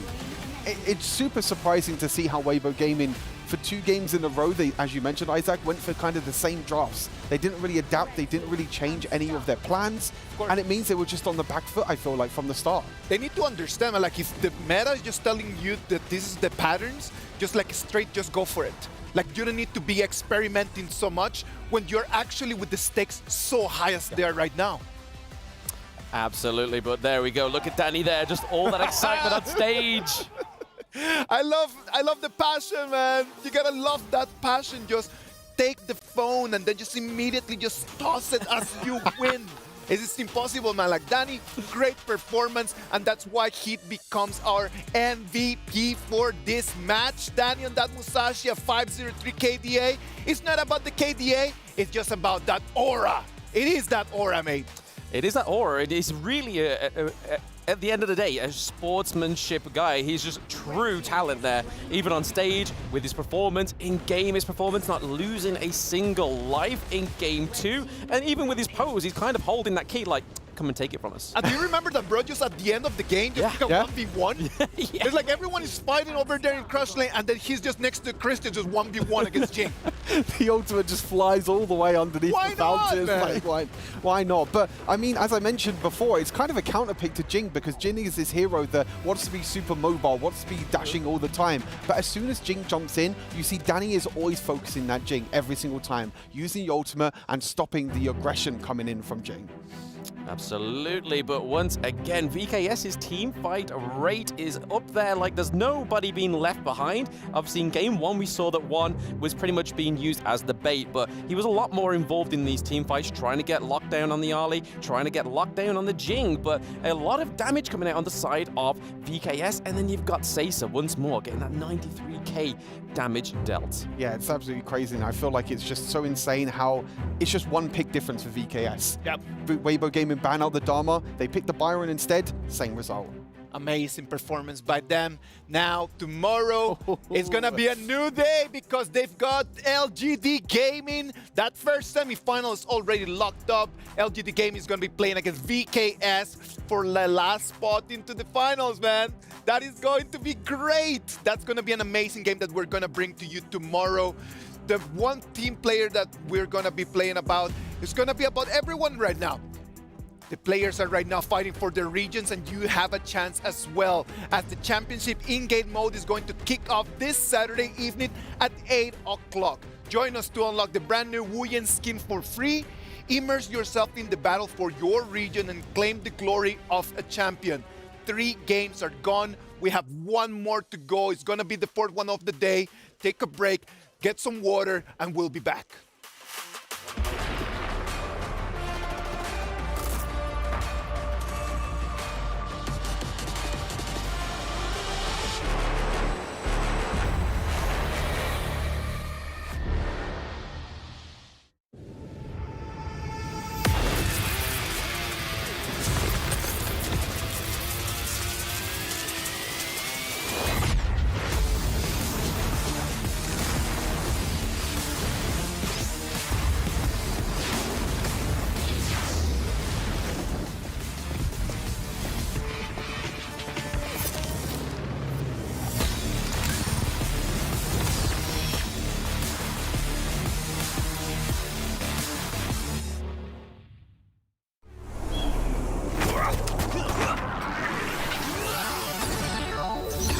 Ready, set, go.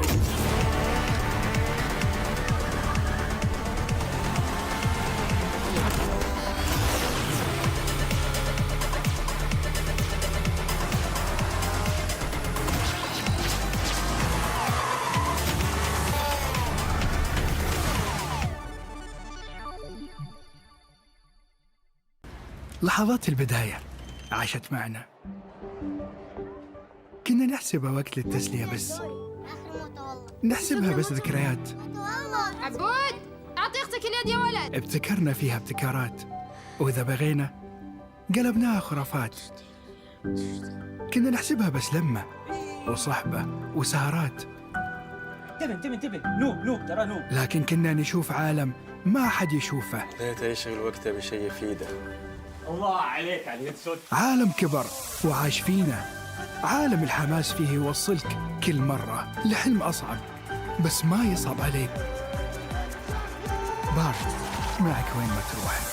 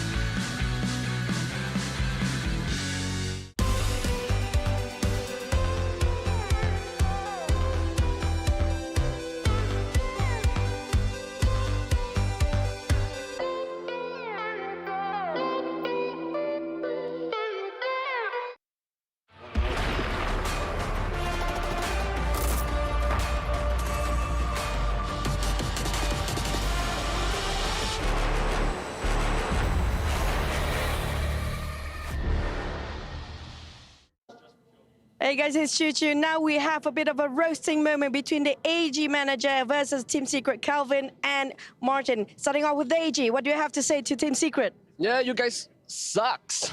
Right? We got you easy. Take down, right? My boy is gonna take you down. Oh, wow. Hey, remember our scrim results? You're going down, boy. You're going down. You're going down. Okay, guys, I think that's a roasting session. This guy is going to have a bit of a co-op for only 24 hours. They're best friends, by the way. So thank you so much for your roasting. See you guys in the game. Welcome back.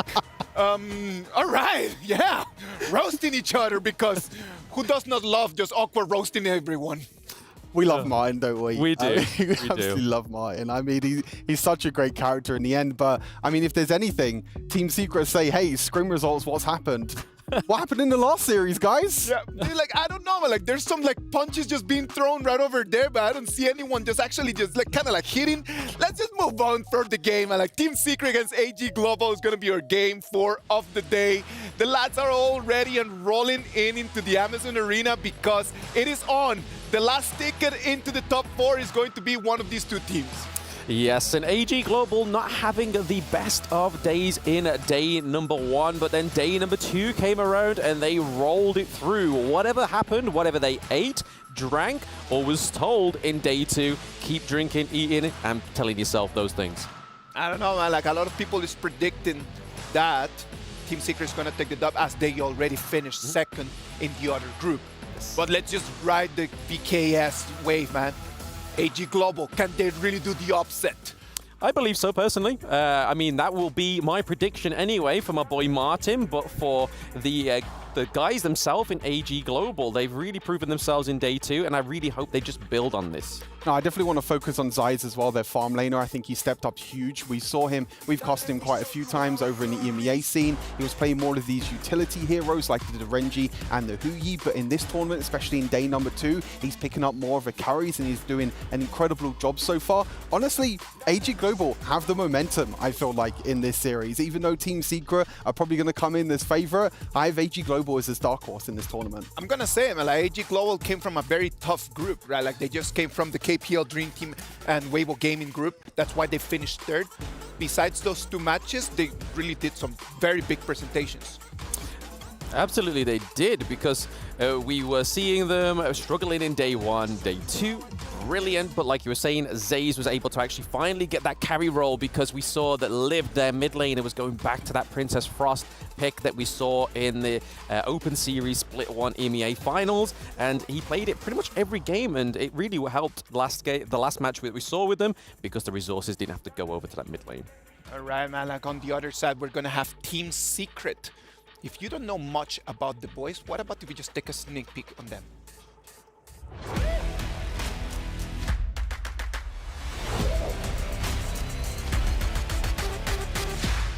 团队的那个气氛现在比较兴奋吧，就想马上就开始比赛，就已经准备就绪了，想马上打比赛。总决赛的时候吧，先拿2分，然后被对面追到3分，就挺伤害到自己的，不过已经调整好了，这次不会再输了。就之前的那句话的话，我会原封不变的送给所有的对手吧，然后。 如果你觉得不服，你想战胜我们，你可以试试看，我会让你知道什么叫绝望。对的。我觉得冠军的候选人的话，不是我们 Team Secret， 就是 KPL Dream Team 嘛，毕竟他们是来自中国的很强的选手，可能会有点棘手。奖杯的意义的话，对于我来说，是我玩这个 HoK 那么多年来的一个，就我自己的一个责任吧，就是答案就是。 这是在推进我支持前进的动力，就是拿到这个奖杯会让我感觉可能我做到了就是这件事情。我想对我粉丝说，上次总决赛可能输了，让你们失望，不过这次不会再让你们失望一次了。Secret Fighting。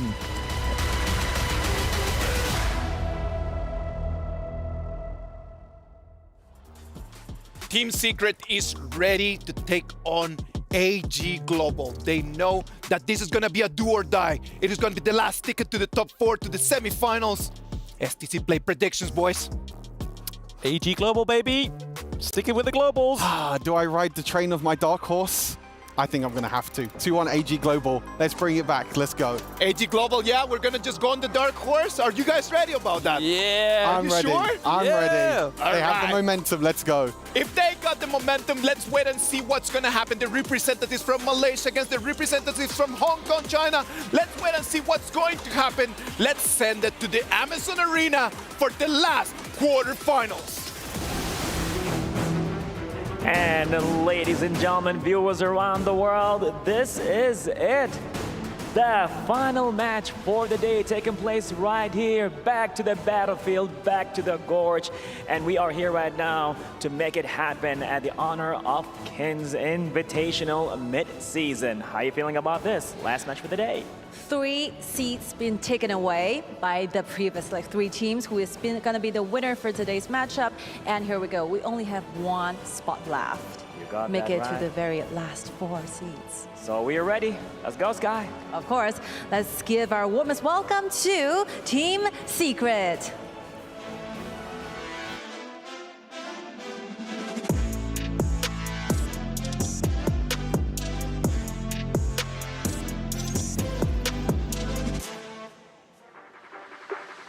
They came their way along from Malaysia with 4 wins and only 1 loss in the group stages. Just imagine how many threats they actually put towards their opponents during that session. So I strongly believe that they can do the same thing. Since it's a single elimination, it's a one-time thing. You can never make any mistakes. Let's see about that as they're gonna go against their challenger. Here comes AG Global.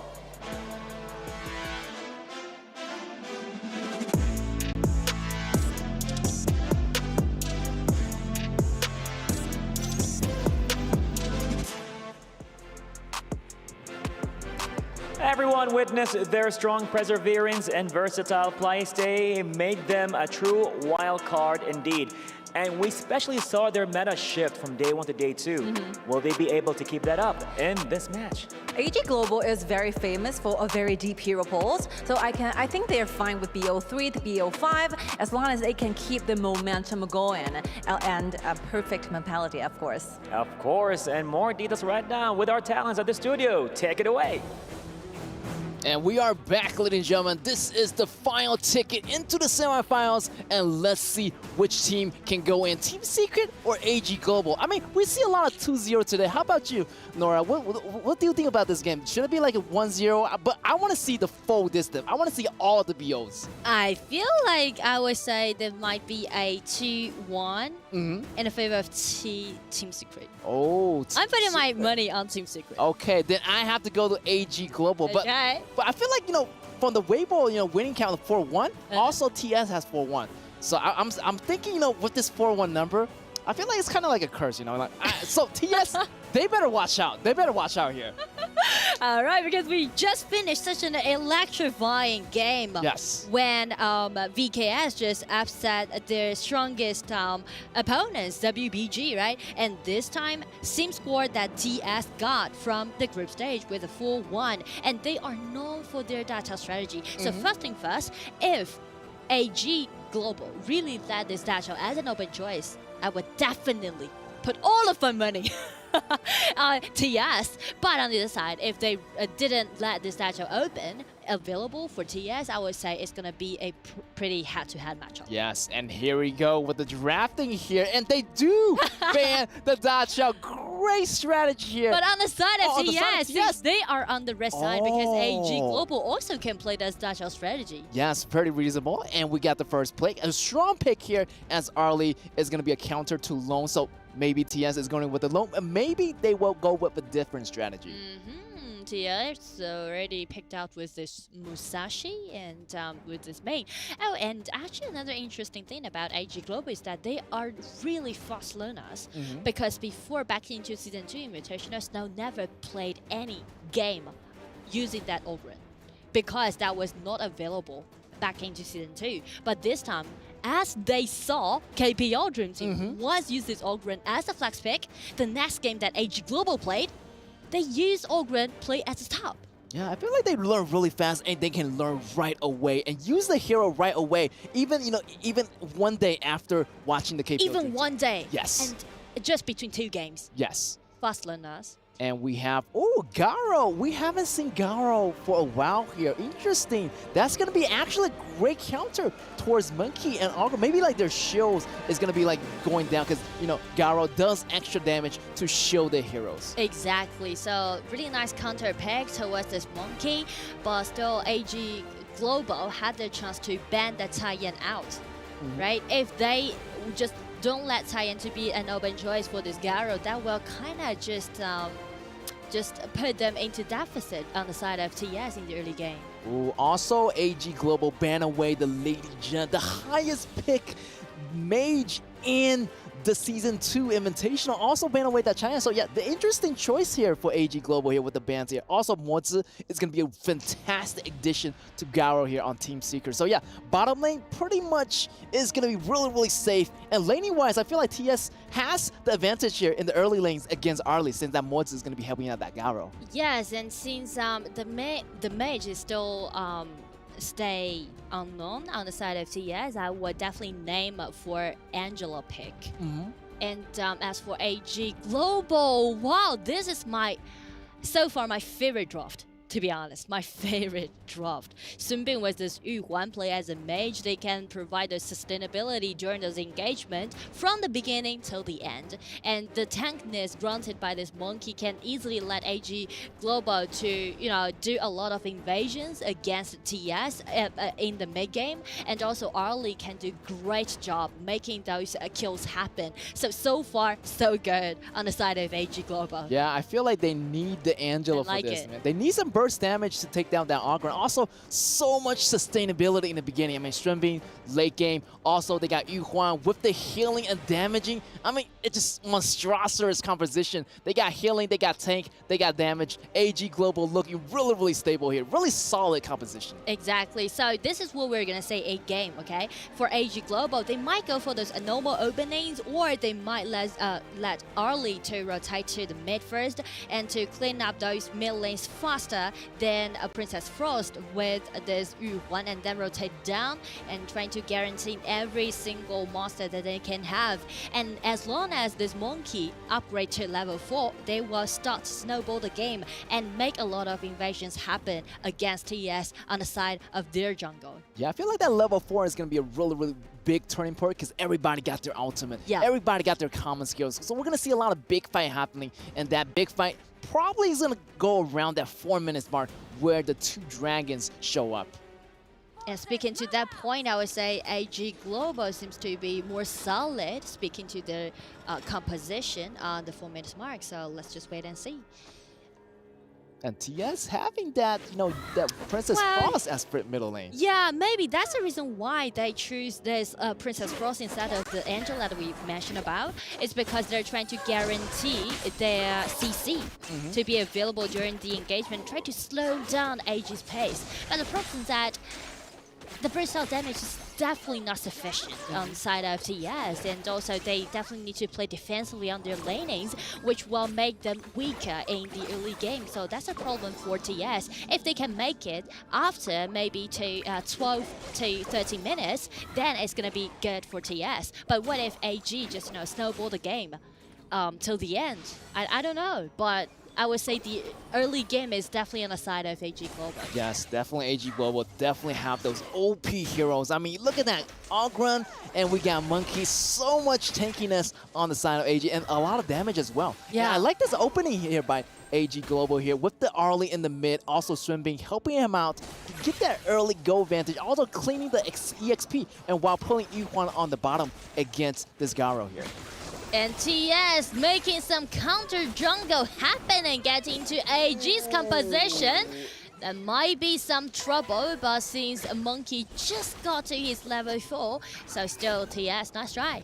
Yes, nice try here for AG Global here. Also great defending on the side of the jungle, getting that rest secure for their side. But look at here on the bottom saying they have to watch out for Garo from TS because that damage also is going to build up, and that CC control is relatively okay here for TS. So as long as like Garo farm up really well, it shouldn't be a problem for TS to fight against AG Global in the late game.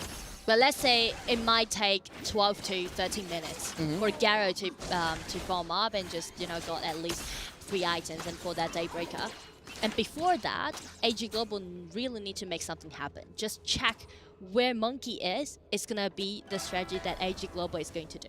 Yeah, AG Global definitely early game monster right now. They need to start early and they need to start that rhythm going right now. And looky here, Snow at the top, try to go tower dive. And there's going to be Shun jumping all over the place and getting the health secure. No damages here, no casualties just yet. So this game, the tempo is going a little bit slower to the previous first games. They're all waiting for their level 4, waiting for their ultis, and TS. Oh, I like this preset that they did for gaining that Tyrant at the bottom. Because as we can see, TS, with this winning link that they got from this Garo, they're actually letting this Princess Frost getting down and try to pressure more on this early pick. Because they're doing this preset to gaining for the Tyrant, which will spawn in just like 40 seconds.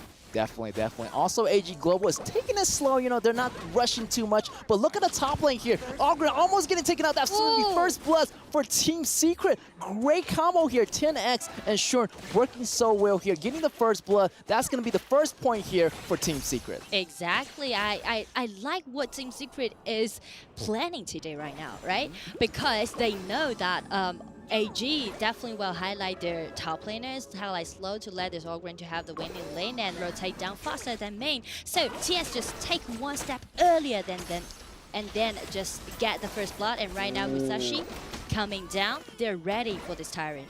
That's right, Musashi trying to jump in, you know, but still a little bit hasty, but they're trying to slow down. Team Secret are tending to be a little bit more aggressive in the beginning. Here's Monkey trying to get away, but look at here, Shun follow with a kick. That's going to be good. Locking down AG Global with another kill in his pocket here. So far, so good for the Team Secret here. Also locking down that Tyrant. First Tyrant goes to the size of TS, and this is going to couldn't get any better here for Team Secret. I like it because it's not something to do with the drop, as we said, right?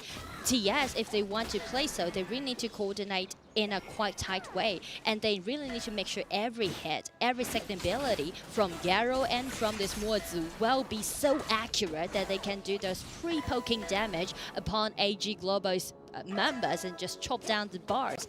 But as for AG Global, I ain't see anything that they did in the early game. Even though they got such strong composition in the early game, but nothing happened actually.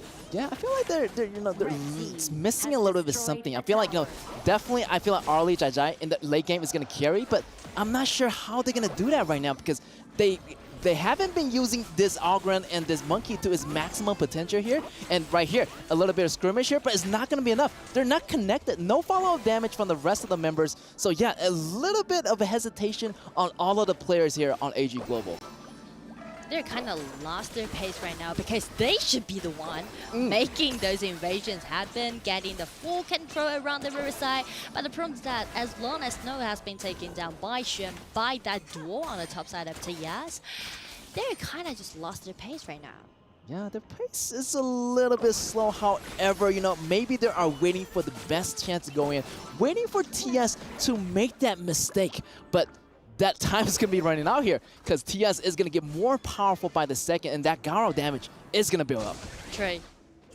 And before this Garo had enough item to do so, they would just keep pushing on the side of TS. And we know that this team is known for their micro mechanics. Yes, I know that TS, you know, they got players coming in from RTZ, they got players coming in from RCG, so they're really, really notorious for that team play. They know a lot about the game. Yeah, the teamwork is like crazy. I mean, so much teamwork in this because the synergy is going to be right there, and I'm pretty sure they're prepared for this quarterfinals. I mean, they want the last ticket. Definitely this is the time to take it away from AG Global. I know that this game is not looking that kind of fierce, that kind of head-to-head comparing to the last game that we caught, right? Because they always keep fighting.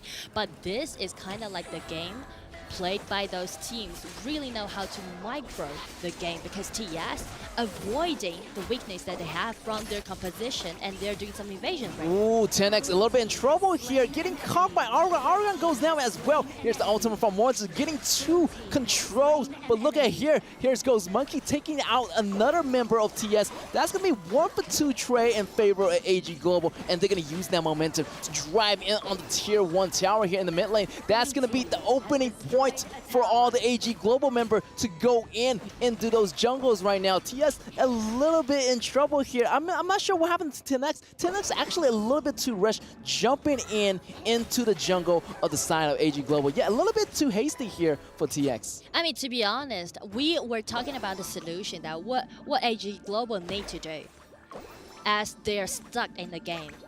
And TS offer the chance to let AG Gaming to, just turn over the game. Because TS, we mentioned about in the mid game that the priority of the strategy is to push and protect this Garo, to just play around Sun and let him to have good time. But they are being too reckless and too aggressive right now. Oh, too reckless, and that's going to be the chance for Monkey using that ultimate crucial engage on this Princess Foch. So Shishan goes down, and that's going to be another mistake I feel like TS is making right now. They're a little bit too rushed. They should be a little bit more chill. I mean, they don't have to rush. They have this Garo in the late game, but right now they're giving away objectives to the AG Global, and that's going to be that tyrant here for AG Global, and they're having a really, really nice momentum. And I feel like, yeah, they're the dark horse here, so I'm kind of, rooting for them right now, and also TS is kind of, a little bit lost in this part of the game. And also, again, back to the strategy, the composition of AG Global, this is the time for them to shine. And Garo coming in with the red buff, try to get this Ogren down. Nice job. It seems like TS is doing to do some pushback right now. Yes, and that's going to be 2-0 trade here for TS. Great job, but however, they need to fight around this Garo. Garo has always got his Shadow Ripper, also the Eternity Blade already, so that's going to be really, really good here. Also, they need to fight back or else AG is going to gain the advantage. They still have 3 or 4 minutes to go on the side of TS. And before this, AG Global need to calm down a little more and trying to guarantee that Dark Tyrant which will spawn in 30 seconds. And Myosotis just revive again and just, come back from their own base. They need to use this Yuhuan and also Sun Bingpik to, make sure that they know everything around the riverside. Yeah, let's go back to that replay here, actually. And Snow try to get away, but look at that long range distance from Sun. I mean, the damage is so high right now. So, yeah, this Garo is going to be really, really dangerous. But I feel like, also TS kind of slow it down right now. They know that they cannot rush. And, you cannot rush to success right now. If you want to win this game, they need to win it slowly and surely right now. And they already are going in for this 10-minute Tyrant. Everyone around the Dragon Pit. Let's see what happens. TS still waiting in the grass. Patiently, Agra from the back. Oh. Look at the damage. He's getting caught. He's getting picked away here. Great setup here by Team Seeker. What about the other side here? AG getting the kill on Yuhan, but 1 for 1. But the better trade is going to be on TS's side. Getting that Agra, also getting this Monkey as well. I like it. TS, they do have such a deep understanding towards the map, towards the patch, and they're trying to clean the battlefields up. Musashi coming back a little bit, but still, the game is in the control of TS from now on. Yes, TS and that Garo, the damage is already here, and he's pretty damage dependent, but the damage is already here for Sun, so he's pretty much going to be the main carry. As long as you fight around this Garo, everything should be okay here for Team Secret. I really want to analyze more about the detailed movement that TS did before that engagement that we see. Is that they spot Ogren already on the top side of the map, so they are just waiting on the right side of the mid lane and wait for Snow to come. That was a trap. If we watch the replay, we will see TS didn't make a lot of movements, rushing in to make something happen. Instead, they're waiting for Snow coming down and making that trap upon him and make them to have numbers advantage for that kind of engagement. Oh, here we go, the Dragon Pit here. 10 minutes Dragon, who would it belong to? But that's going to be a crucial kill death for Myosotis. And here is the fight begin. It might be a little bit trouble for Team Secret here as they do have the Dragon buff on the side of AG Global. Triple kill for Jai Jai. That's what I'm talking about. That crucial death was really, really necessary to gain the advantage. And there you go. The momentum is back on the AG Global side. AG Global, they aced the TS and they are heading to the base. Oh my god, that was such a beautiful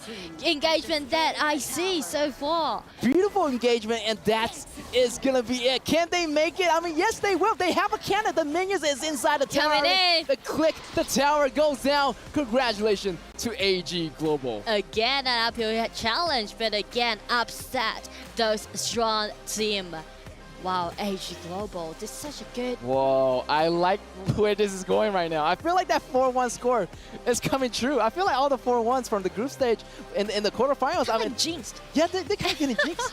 I'm not sure why, but great setup here for AG Global. Actually, AG Global wasn't really, ready for that Tyrant battle, but in the later end, they actually set it right, and Monkey came in with the crucial steal that allows them to have the advantage in that last team fight, and that ace beautifully done by AG Global.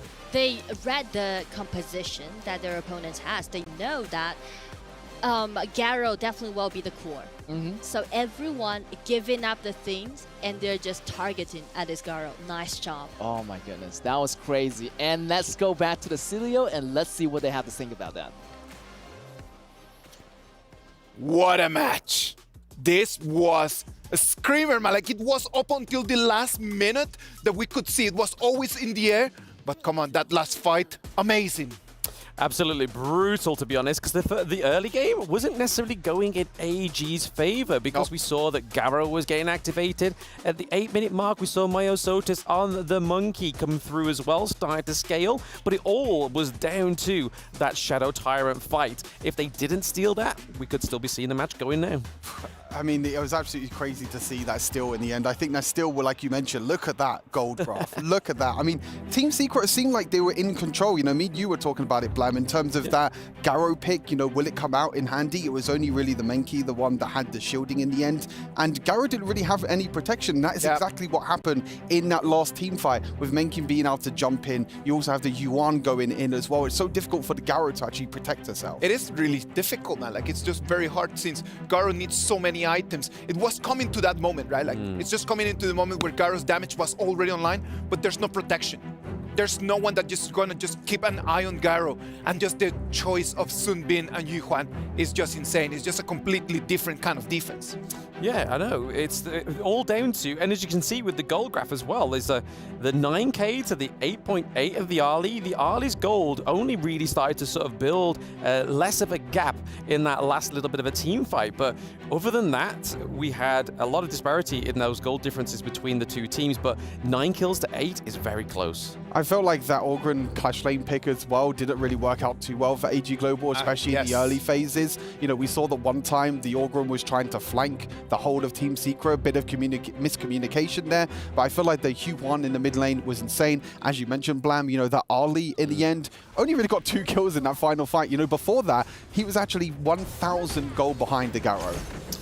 Yep, and just look at how the potential of the Garo here, because you have that long-range arrows just coming through, and you have the silence as well when she puts down that little runway path of silence, especially if you're going to try and counter-engage. But Zay's on the Ali played very, very well, and I feel like the Monkey pickup here on the side of AG Global was the scaling that they needed. Team Secret is trying just to play the long-range game, right? Like, just those 2 picks, just the Garo and the mods. They're trying just to keep a distance, very focused on the Ogryn pick.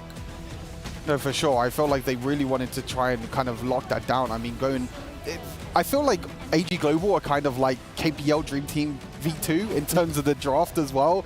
Kind of stealing away the strategy with the U1 in the mid, mid, the Ogryn in the Clash Lane, the Menki in the jungle. You can see that AG Global, before this, they went on the boot camp as well. They've been learning so many strategies, and I feel like that exact strategy, which is what was able for them to secure the game. The last team fight happened. They just needed to tank the towers, as you can see, wait for the minions to come on by, and as long as the minions don't take any damage, you can see even Ogryn dying in the end as well. But as long as they were able to, tank the damage from the crystal, they were able to take the win. It was super close though. 12 minutes is a fast game.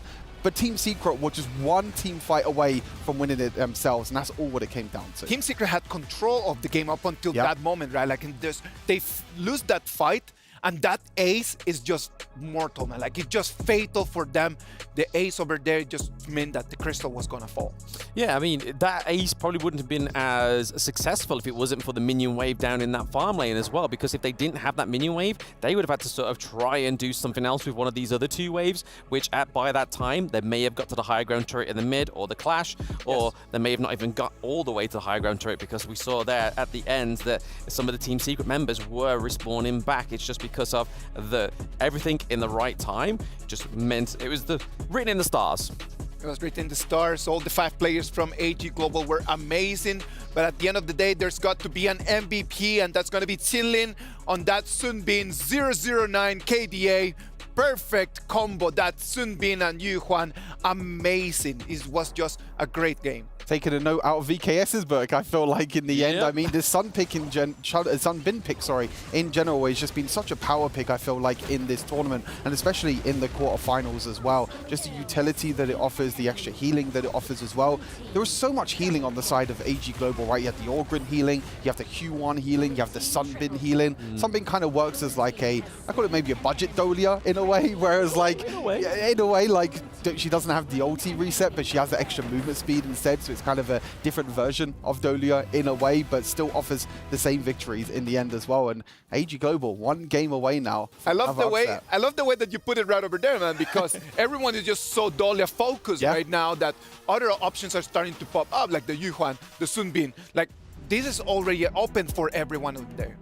Yep, and looking over at those stats, we can see there was a lot of team fights going on because the team fight rate was very high on both of the teams, but it was just a little bit better on the side of AG Global, especially when everything was being paired with the Monkey, with Huan, with Sunbin, and obviously Ali, whereas we saw that Orgrin was kind of just trying to get the flanks. Look at that Menki damage taken as well, 85,000 damage. As long as this Menki for Meiosis can actually build a few items, get into the mid and the late game with the scaling, then Menki can tank so much damage, and you have the crowd control at the same time as well, and that was crucial in that last team fight. Oh, like, this is gonna be on, because right now AG Global already with the 1-0, putting Team Secret against the corner. Team Secret is gonna have to quickly think about something, or else this is really just gonna start falling apart. I think there's one big thing to know about in the next draft. Will Team Secret go on the left side, and will they ban away the Dachau? The Dachau was banned against AG Global, and Team Secret were the ones who banned it. Are AG Global going to do the same now? I don't know, man. Like, right now we have too many questions. Everything is over there in the air. Is it going to be AG Global going to take the dub? Is it going to be Team Secret drawing? Let's wait and see the answers when we come back.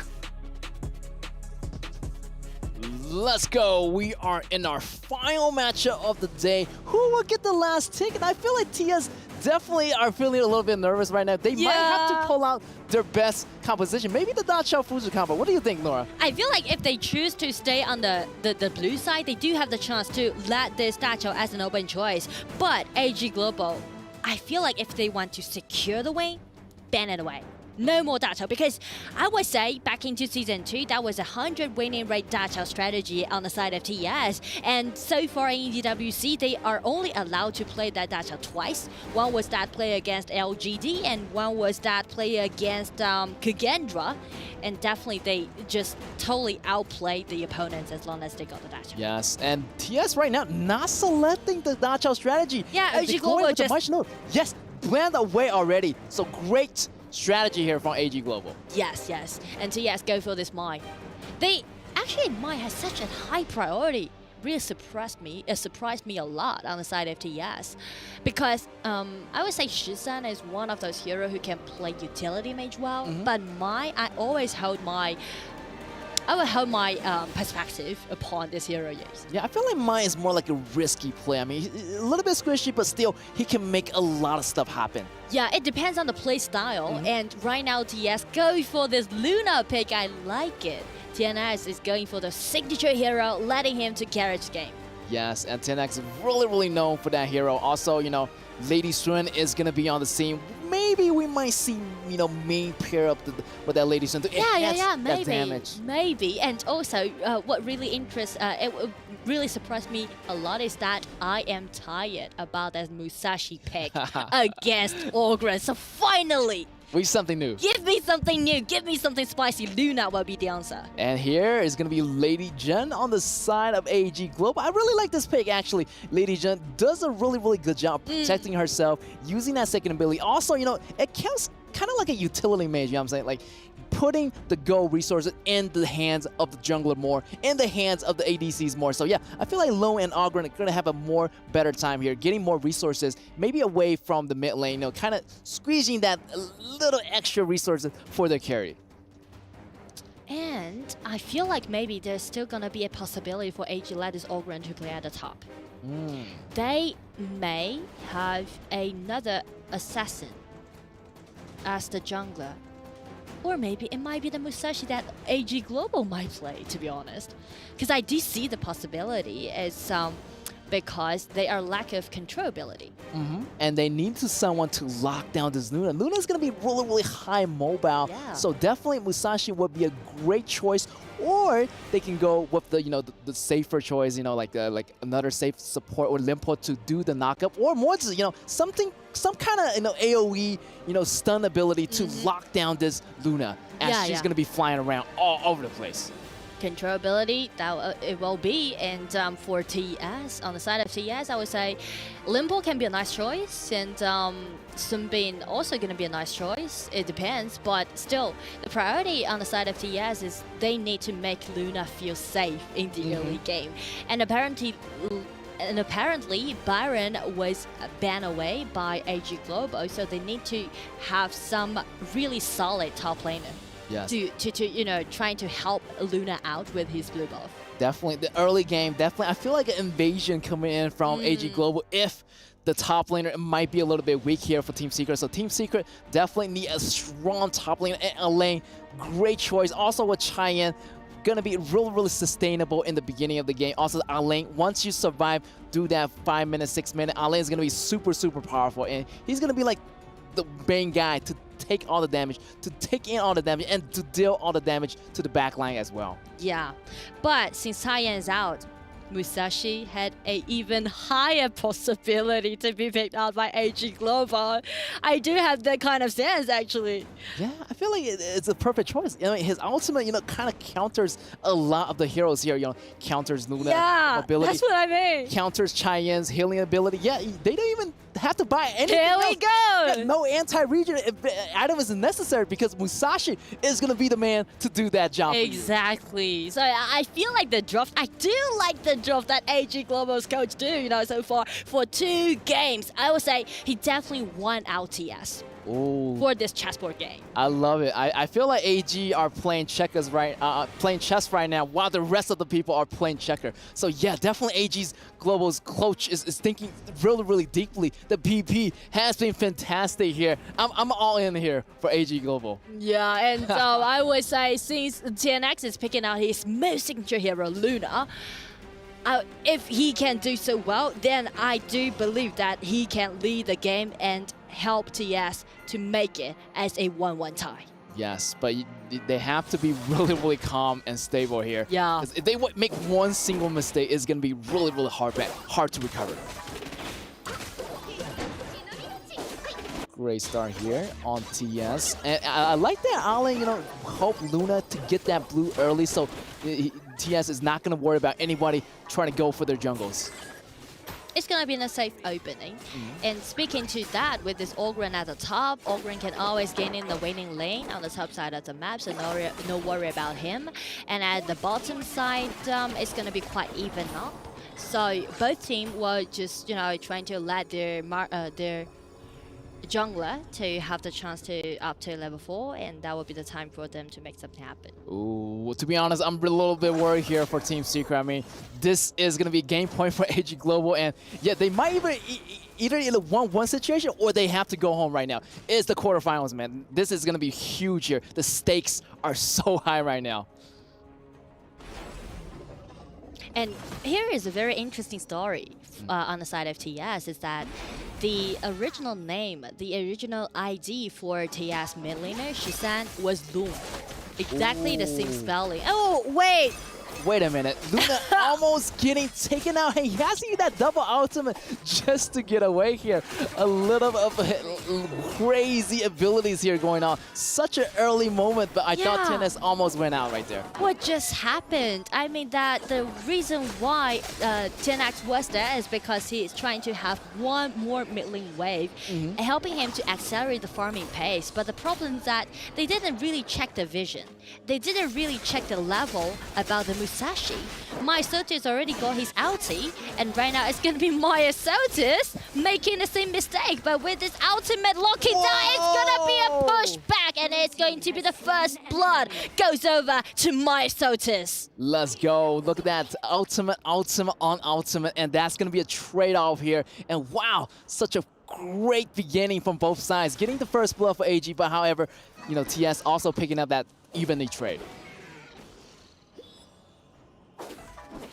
Both junglers are really in their zone right now. Yeah, I feel like 10x is playing a really risky here. I mean, he can go really deep this hero. Like Luna flies around, but you have to make sure your ultimate connects. And I feel like 10x is playing this hero for a very long time. We've seen it in a lot of his previous competition, and he can use this hero to really carry for the team. So he's using his best character, and let's see what happens on the bottom lane. My Shinui goes in, and that's going to be a kill in the pocket of Sun here. Getting the kill, getting a little bit more momentum going here for the Lily Xuan. With the flash that Shizun has, he just, you know, being so decisive, and just with the burst out damage that Lady Sun has in the early game, but they just make that insta-kill happen. And that's exactly what we should do when you're picking out some strong hero at the lanings to play against Loom. Yes, I feel like that Man Shinui is doing really well, rotating bottom lane, helping out the farms lane, also now rotating up to the Clash lane, helping out Alliance. So yeah, this is really, this is the rhythm that TS should be doing right now. And back on track again, Shizan, his original ID was Loon, exactly the same spelling as this new hero. And the reason why he's changing to Shizan is because since Loon is now available in HoK, he needs to, you know, change his ID, make sure that we won't get confused in game. Exactly. All right, 4 minutes mark. 4 minutes mark, the tower protection might be going down, but look at here, the Tyrant control is going to be on the side of Team Secret right now. Getting that first Tyrant means a lot, and Team Secret got the game going right here. Great setup here on the side of Team Secret. Jumping in, however, can Musashi survive here? There's a damage coming in from TS so heavily, shouldn't get the kill, and Shishan still got out. That's the really nice thing about my Shinui. So mobile, and he can set up a lot of the ganks here on the side of TS. And that is the reason why TS is just secure this Shinui as the first choice. They really believe in Shizan, his own understanding towards the map, towards the pace in the early game. Yes, and already the anti-region item, Venomous Stab, already getting out here for AG Global right now. And yeah, they're in for a long trip, because I feel like this game definitely is going to take a while, because the early game not going too well, and they definitely need to wait for Lone to get his damage in the late games. Ooh, then they still have got maybe 10 minutes to go. And before that, Myosotis need to calm down a little bit more, because we will check the gold again. Is kind of like being deficit with this Luna. Yes, also my Shinui gaining control of the mid lane, always camping there in the grass and waiting for the right moment to strike. I feel like everything is revolving around this my Shinui here. And I do like the first item that Lift made, the Venomous Stuff, because it can just, you know, doing Myosotis out his job and trying to, you know, just don't let TS member to get those HP recovery. Oh, here's the 1v1 here. Shun versus Myosotis. And here we go. And again, my Shinui with the flash engagement. And that is going to be good. And taking out this Musashi. Great control here on the side of TS. Also, 10x went down. So evenly trade, but the Loom is getting more powerful by the second. So yeah, time is going to be running out here for Team Secret. But here, 1 for 2 here in the favor of AG Global. I made nice try on the side of TS, because I feel like they watch a lot of VOD of AG, because they can actually predict the positioning of Myosotis. You can see several ganks, several things that we saw on the map. So far will be TS with the numbers advantage, make ganks towards Myosotis. Yes, and the game are picking up a little bit faster than usual. I feel like AG Global is going head-to-head with TS, and that's what I'm not expecting. I mean, before this game, I thought TS would just shut down AG Global in the very beginning, but AG Global has been so tremendous. I mean, they're surprising me right now. And I do like the game, how it's going right now. For these two matchups that we cast. Yeah, I just want to see them going the full distance. I want to see some different, instead of like 2-0s, I want to see like 1-on-1 battles. Then, coming down to the last game, definitely the crowd's going to be hyped. And I feel like everyone is excited to see this game play out head-to-head.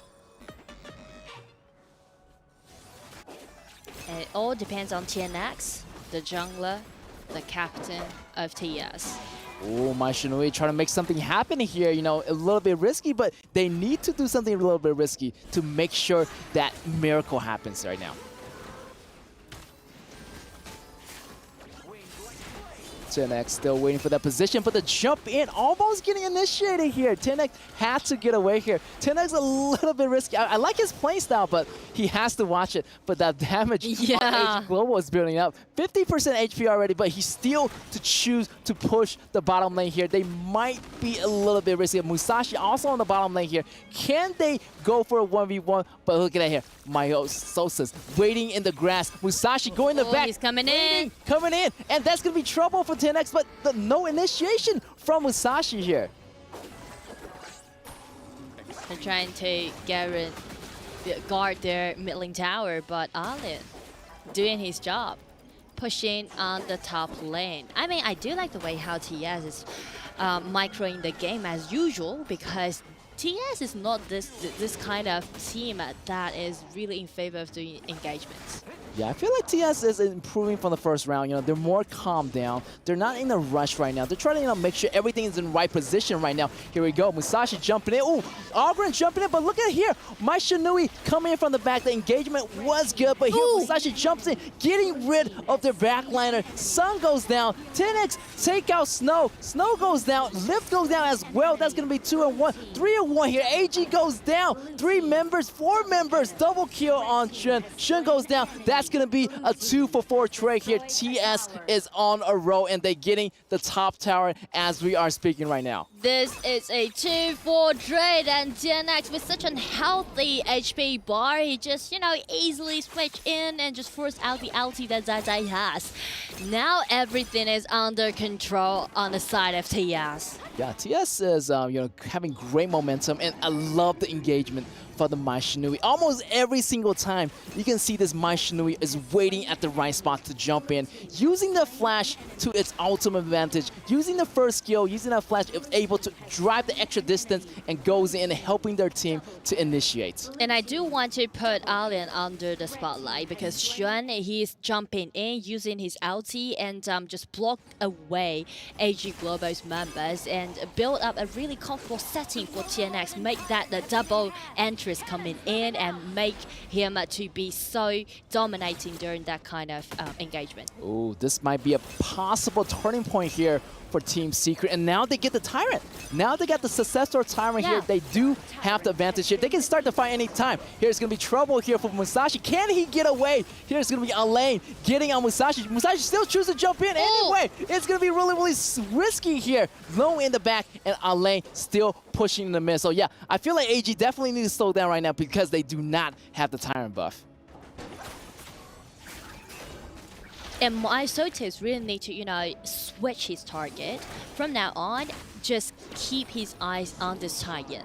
Because Taiyan, with this item that she's building right now, she can just build constant HP recovery for his allies. So definitely MySotis needs to land his ulti upon this Taiyan instead of TNX. Yeah, also Cheyenne did a really good job, and they have double Purify. So even though that Musashi can lock on this Cheyenne, the Purify is going to be available there. Also, Lady Shun has the Purify as well.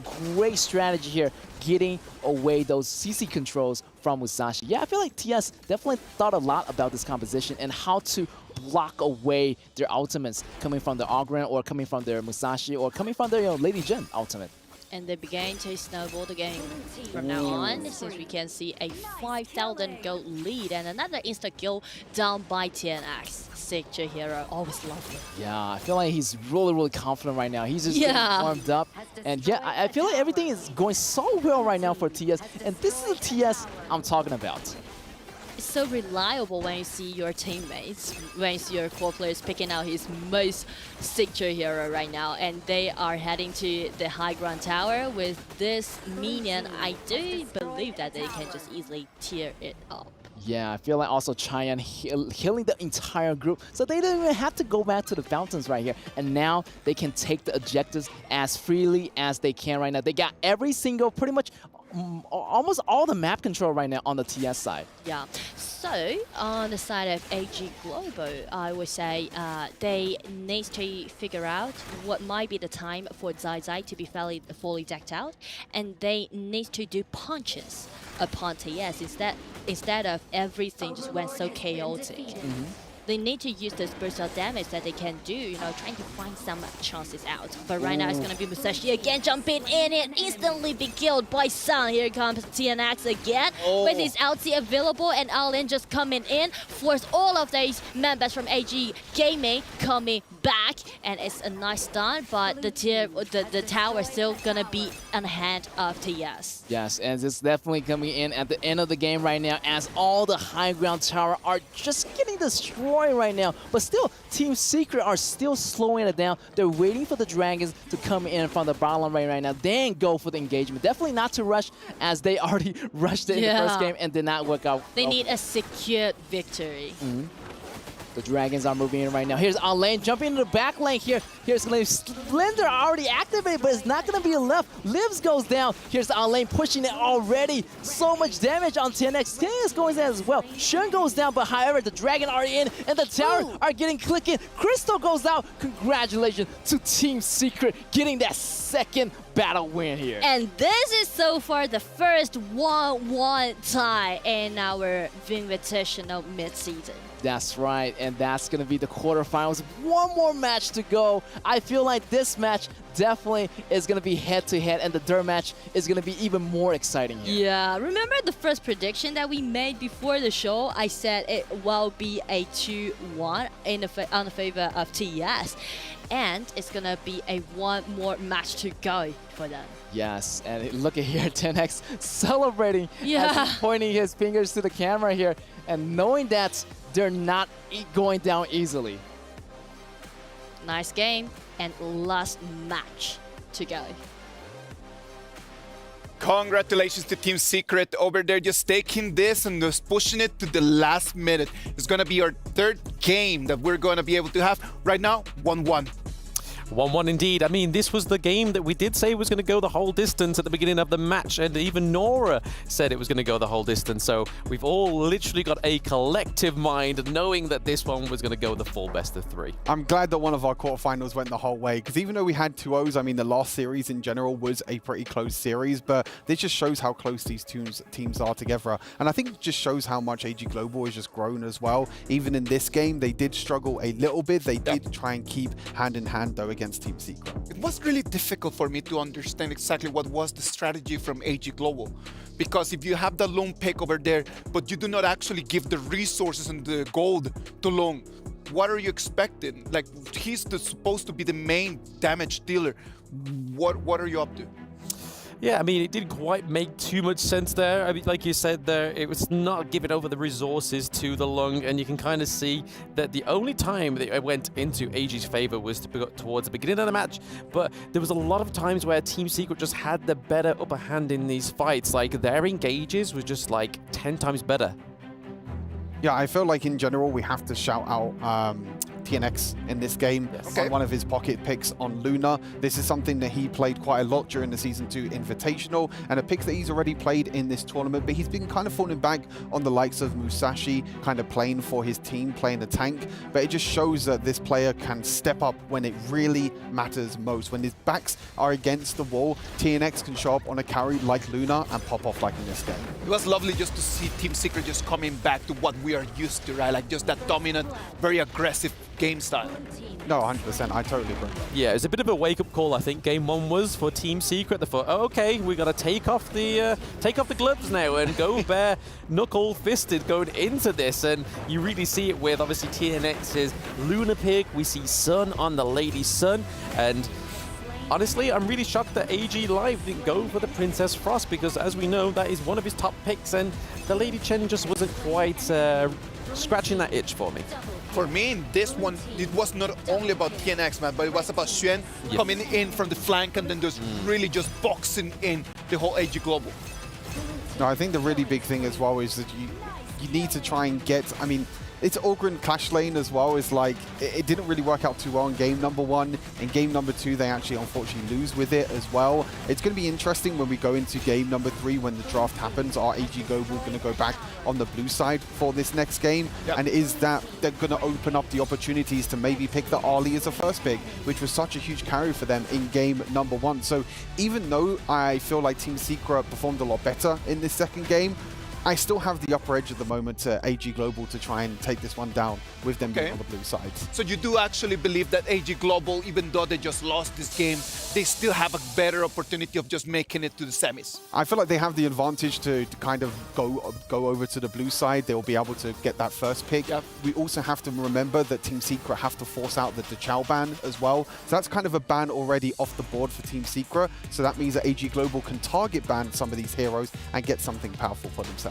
Well, it was an amazing game, and the MVP for this game is going to be TNX on that Luna. You just mentioned it, lads. The pocket pick, whenever that you don't know what to do, just go with what you already know. Just go with that main hero that you know that can just carry. Yeah, I mean, we saw him plenty of times in this game where he's just hiding in the brushes, so just waiting for someone unsuspected to come through. Check the bush with their face rather than a long-range skill. And it really showed here that AG were not doing the best thing in terms of checking these bushes with the long range, considering they had the Motsu as well. But just being able to dash, have heavy reliance on the Azure Golem as well, and not really losing that. The TNX really shining through on that Luna pick once more. I think another interesting thing is also the Cayenne pick as well. We have seen it banned quite a few times in the quarterfinals. It being picked up here by Yuhan, I think really helped with kind of the healing that you can offer. You can see there the one-shot potential for TNX is just absolutely insane for Luna. But yeah, I think Cayenne with the extra healing and also the AoE stuns can be really, really huge.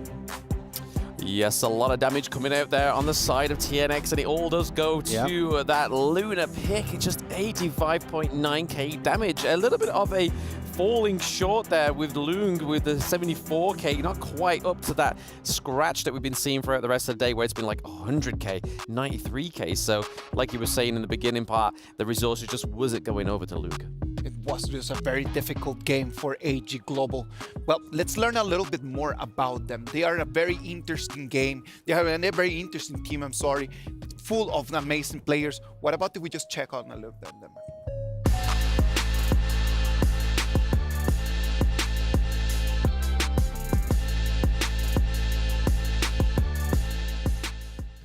This is the biggest stage and competition that I've ever been to.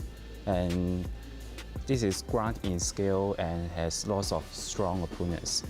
I think there is no stage fright, but excitement and desire to win. Snow is our clash lane, and he is very strong and like to follow us to get the fights. And Lift is the mid lane, and Zai is the farm lane, and Qinglin is the support.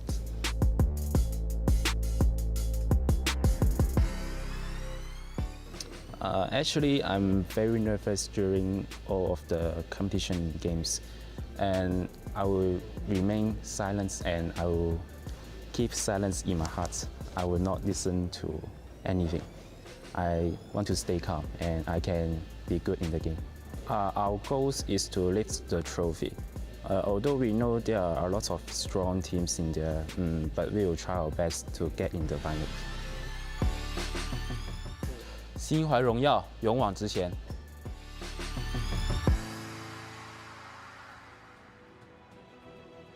Well, that's AG Global, ladies and gentlemen. They're so modest, man. Like, they're so humble. And I feel like, you know, working together as a team, they finally made it to the quarterfinals right now. That's going to be game point. So What's your thoughts so far, Nora? I feel like I feel like AG Global is doing really good. Speaking to the draft, it's only like that they really need to be more patient in game, and that's gonna do well. And here's some some interesting story behind the scene is that AG Global actually arrived really late. They might be the latest team to arrive at Riyadh because they didn't got a straight flight to here. So so as long as they got here, the first thing that they do is check the training room and then begin to do the scrims. Because I watched them to do that two days ago, and I was really touched by their attitude towards this game, towards this tournament. Yes, and we are ready for the draft right now. And look at here, AG Global already banned away 10X favorite hero. You like it? Yes. Oh, but Dacho is available. Yes, Dacho is available, and AG Global, it's a attempt. Oh, and they take it. They take it. So they dissect the combo of TS and take it away from TS. So maybe TS, is thinking something different here. They have to find a way to fight their own strategy here, which is taken away from by AG Global. It's kind of like a test offered from TS. It's just kind of saying like, if you're not confident enough, then I'll go with this type of strategy. But it's kind of like forcing AG Gaming to play this type of strategy, because so far AG Global haven't played any Dacho games before in this EWC. I feel like, AG Global can handle it. They're fast runners. I mean, they watched the KPO Dream Team, first 2 days. Now they're even using the composition similar to the KPO Dream Team as well. So, yeah, I feel like, Dacho strategy on AG Global side, it shouldn't be a big problem versus Team Secret. Instead of with this Fuzin Dacho pick, they go for the Loon, and there's more to be played as a support, which means this Dacho will be played as the mage.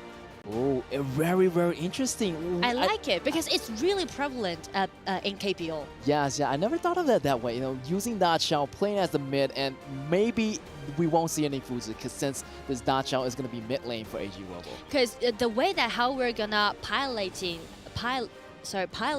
this Dacho is different. If you're pairing up with this Fuzi, then you're relying on this Fuzi to do the engagement, to do the initiate. But if you're doing with this another support mods, then it's kind of like double support on the side of AG Global, which means they will feed more goals to this Loon and another assassin pick on the side of AG, or another tanky hero to be played as the jungler, which I would name Duan as the jungler on the side of AG game. Yes, great choice. Duan is another problem pick here. Since Monkey already gets banned out, since Musashi kind of counter, I mean the Monkey counters Musashi here on the side of TS here. Also, AG does have that Duan available, so maybe we're gonna see that that frontline jungler, as they already have a loan for the back line. So that would be a perfect choice for AG. Let's see if they lock it down or not.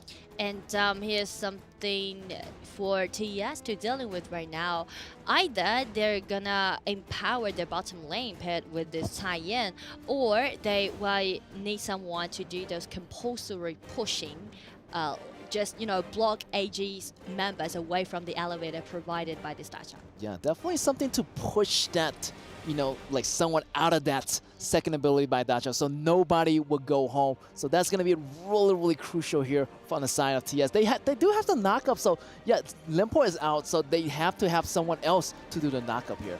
Yeah, but since they already got Alien on the top, so Xiangyu is not available for TS to be the choice. They only got one mid, and Mai is not available, so that's really hard for TS to choose.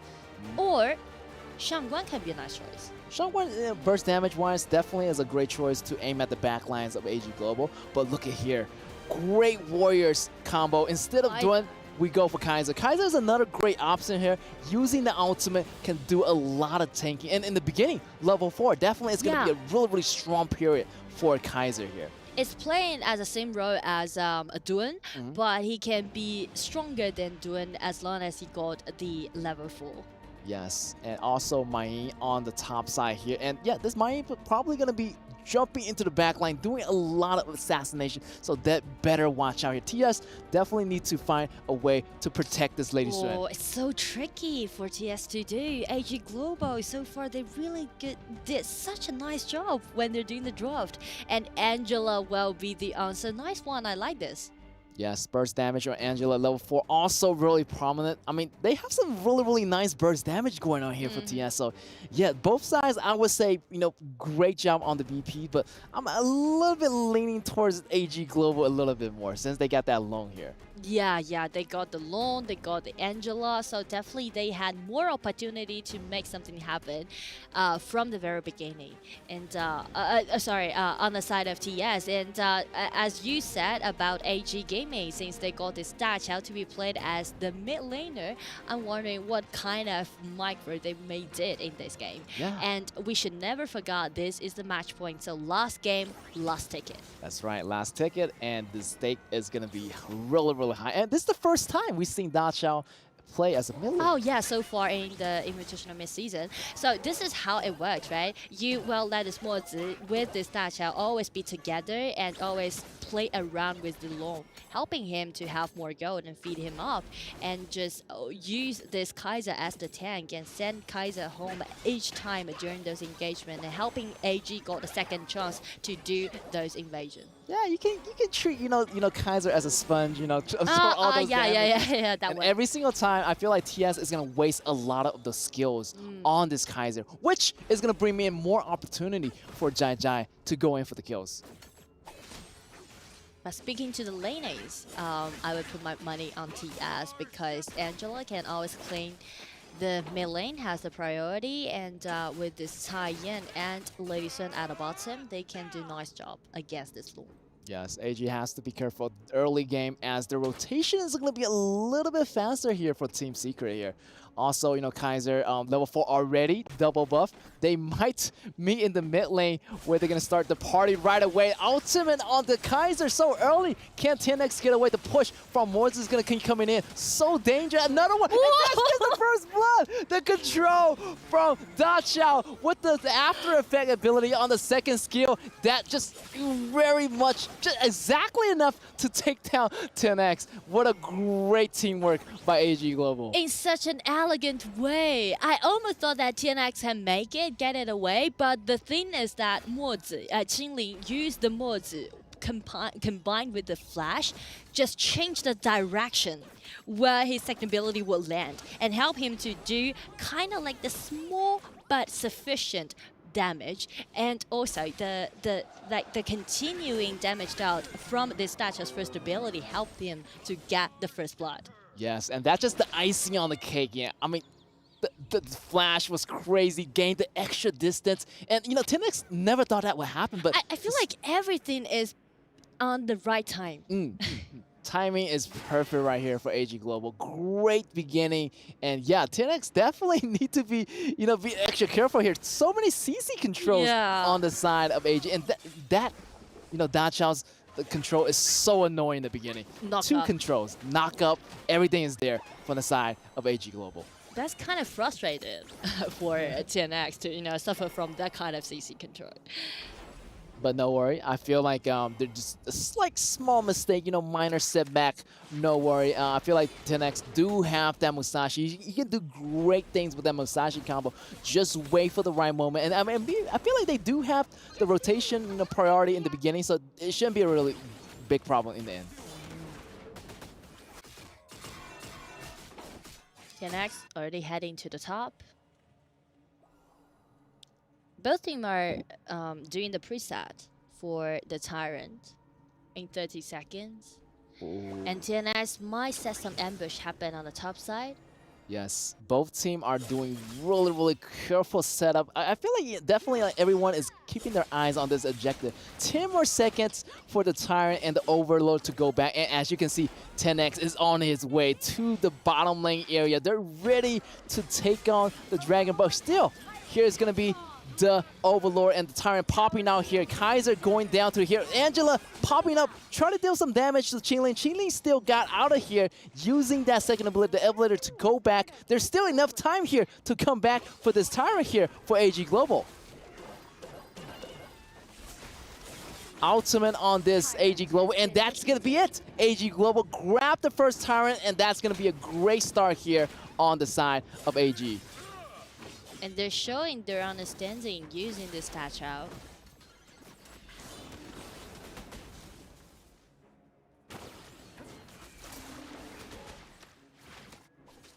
Ooh, everything's a little bit quiet. I feel like this is like the calm before the storm.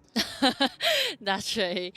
And I would say the opportunity is on the side of TS. As long as TNX always go for the mid and helping Angela to rotate more, to rotate in a more frequent way, and then they can make something happen. There's no worry about the bottom. Yeah, bottom lane, I feel like, Sun is playing really, really well for Yuhan, and Yuhan is keeping that heal always available. So, this bottom lane is going to be super, super sustainable against the side of Long and Mozi. So, bottom lane, I feel like you're not going to, not much is going to be happening until the later games, probably around that 6 or 7 minutes mark. Because they just stay with the same choices that they go for the last game, right? This Lady Sun play against Lorna, and last time with the Mai on the side of TS, they make a really nice insta-kill against Zai Zai, and this time you can see Zai Zai just play more defensively, but in quite a secure way. Ooh, almost a steal here from Kaiser, but 10X managed to get that Dragon out and bounce right back out at the same time here. And Loon, however, he needs to farm out right now. Loon definitely need to farm out and get those items before Sun can do it too. Another ultimate here, the teleportation comes in. I feel like they're gonna rush for this tier 1 tower right here. Everyone is here on the top side here at AG Global, targeting Angela, trying to focus them, driving them back, but the teleportation is going to be there. A successful tower kill here for AG Global, and they're going to keep on doing this. I feel that the macro is, gaining more momentum, while Alain try to block more minions on the bottom lane for TS here. And I'm wondering what kind of steps that TS might do from now on, because we know that TS is a great Daqiao playing team. So definitely it's in their comfort zone to know the prediction about this Daqiao. So I'm thinking about, TS just making some ambush happen on the side lanes, or they're just concentrating doing something in the mid lane. Yeah, I figure out TS is like really, really familiar with this Daqiao build, so they know exactly what AG might be thinking right now. So yeah, I feel like TS is kind of reading AG Global like an open book, so to speak. But yeah, they need to figure out something right here, or else their tower is gonna, slowly getting taken down one by one. I know they're trying their best, but I feel like they need to do it really, really soon here. It's very bold for TS to do so, as this is a match point game, but they let Daqiao to be an open choice, and we know that Daqiao always going to be the X factor in this game, but they still let it to be an open choice, and I must admit that how confident and how reliable that AG showed to play with this Daqiao. Yeah, I feel like TS definitely is really, really confident, even though like they got rid of the Daqiao and gave it to AG Global this match. But I feel like they're super confident and they know how to handle this. So I'm just watching for this TS, and let's see how the composition works out here. I feel like late game wise they do have some advantage. And hopefully this this Lady Sun has the damage to one-shot pretty much all these heroes here. Pretty much the squishy one like this Mozi and this Daqiao from the side of AG Global. If TS wants to contest AG Global's Daqiao strategy, then they need to wait for the equipment for this tie-in. Because they really need to, play head-to-head and to just, hold on enough time to contest AG Global during the team fight. Yeah, I feel just like wait for tie-in, at least for one equipment. Yeah, it's like we're sitting in for a really, really long movie. I feel like the composition that Daqiao is playing definitely is going to be more macro-based. Slowly and surely, AG trying to macro this way through this game, while TS need to figure out before that macros is going to stop them. And there's actually two totally different ways how you're going to micro this Daqiao, and right now, there's something happening. Oh, here's the teleportation, sending all the parties over. Lone using the ultimate here, but not much is going to happen here. To try to poke away some damage while Alain at the bottom, try to push that tower as soon as possible here. I feel like the 1-4 formation is working out well here for Team Secret. Yeah, so far so good. They got the towers as they needed. 2 towers on both sides. Goals are really even right now. I feel like nobody want to make any mistake. Both sides are playing it super safely. And here is the detailed information is that Zai Zai used his flash before this 10 minutes mark. So this flash won't be available for him when they're trying to, gaining this Dark Tyrant, and that might be a slight chance for TS to catch and let this Musashi jumping in outsy on the side Zai and make something happen.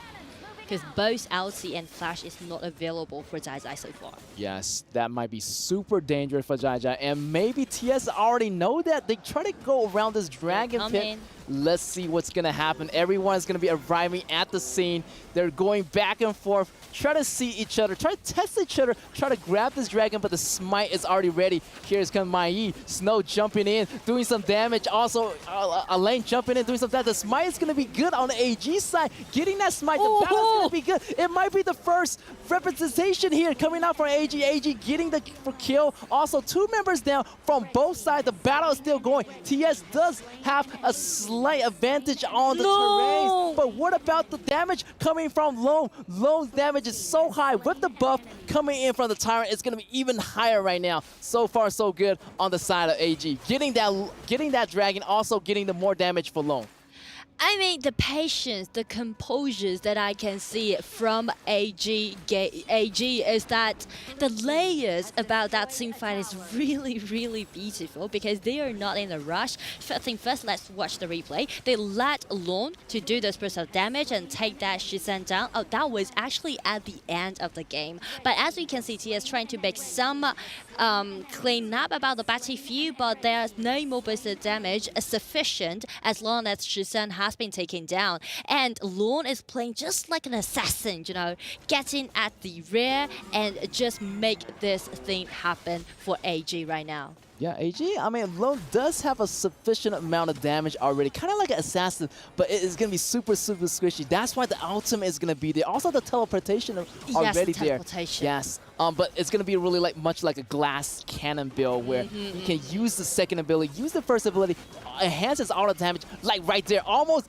getting out that Lady Sun and using the ultimate to get away just in time while their teammate is slowing TS down. But since you can see Yuhan, this Cai Yan already got 2 or 3 items, so thanks to this Cai Yan, they are able to contest with AG Global, trying to get this overlord, but really close. Still, My Certis secured this overlord. Well, 2 objectives always already secure here by AG Global. So far, so good. Lone's damage is building up. Also on the the survivability on the side of TS is building up right now. Also on that Cheyenne, they need to figure out something right now in order to burst down this Cheyenne, or else this Cheyenne is gonna have major healing factors because he already got that AP damage building up. That's gonna be more healing power on the side of Team Secret. Yes, and this equipment we mentioned about made by Cai Yan, made by Yuhan, might be the key point for TS to turn this table around.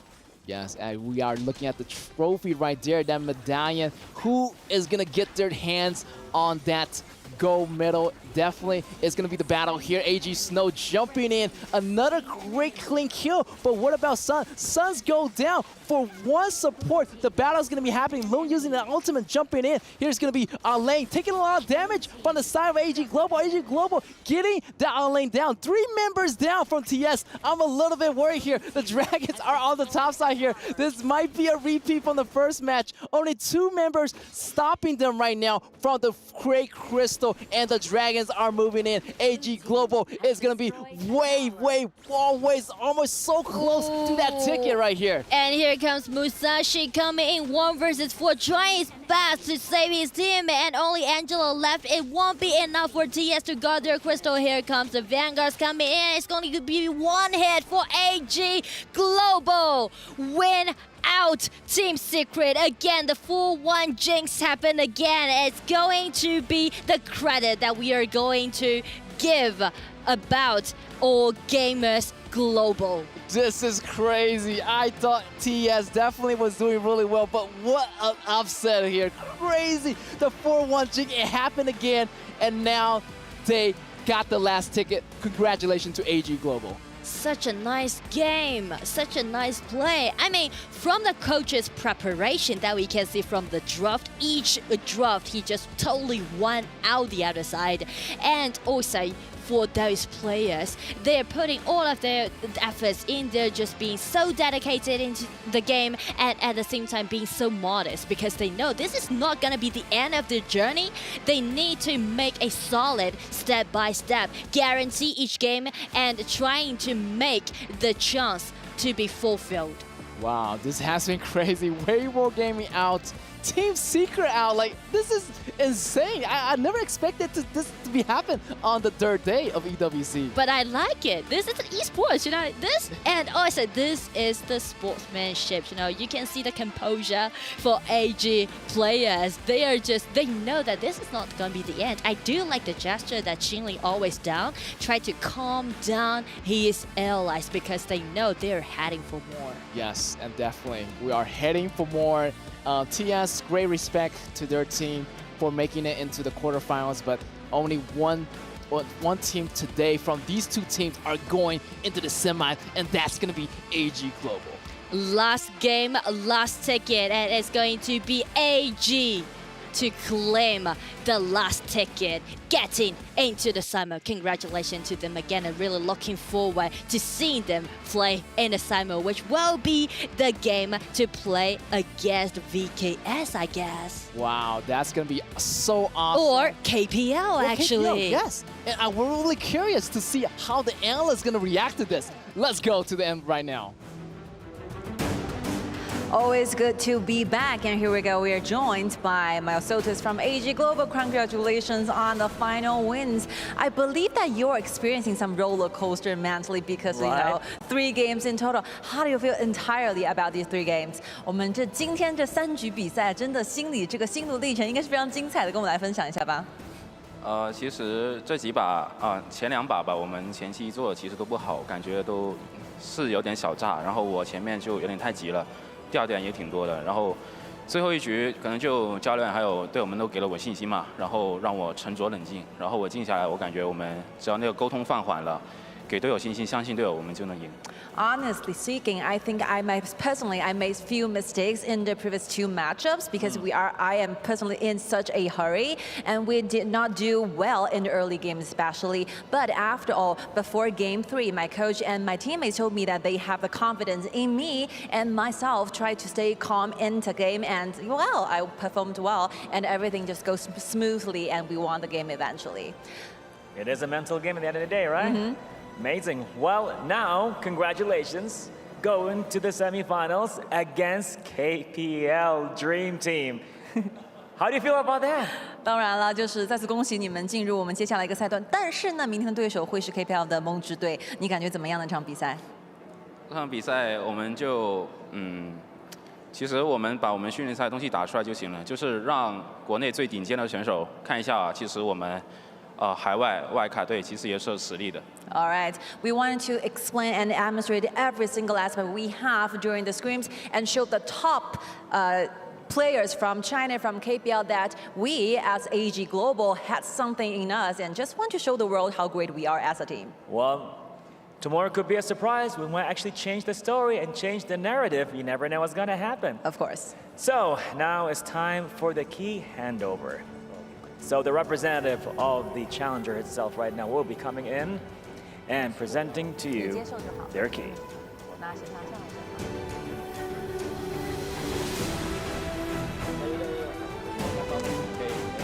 Thank you so much. They are actually encouraging. Amazing. Like Myosotis on tomorrow's game. How do you feel like this? 刚才也收到了我们对手对于你们明天比赛的祝福。今天整体比赛下来有什么想跟我们分享的吗？有一说一 ，Team Secret 是我们的真的是好朋友、好兄弟嘛。因为在赛前1个星期，我们都一起天天打10几场训练赛，1周下来真的打了很多把。然后，能收到他们祝福，我们也很荣幸吧。我们得带着这一份信念走下去。Honestly speaking, Team Secret and KG Global, we are good bros, good friends after the battlefield. We actually have those screams for more than 10 days, 10 times a day for the entire week. We exercise, we practice a lot with each other. So I feel really honored to have the blessings from Team Secret, and I hope that we can carry their spirit towards the finals and the semifinals. Wow, I love the positivity and the good energy over here. Seeing Team Secret right now, actually a member giving you a motivation for tomorrow's match. A beautiful moment to live with that. And more thoughts coming up right now with the studio. Take it away.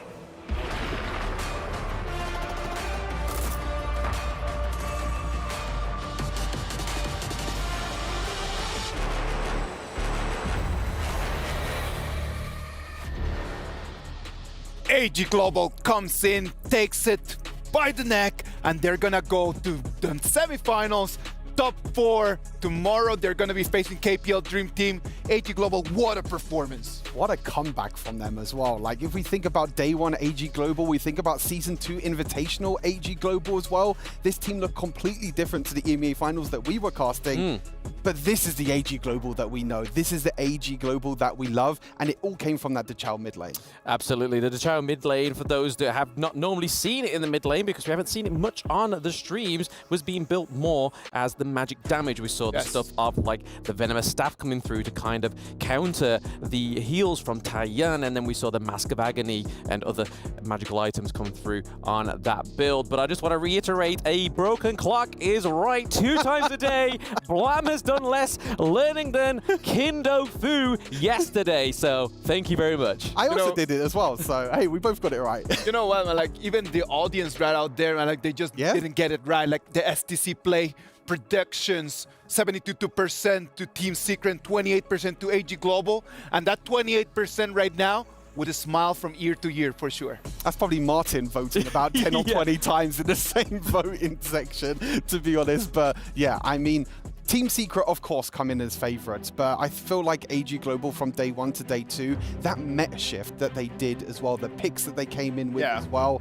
this Dachau in the last game as well, Team Secret didn't respect that Dachau can be played in the mid lane. It's actually lived most played hero now in this tournament. They don't even need the Fuzi. This Dachau pick can be used in so many different ways. And that was the interesting part of this whole pick and ban, right? Like, it was like the Dachau is out there because Team Secret is just putting it there. It's just like, either you take it or I will take it. Let's see if you could do this. They take the Dachau, they decide not going for the Futsu, and I'm sure that a lot of interrogatives just started just floating.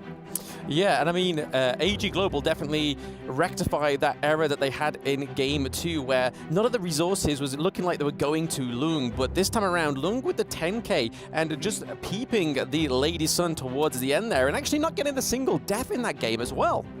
That could have been just the key to win that second game. Just really just focusing the resources on the main carrier, and that it was need to be right over here, it needed to be that Lung. Yeah, I think the big thing going back to it as well, you know, with the Long being the main carry, but also just, I love how HoK used the Dachau. They use it so well. There was a play that me and you were talking about, Blam, in the top side. You know, they use the Dachau ultimate to get everyone into the top side. They take the first tower of the game. Then Mayin actually goes to the teleport right at the top of the map, uses that in the mid lane to defend the mid lane tower. So they're able to get advantages across the map thanks to this pick. Yeah, it just opens up so many more possibilities, and it really makes me excited for the semi-finals, because even throughout the whole of the mid-season invitational, we've been having some really unconventional picks in that mid lane, like the Huan, like the Dachau as well. And just looking through these highlights, it really shows the capability of this hero. But to be fair, I just want to shift a little bit more focus over to Team Secret, the unfortunate losers of this one. But the Elaine on this match has been the true carry for me.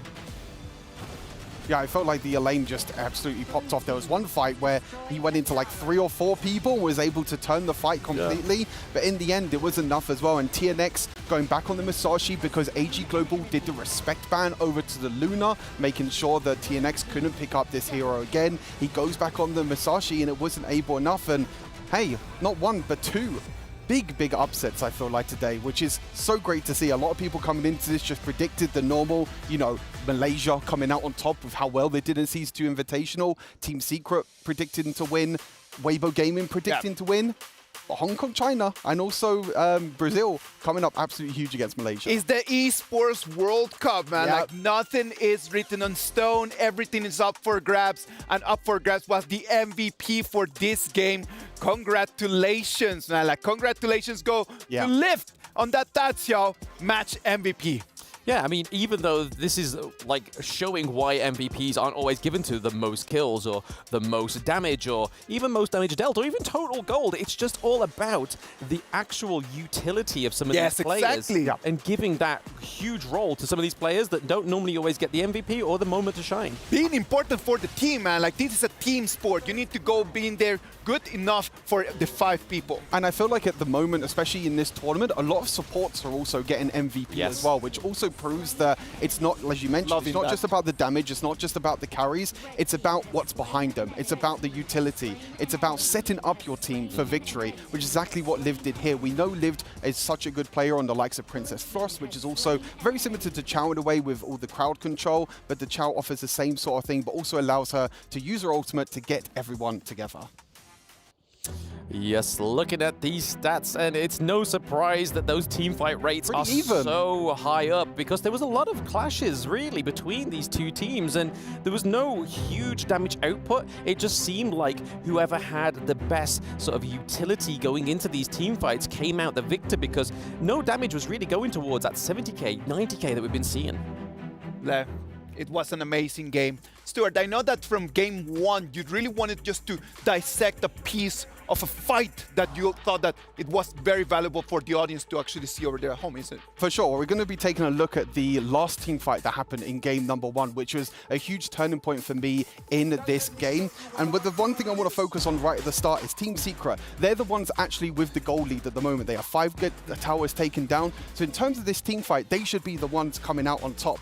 But it's all to do with the positioning here of Princess Frost. As we roll this clip right now, you're going to see the positioning here of Princess Frost. Right in the front line, you have the likes of Mayin, you have the like of Musashi in the front line to be able to do that. But because the Princess Frost is in this front line, it means that she's going to get a little bit caught out in the end. And this just shows that like little mistakes can make a big difference. You'll see here as Princess Frost is moving up, the stasis gets used. The invulnerability gets used way too early, and it gives the likes of the Ali and also the lived on Yuan to actually step forward as well. And that splendor over there was just critical, man. It was just critical. As soon as he actually gets it, you're able to, if you roll it really slowly, you can see here, Lived and Ali are right on top of Lived, straight there. So you're not able to do anything here on the Princess Frost. You're completely out of the fight. But totally agree as well. If you go back a little bit as well, you'll be able to see that theft of that Tyrant is absolutely huge. It goes down all the way to 800 HP. Both TNX and also Myosotis are right in amongst it. They both have Smite as well, and it just shows that one little click of a button can make a huge difference. And as we roll out the rest of this clip, you can see the Ali on the back line as well, with a huge amount of mobility, getting a triple kill in the end, and Garo getting completely caught in the back line. And that was allowed AG Global to run it down bot lane with that huge minion wave in the bot lane and end this first game, even though they were behind 2,000 gold before this team fight. That was just the cue for the parade over the way to the Crystal. It was just an amazing show of performance. It was just a great show. Like the 4 games of today have been just electrifying. Yes, absolutely. I mean, it has been fantastic. I mean, there's been nothing short of upsets today. The second half of the day, completely, even though I guessed it right. I know the upset. But you did guess it right, man. And you know, God, if you want to elevate your gameplay with the brand new Kongming skin, Yin and Yang, from August 3rd to August 9th, you can snag this stunning skin at a limited time discount price of only 1,350 tokens, down from the original price of 1,688. I was gonna take 200 more from the people. I'm really sorry about that. Grab the Kongming Yin and Yang skin now and show off your style in the battlefield, because what a better way just to go to the battlefield than in just sweet style.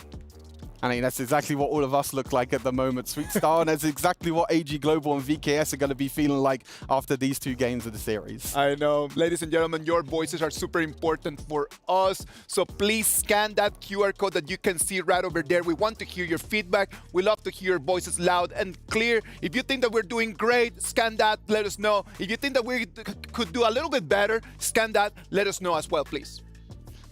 Yeah, feedback is always important for ourselves and everyone on the show as well to make sure that we can provide the best show possible.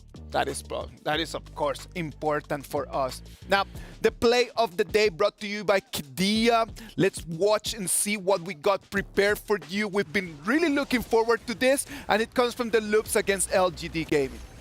Yeah, I mean, this was a game that was definitely classified as the stomp of the day, but we're just seeing all these plays come from the teams today, and it's KPL. We were saying it, we're still fearing Ron can come out of nowhere with that Shang1, baby. We don't know if he's going to be waiting around that corner for us once we finished on cast, but again, KPL just really showing how ferocious and talented this team is. Yeah, the crazy amount of aggression that Ron can bring out is also going to be, of course, so huge, and it's so big for them as well in the next one as we take a look at the next clip as well. Hey, look, it's a clip that I just highlighted as well. Man. Come on, you've got your eye on the prize, man. I already know it. I'm already one step ahead, but yeah, Zeiss is a big player to look out for here for the Ali, right? Being able to get that super mobility into the backline, that triple kill in the end, really carrying that fight with the extra damage, and unfortunately for the Garo, no protection in the end. Not at all, and that's definitely not what you want when you're a Garo, a very stationary farm lane hero. Doesn't matter about all the shielding, the damage you can do, or the silencing you can do, not when those upsets come through from a player like Andiali. One more time, thanks to Kidia for bringing us the plays of the day. It has been an amazing day, guys. Which was your favorite match? I'm going to have to say it was probably VKS against Weibo. I just absolutely love that match. It's so electric. I have to go with AG Global against Team Secret. I think both the games today were absolute bangers. The second 2 quarterfinals are definitely the best and also the closest of the day as well. Well, man, it is a very tough tournament in here because as there are winners, there's going to be losers as well, and their keys are going to get crushed. Sadly for them, this is going to be the end of the road. The keys that once were supposed to take them to glory right now, they're just going to be tossed in the totem because what could have been a great trip has just ended up very short. Yep, just like those keys folded, some of these teams today absolutely folded on the gorge, and we're seeing here Impunity's key getting absolutely collapsed into itself, and be interesting to see if any of the teams decide to put this one in their trophy, whoever wins. It's going to be super interesting. I feel like this is definitely going to feel good. All little friends there as well for the KPL Dream Team. But I feel like in general, it's going to feel good for VKS. And it's going to feel really good for AG Global to be able to beat these 2 teams. You know, with Weibo getting eliminated, with Team Secret getting eliminated. What does this mean now for Malaysia? You know, with LGD being the only team left in the tournament as well. And you can see here the pride of the Brazilians showing the key and showing that they could be one of the best. Yeah, that is a really good point, to be fair, Stu. From what Season 2 ended up being was just the Malaysian show-off is now only just the single Malaysian team. So it doesn't matter the time period between these tournaments, no matter how long or small. There's Martin, my boy. Look at the front. Doesn't matter how small or long from those distances, people always improve, and it's shown today. As you can see on your screens, our top 4 are already decided. The left side of the bracket is going to take the representatives from Malaysia, LGD Gaming, against the representatives from Brazil, Vivo Keyd Stars. And on the right side, we're going to see the gigantic KPL Dream Team is going to have to face AG Global. Those are going to be our 2 matches for tomorrow. You tell the difference between Season 2 Invitational. That was 2 Malaysian teams against 2 Brazil teams. I think tomorrow is going to be a crazy day, not only the semifinals, but also the grand final as well. You know what, lads? Thoughts for tomorrow. Let's just start wrapping it. Tell me, what are the feelings right now?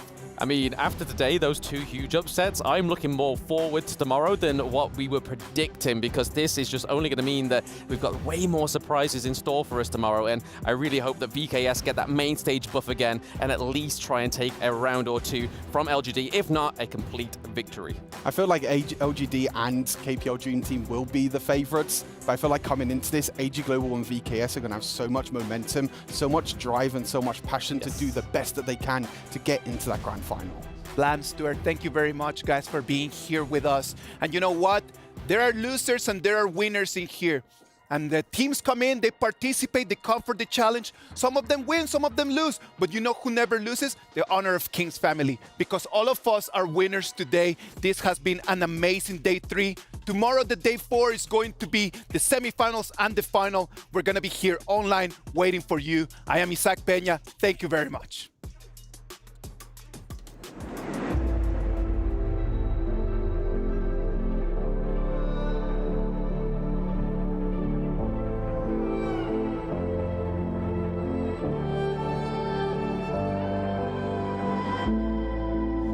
Stranger to the fallout, it's what got us here. Ever changing, some chameleon, blood, sweat, and tears. We'll never make it if we fall to everything that brings us down. With a comeback, it's now. Blood, sweat, and tears. Fight for what we want. Doesn't matter the cost. Every day, put in work. Blood, sweat, and tears. Nothing comes overnight. Strengthen numbers, start to line. We don't bow to fear. Blood, sweat, and tears.